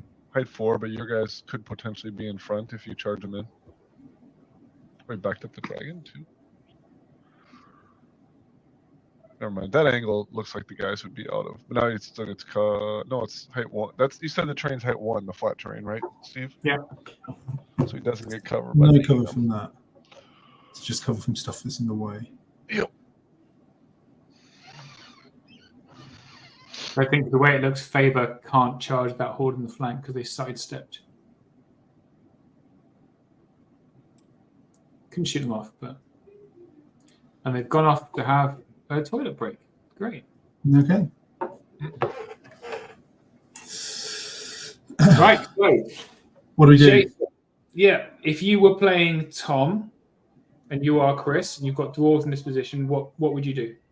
Well, I wouldn't play Doris; they're too slow. But if I was, I would throw the bulwarkers, that you've been calling ironclad the whole time, into the chimera. I'd shoot the frost claws. I'd put Favor in a position where he then, based upon what the sharpshooters do, he can either shoot at the frost claws to take him off, or the snow troll prime. So he has options at that point. With that guy. I would potentially throw the 2 regiments into the what's it called? A horde of naiads, just to keep him out. Like, that's all you're trying to do, because he's out of 3 right now. You throw those 2 in. Granted, the Snow Troll Prime, I mean, you can maybe cover it up with the Mastiff pack over here, but then you can start bringing this horde to get within 3 of. So they're going to be out of 8, aren't they? They're not going to be able to charge. They're only speed 4, right? Which one? The horde? The bulwarkers in the middle. The iron guard in the middle. Maybe, I don't know. I can't tell. So the red, from the red line to the black line, that's 6 inches, though, isn't it? Yeah. Is it? Yes. Yeah, it must be. Yeah. So they'll both be in. Maybe the one on the hill isn't actually. Maybe.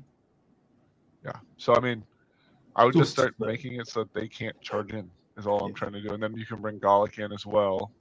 Right. At some point, but then like Sai was saying, position that horde so that it can cover both of those 2 tokens.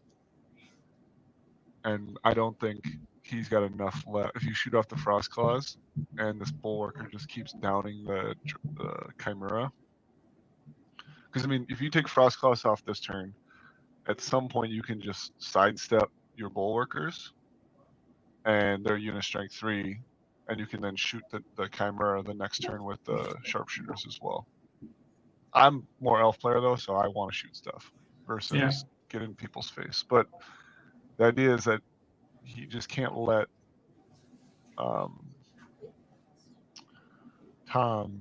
get to that middle token. It's really interesting. He said there's some careful positioning going on there.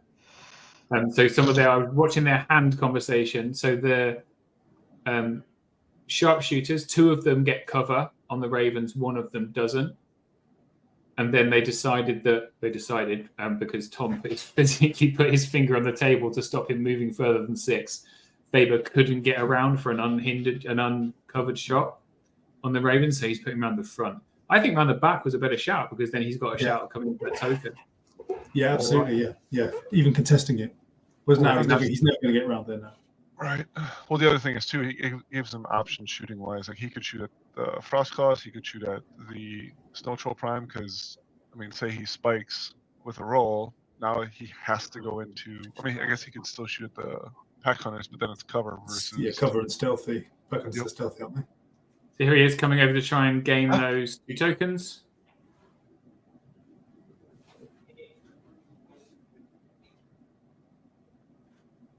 Ordered march, isn't it? Bloody ordered march. So good. So he's not sending them both in. I just don't think I mean, the other option is you just move him so that he's be hindered himself. Like, so that he can't pack multiple units within 3 inches. I think the danger of putting them both in as well, if they were in range, is you get that snow trolls in the flank. There's that snow troll prime in the flank as well. I know it's him. We have Adam Ballard here. He says that's pretty sure the frost core is supposed to be further. So I think the front regiment is where the horde actually is. Mm-hmm. Correct.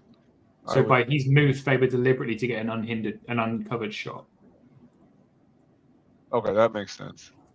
But then they wouldn't. I still think going around the back is a better option. Me too. I mean, Adam Ballard isn't a very good player anymore, so. Yeah, I mean, I'm just basically saying Adam Ballard and Chris Lynch are both wrong, because that's how I'm rolling today. What do those guys know? Nothing. We know better. Sitting here saying, "There, what is this garbage they're playing?" I mean, if you count up our collective rank, Yeah, exactly.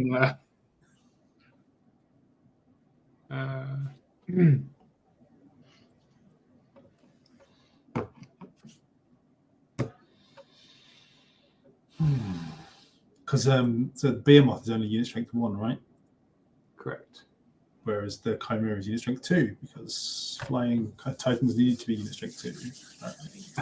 I'm sure another Clash of Kings, Steel Behemoth will be up to unit strength 2 because dwarves need a bit of a boost. Yeah, because Vonnie said so. We need to sell more Steel Behemoths. Hey, we've got Ricky here, who's Lord of Resin. He's looking after us for the weekend. He's busy playing with some abyssal miniatures, Tortured Souls in resin.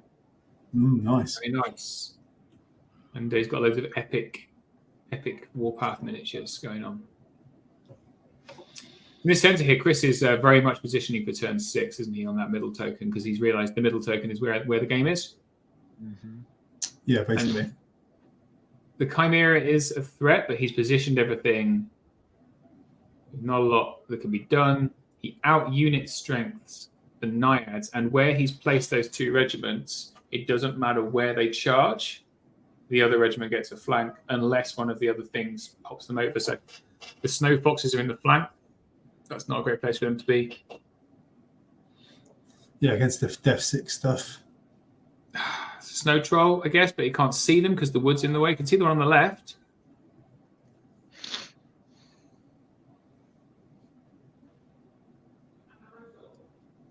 Love watching this stuff. I'd have maybe then the Chimera then comes in. You see, if that Chimera had been up top right, just saying. Like we said. Tom Robinson doing it wrong. Oh, again, he's amateurs. Hey, Adam Ballard, what would you do? I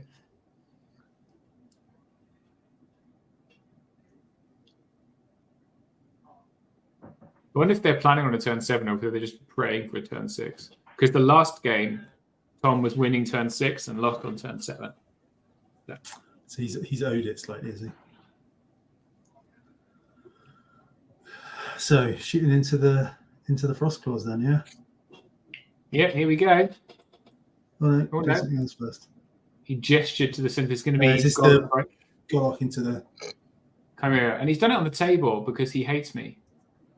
Oh, thanks. 2 hits. 2 hits. Two wounds. The Chimera, yeah. Everything else into the Frost Claws. Let's go. This is Faber. Faber first. That's definitely dice.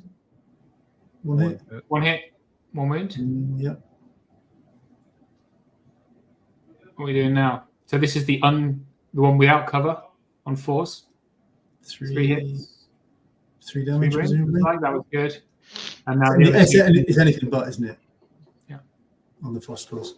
He's one of the other ones. 1 hit. Oh no, 3. Bloody hell. 3 hits on 5s. All right, chill out. Sharpshooters. Hey, they all to the name. 5s. Just get used to them. Yeah. 5s. You don't need to worry about it. He's probably up to. Yeah, I was about to say he's got to be close to. Sharpshooters shooting something else, are they? They're shooting one of the Snow Foxes in the middle. I think they missed because it's stealthy. Yeah. So nerve on the Chimera. Oh, that was very nearly an assist. Here's the Raven, 7. Twice. And 8. That's the Raven's gone. Yeah. Caw.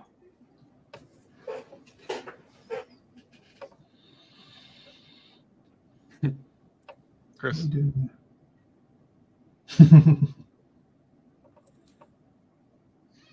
I know he's talking about you two. He's definitely not talking about me like that. This is going to be 15 dice. 2 damage into the Chimera. Good, set it down. That's all he needed. You sit down. It's a 10. Ooh.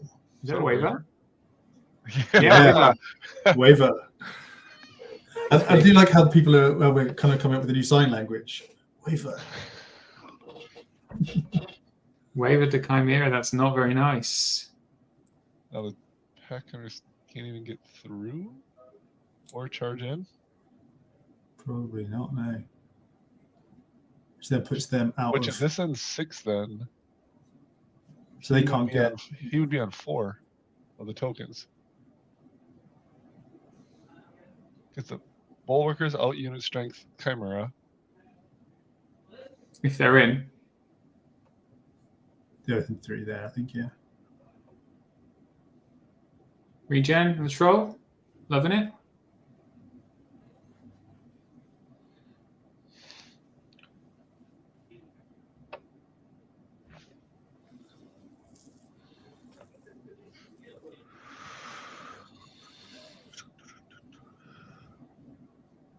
I'm gonna try and shoot now.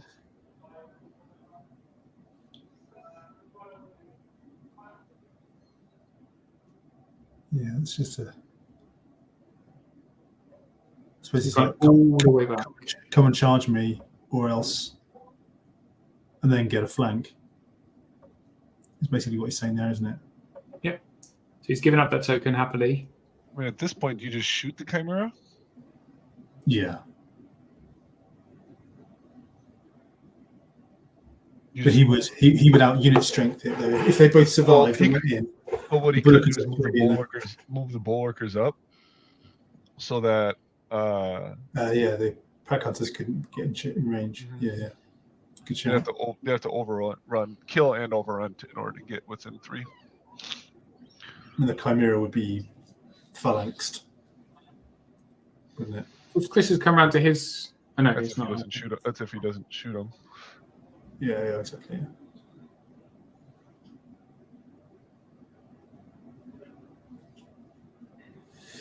So do you go with the Chimera and the Ensnarers into that right-hand Dwarven regiment?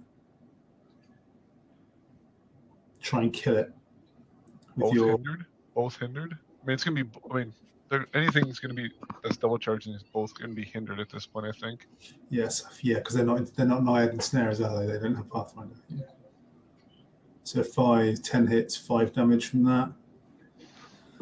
So 5, maybe 6. Yeah, another 5. So you're basically looking at maybe about 10 damage. So 6 twice.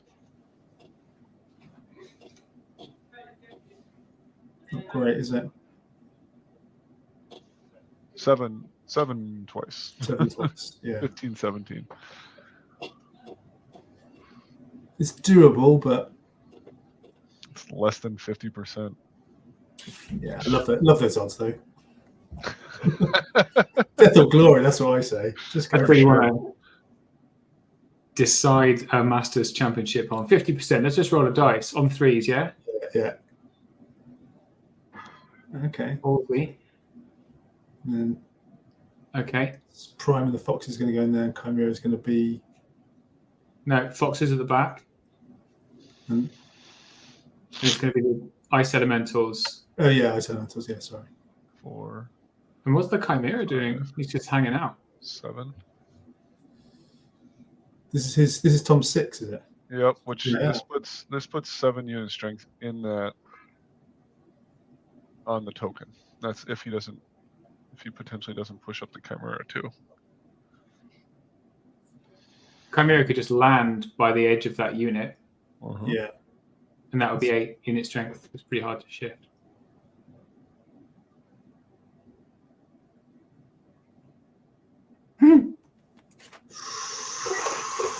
Whew. Yeah, because what's going to die there then? You'd have to. How would Chris deal with that?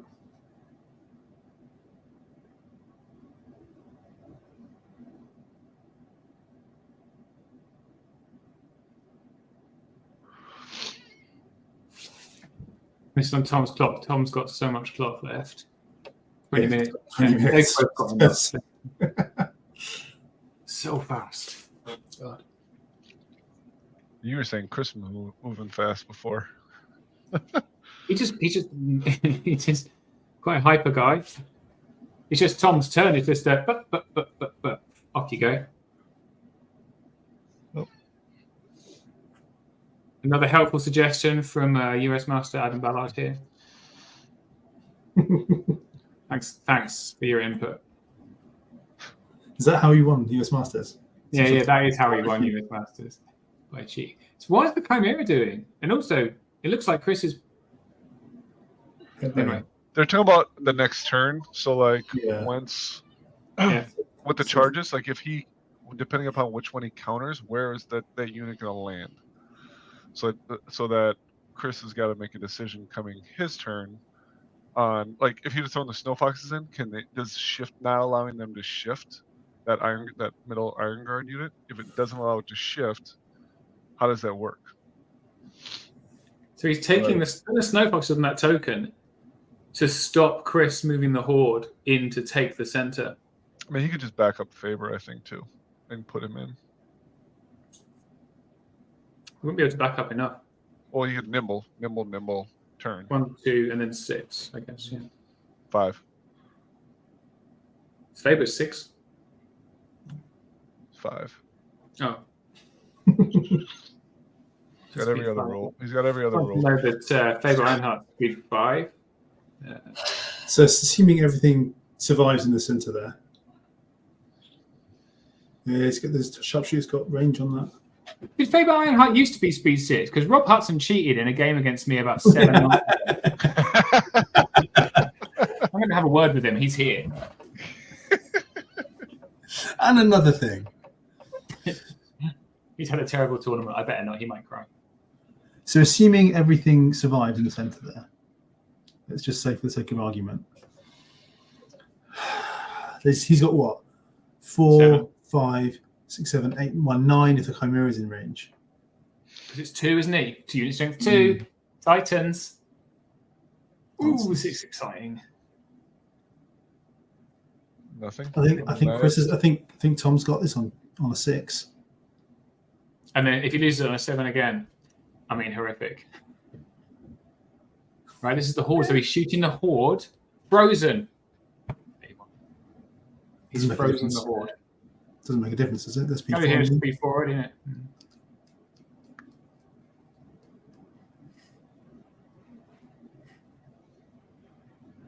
I'm feeling because I don't know that because that Horde can't get in anywhere now. So what is? Oh, these are the pack hunters into the bulwarkers. And he's rolled a 10 and a 10 and an 8. Waiver on them. I'm not sure. I wish they would point more. And what was that for?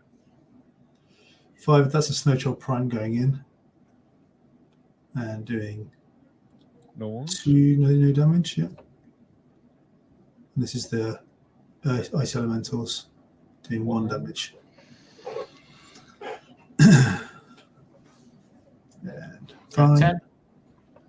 His nerve rolls have been great, but just not in the right place. Yeah. So this is now the Ensnarers. They'll be on 5s. Ice Naiad, sorry. Oh, roll that side. Ooh. He's keeping that one though because it's 5. That's what I do too. If it was under, I'd be like, I'll roll that one again. Oh, I've only got 5. 5. Not great. Not great. Then 3 damage. 3 damage. 2 wounds, right? They've got the hammer and measured force. Right, here we go.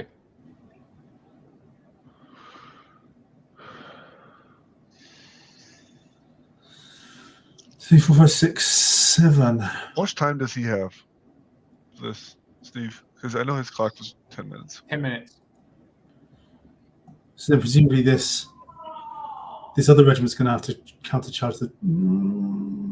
So that regiment's now moved outside. That's the problem, yeah. That's where you've got to hit the Snowchild Prime, right? I suppose you're going to go in there, kill it, and sidestep back. Or could you pivot the Horde to get within? Potentially? No way. Yeah, I think that you've got to do that. He has to countercharge the Prime. Well, here's my thing. If he would have pivoted before he threw in Gallic, could he have been within 3? Because then the regiment wouldn't have Slipped in on so much. slid as far. But no, he wouldn't have got Golok in, I don't think, then. Because Golok's not nimble. Not Golok. Yeah, Golok. Still, yeah. Oh, that's right, because he was almost dead behind that regiment. Mm-hmm.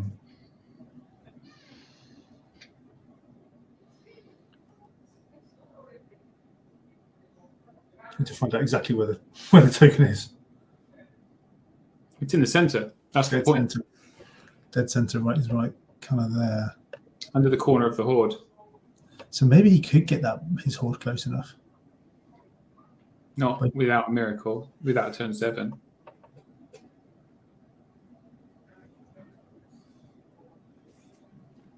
Yeah, so let's see, can he roll out the box and kill things? And can he get a turn 7? This is going to try and fascinating. shoot the snow troll off? Yeah, the yeah, sharpshooter? absolutely. Can you see him? Let's have a look. Oh, he can see him. Yeah. With cover? Yeah, Will will there be cover? All the regen. Yeah, because the rough terrain's height 1. And he's height 3. 3. Yeah. Wonder how many damage it's on. Snowjaw Prime. I'll go and look. Subtly. Not very subtly. I don't think Steve and Settle have ever been in the same. yeah. That's just nothing that happens, right?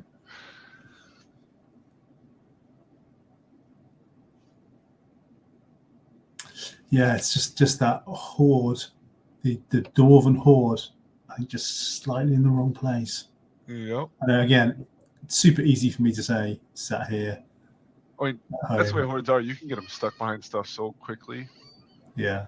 See, I play Ratkin normally, so I'm used to playing with big hordes. 1, 2 hits. You just can't rely on him getting anywhere. He's on 2 wounds. Oh, Mm. yeah. And he's currently shooting him, and he's remembered there's cover. I don't think he Yeah, did he much. just did 2 wounds. 14 is not 14. enough. It's a waiver, I think. He doesn't care. Nope. So it's 9-7 on scenario in the center, according to Chris.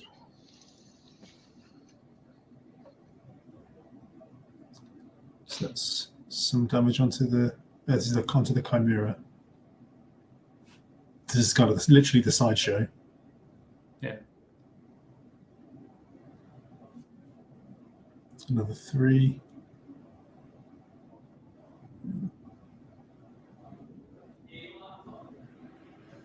A 6. Not enough by the looks of things.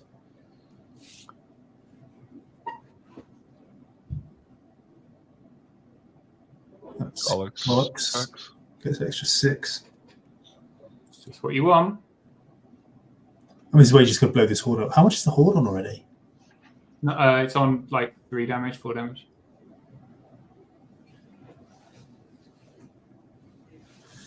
Second hit. Great. 2s. It's like 7 wins.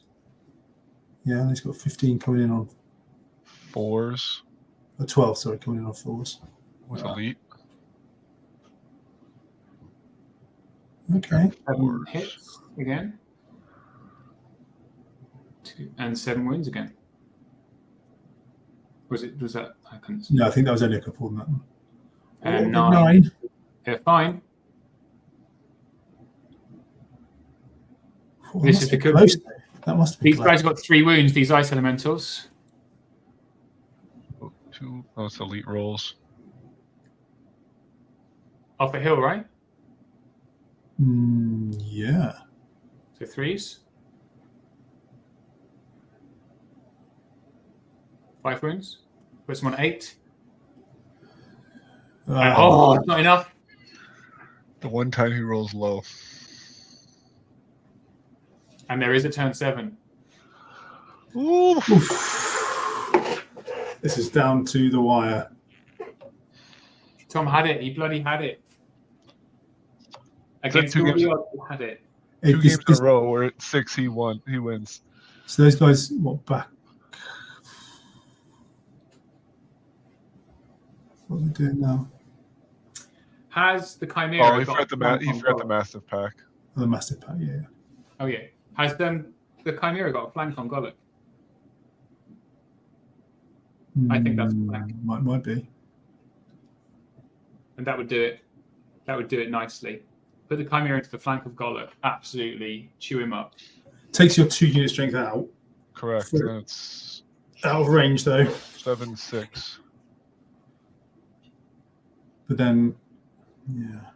The Chimera, but Golok will tear the horde up next turn. Otherwise, you've got to take him out. Plus, you could then put. I think he's protecting that. The prime into the horde. Slide your. Oh, shenanigans. Where exactly is 2 inches from this thing? I think you'll find. No, well, that's out, so.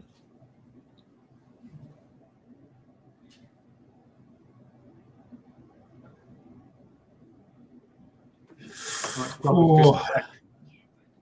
Chris has got 4 minutes. Tom's got 14. But I don't think Chris is in a position to do enough. I actually have to do an awful lot of thinking. It's just Roll it out. killing some stuff. So he's backed up those guys. The Snow Troll Prime is in the flank of something like that.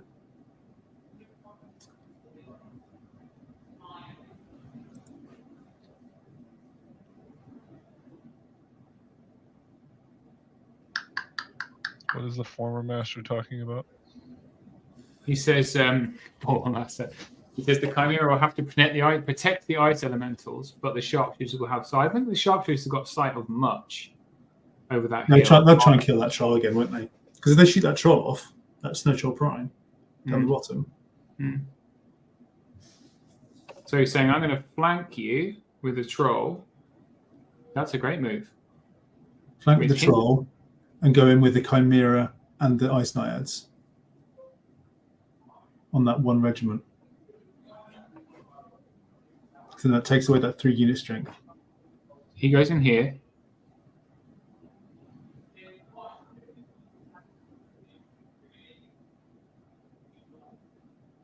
Just flying into there. He's just putting him in a place to be unpleasant. I don't know that I like that very much.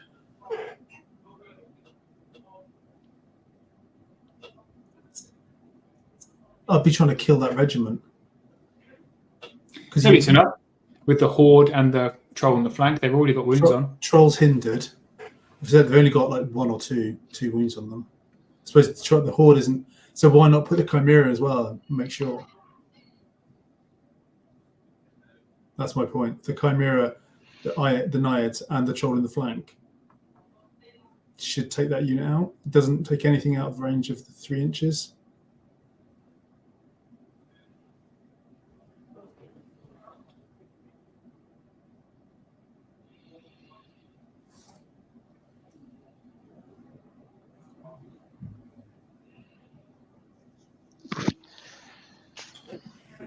Some deep thought going into it. Yeah.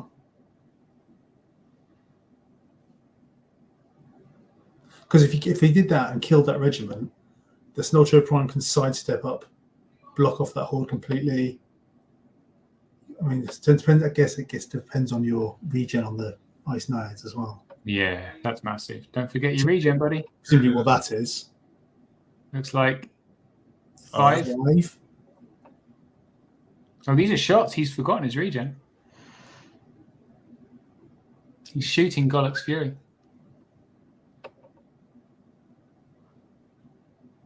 And he's doing breath onto the horde from the Chimera. It's a good roll. Nope. That's a good one. That's not I great. don't know what that achieves an awful lot.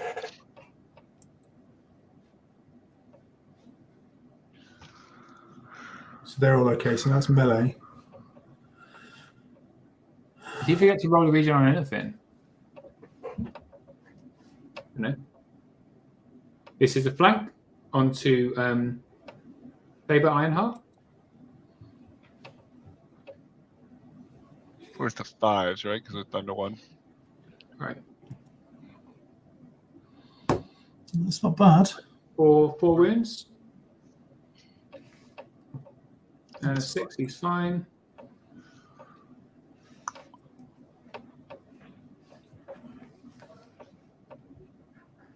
Is the camera on the bulwarkers? No, that's. What's got vicious? Troll. Snow Troll Prime.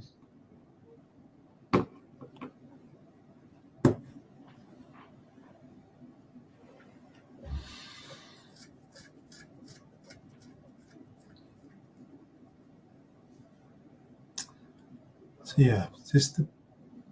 Oh no, he might have been rolling for Snow Foxes. Maybe they have vicious. Yeah. So 4 dice. That was wounds. That's the Snow Troll Prime going in the flank on fire. Oh no, it can't be that.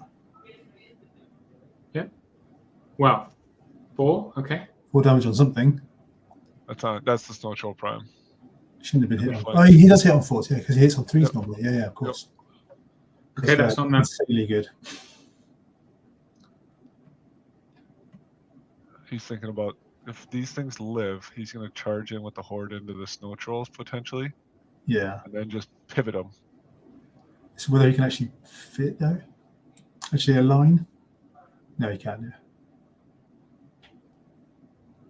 I think he That's can. Here come the ice lads. Really beautifully readable dice. 4s and 4s. That's pretty good. That's pretty good.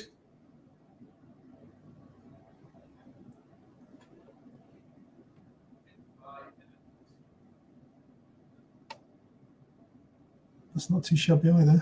7, Vicious. 8. The one. Oh no, that was the regen that he just rolled. Looks like he's rolled his It's a nerve. 6. once. Got him. Regiment gone. That's it. Oh. I don't know. Is it though? Well, that's it. I mean, that's it. Can Gollop kill a horde? No, but Chris's horde can pivot into the troll, Snow Troll Prime, kill it, and then reposition itself to get in within range of the token.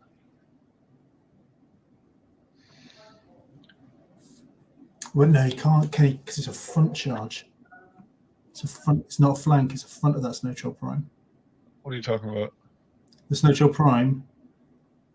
They're in the rear, you mean? They're in the rear. Yeah, sorry, rear. Sorry, yeah. So I don't know that he'd be able to connect.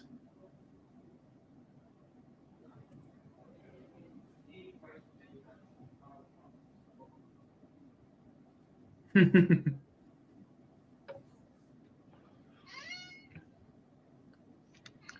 think they both look tired of mental gymnastics. Yeah.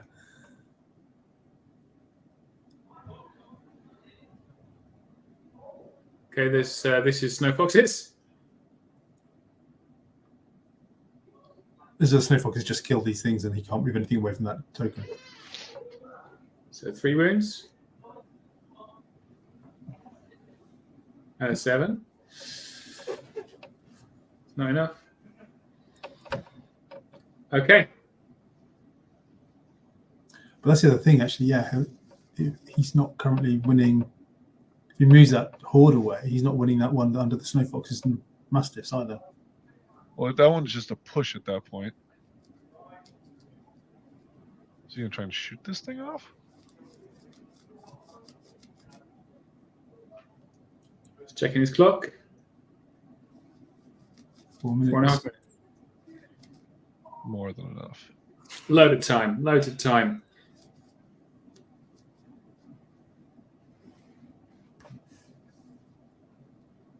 I've seen a lot of Chris's head during this thing. What a fine head of hair he has. Not a suggestion of a thing. How does that feel, Jason, to you? Just seeing that on him. It's fine. I'm over it. It's less maintenance this way. I don't have to do it every morning.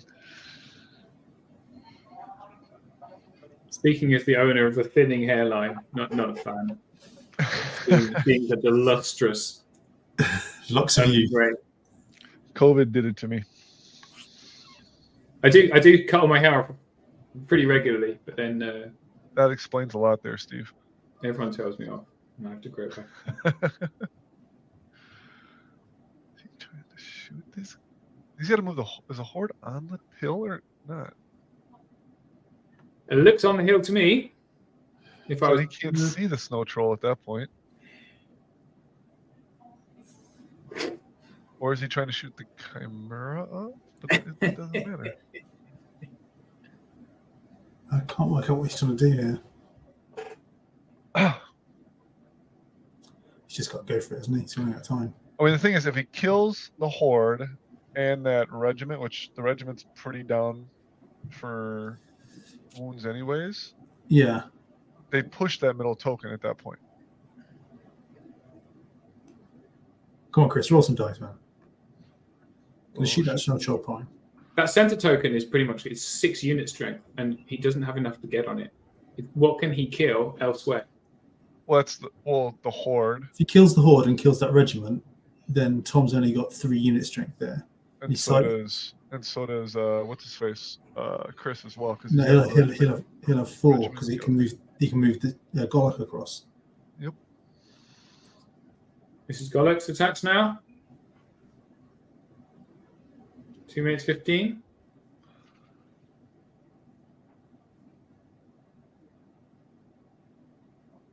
Snaring. Don't think that's going to be enough. 2, 4 wins. Rubbish. Golok, you're terrible.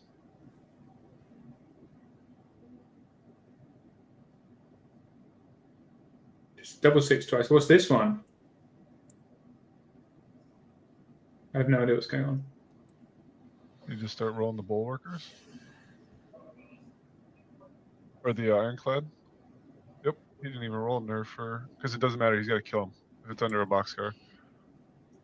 And then sidestep 3. Yeah, he's hurrying. No, he matters. 1 minute 20.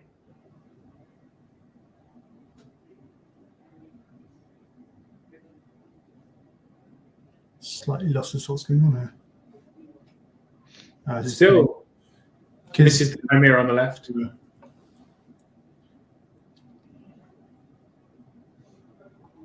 Chris, Tom's still got that token in the middle, 6-5.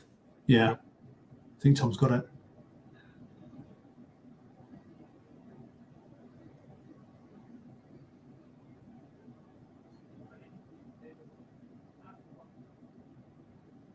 Is it?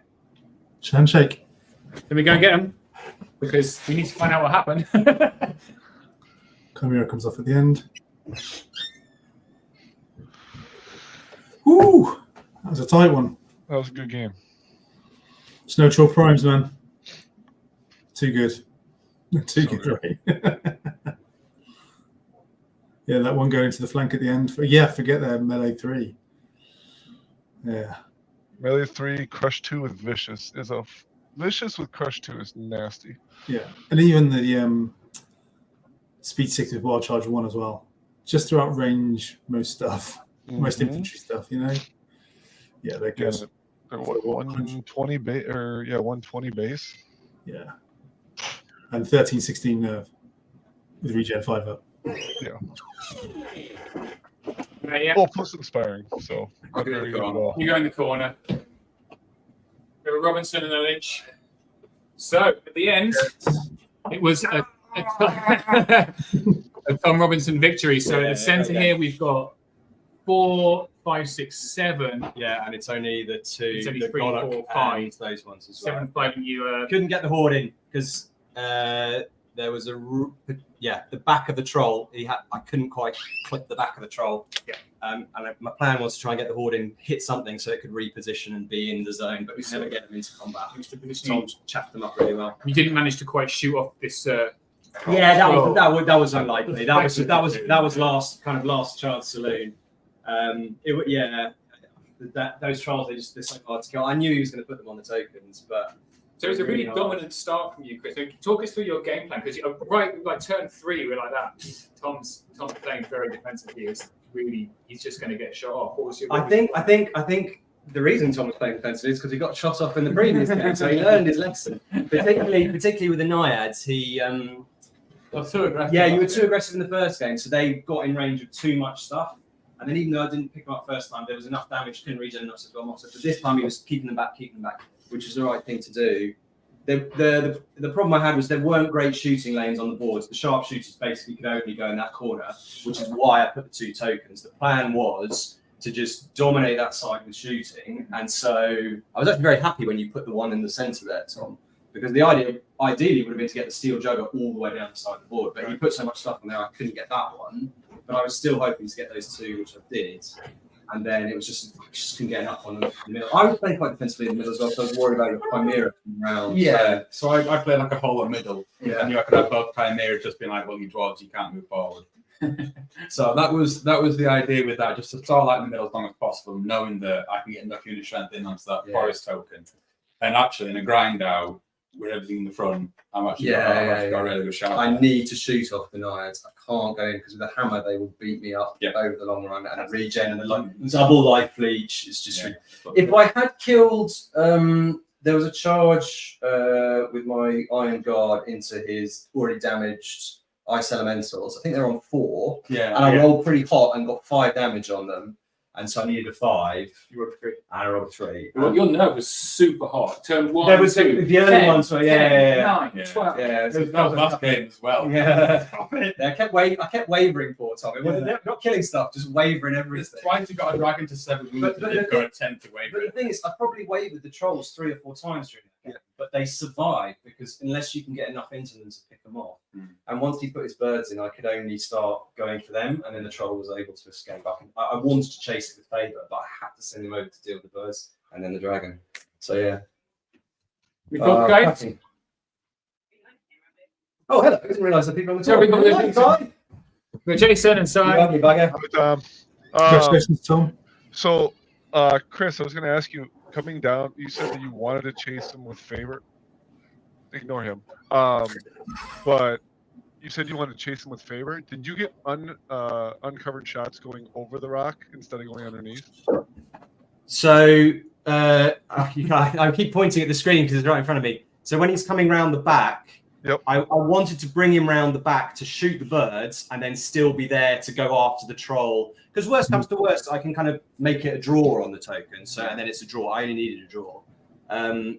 But in order to get uncovered shots on the birds, because I think 2 of the sharpshooters were cover, only 1 of them was uncover. So I had to make sure of that because if they get another flank charge, I've lost my regiment and I can't win that one. I haven't got the unit strength. So I had to prioritise that. And at that point, it was a favour to go back around. Makes sense. That's what we figured. I just couldn't tell if it was covered shots or not because Tom hadn't put that front unit there. So I'm like, he sidestepped them away after he killed the spears, and so there was a bit. I could get him around. There was a bit of a gap coming through. Makes sense.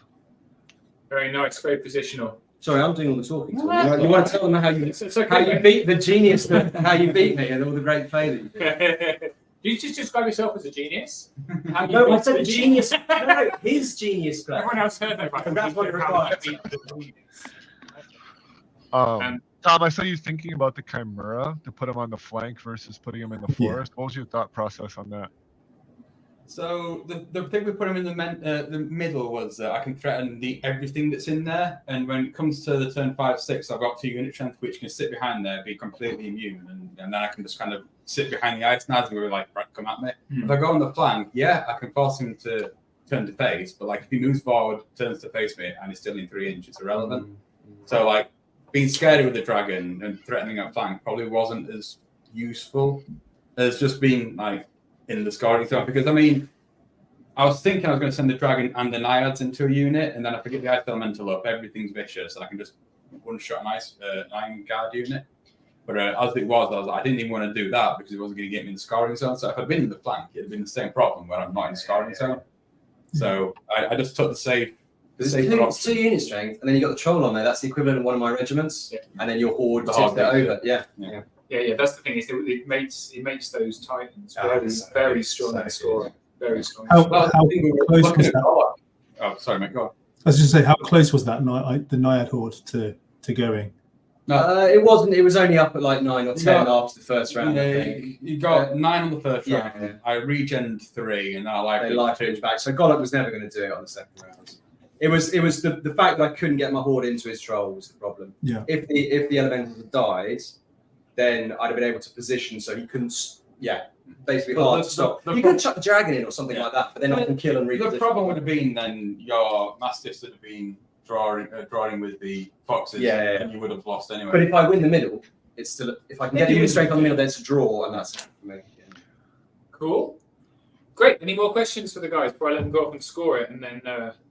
I was just going to say with Chris, I missed the start of the stream, but in terms of the positioning with that horde, he obviously said you couldn't get it in there. It was shifted across to one side. Was the idea just that it was going to walk up and take the one by the? The idea was it was going to walk down and take 2 if it could get between them. That's what I was looking at, the kind of the positioning between the 2. Yeah. Because as long as I can stop him getting in like a multi charge, it's 22, 24, defense 5. I could take one. Could take a Chimera in the flank for 1 turn probably, and it would be okay. So that was the plan, and I always go central with the 2. Not 2 regiments. I'm going to central with Gollop and the 2 regiments, the Mastiffs, the 2 heroes, Jugger on either side. Then you've got 8 drops or something like that, and the opponent has no idea which side you're going, and then you commit the horde one way or the other. And by that point, they needed to be shifted over slightly, but yeah, possibly could have been. I don't know. I think maybe if that wall was a problem because I couldn't get the ordered march, and I also had to keep them back for quite a long time because when that Chimera was hanging around that obstacle in the bottom left until he turned. I was actually quite happy he turned and went the other way, to be honest. Because I figured once he's in there, I can lock him down. So I only put 1 regiment in there. So I was thinking I had a good chance of winning by the flank. Yeah. So yeah, maybe. I go in, I kill your first regiment, you come into me, I hit you again. Yeah. And I put 2 units into the turn after that, which gets to kill you, and I've got 5 units. And the best you can do is get favour. Yeah. So but then turn to waver. So like, I think I probably rolled about 4 between the 2 games, at least kind of 4 kind of 10-11s or something like that for a waiver. I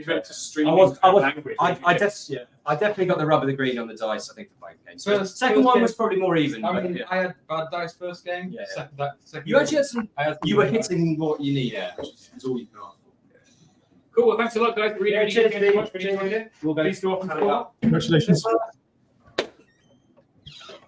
Great. Well, that does us for Masters 2024. I think that puts Tom as a victory, unless someone on a lower table absolutely smashed it. Very much doubt that's going to happen, but we'll see. But yeah, fantastic. Thank you so much to all of you that came to help out with the streaming. Jason and Sai and Jan and Bob and Mike came on and Steve and even John Fawkes popped in. Thanks to those of you who watched. And did he forget? No, I think he remembered it. Just couldn't do it. Yeah, so thanks to everyone that watched and commented. Nothing more to say, really. We'll see you maybe next year. Nice Sai job, Brown, Steve. UK Master. Was that right? I said, nice job. Thanks for doing this. Yeah, Thanks, cheers. guys. Appreciate it. Oh, there's my wife again. Hooray! Cool. Where are you, Steve? Pick up some milk. Yeah. Whatever. Are you coming home yet? I don't know what that's supposed to be, but anyway. Come home and play Minecraft with your son. All right, I'm just going to tell you. All right. Thanks a lot, guys. See you soon. Much love. Well. Bye.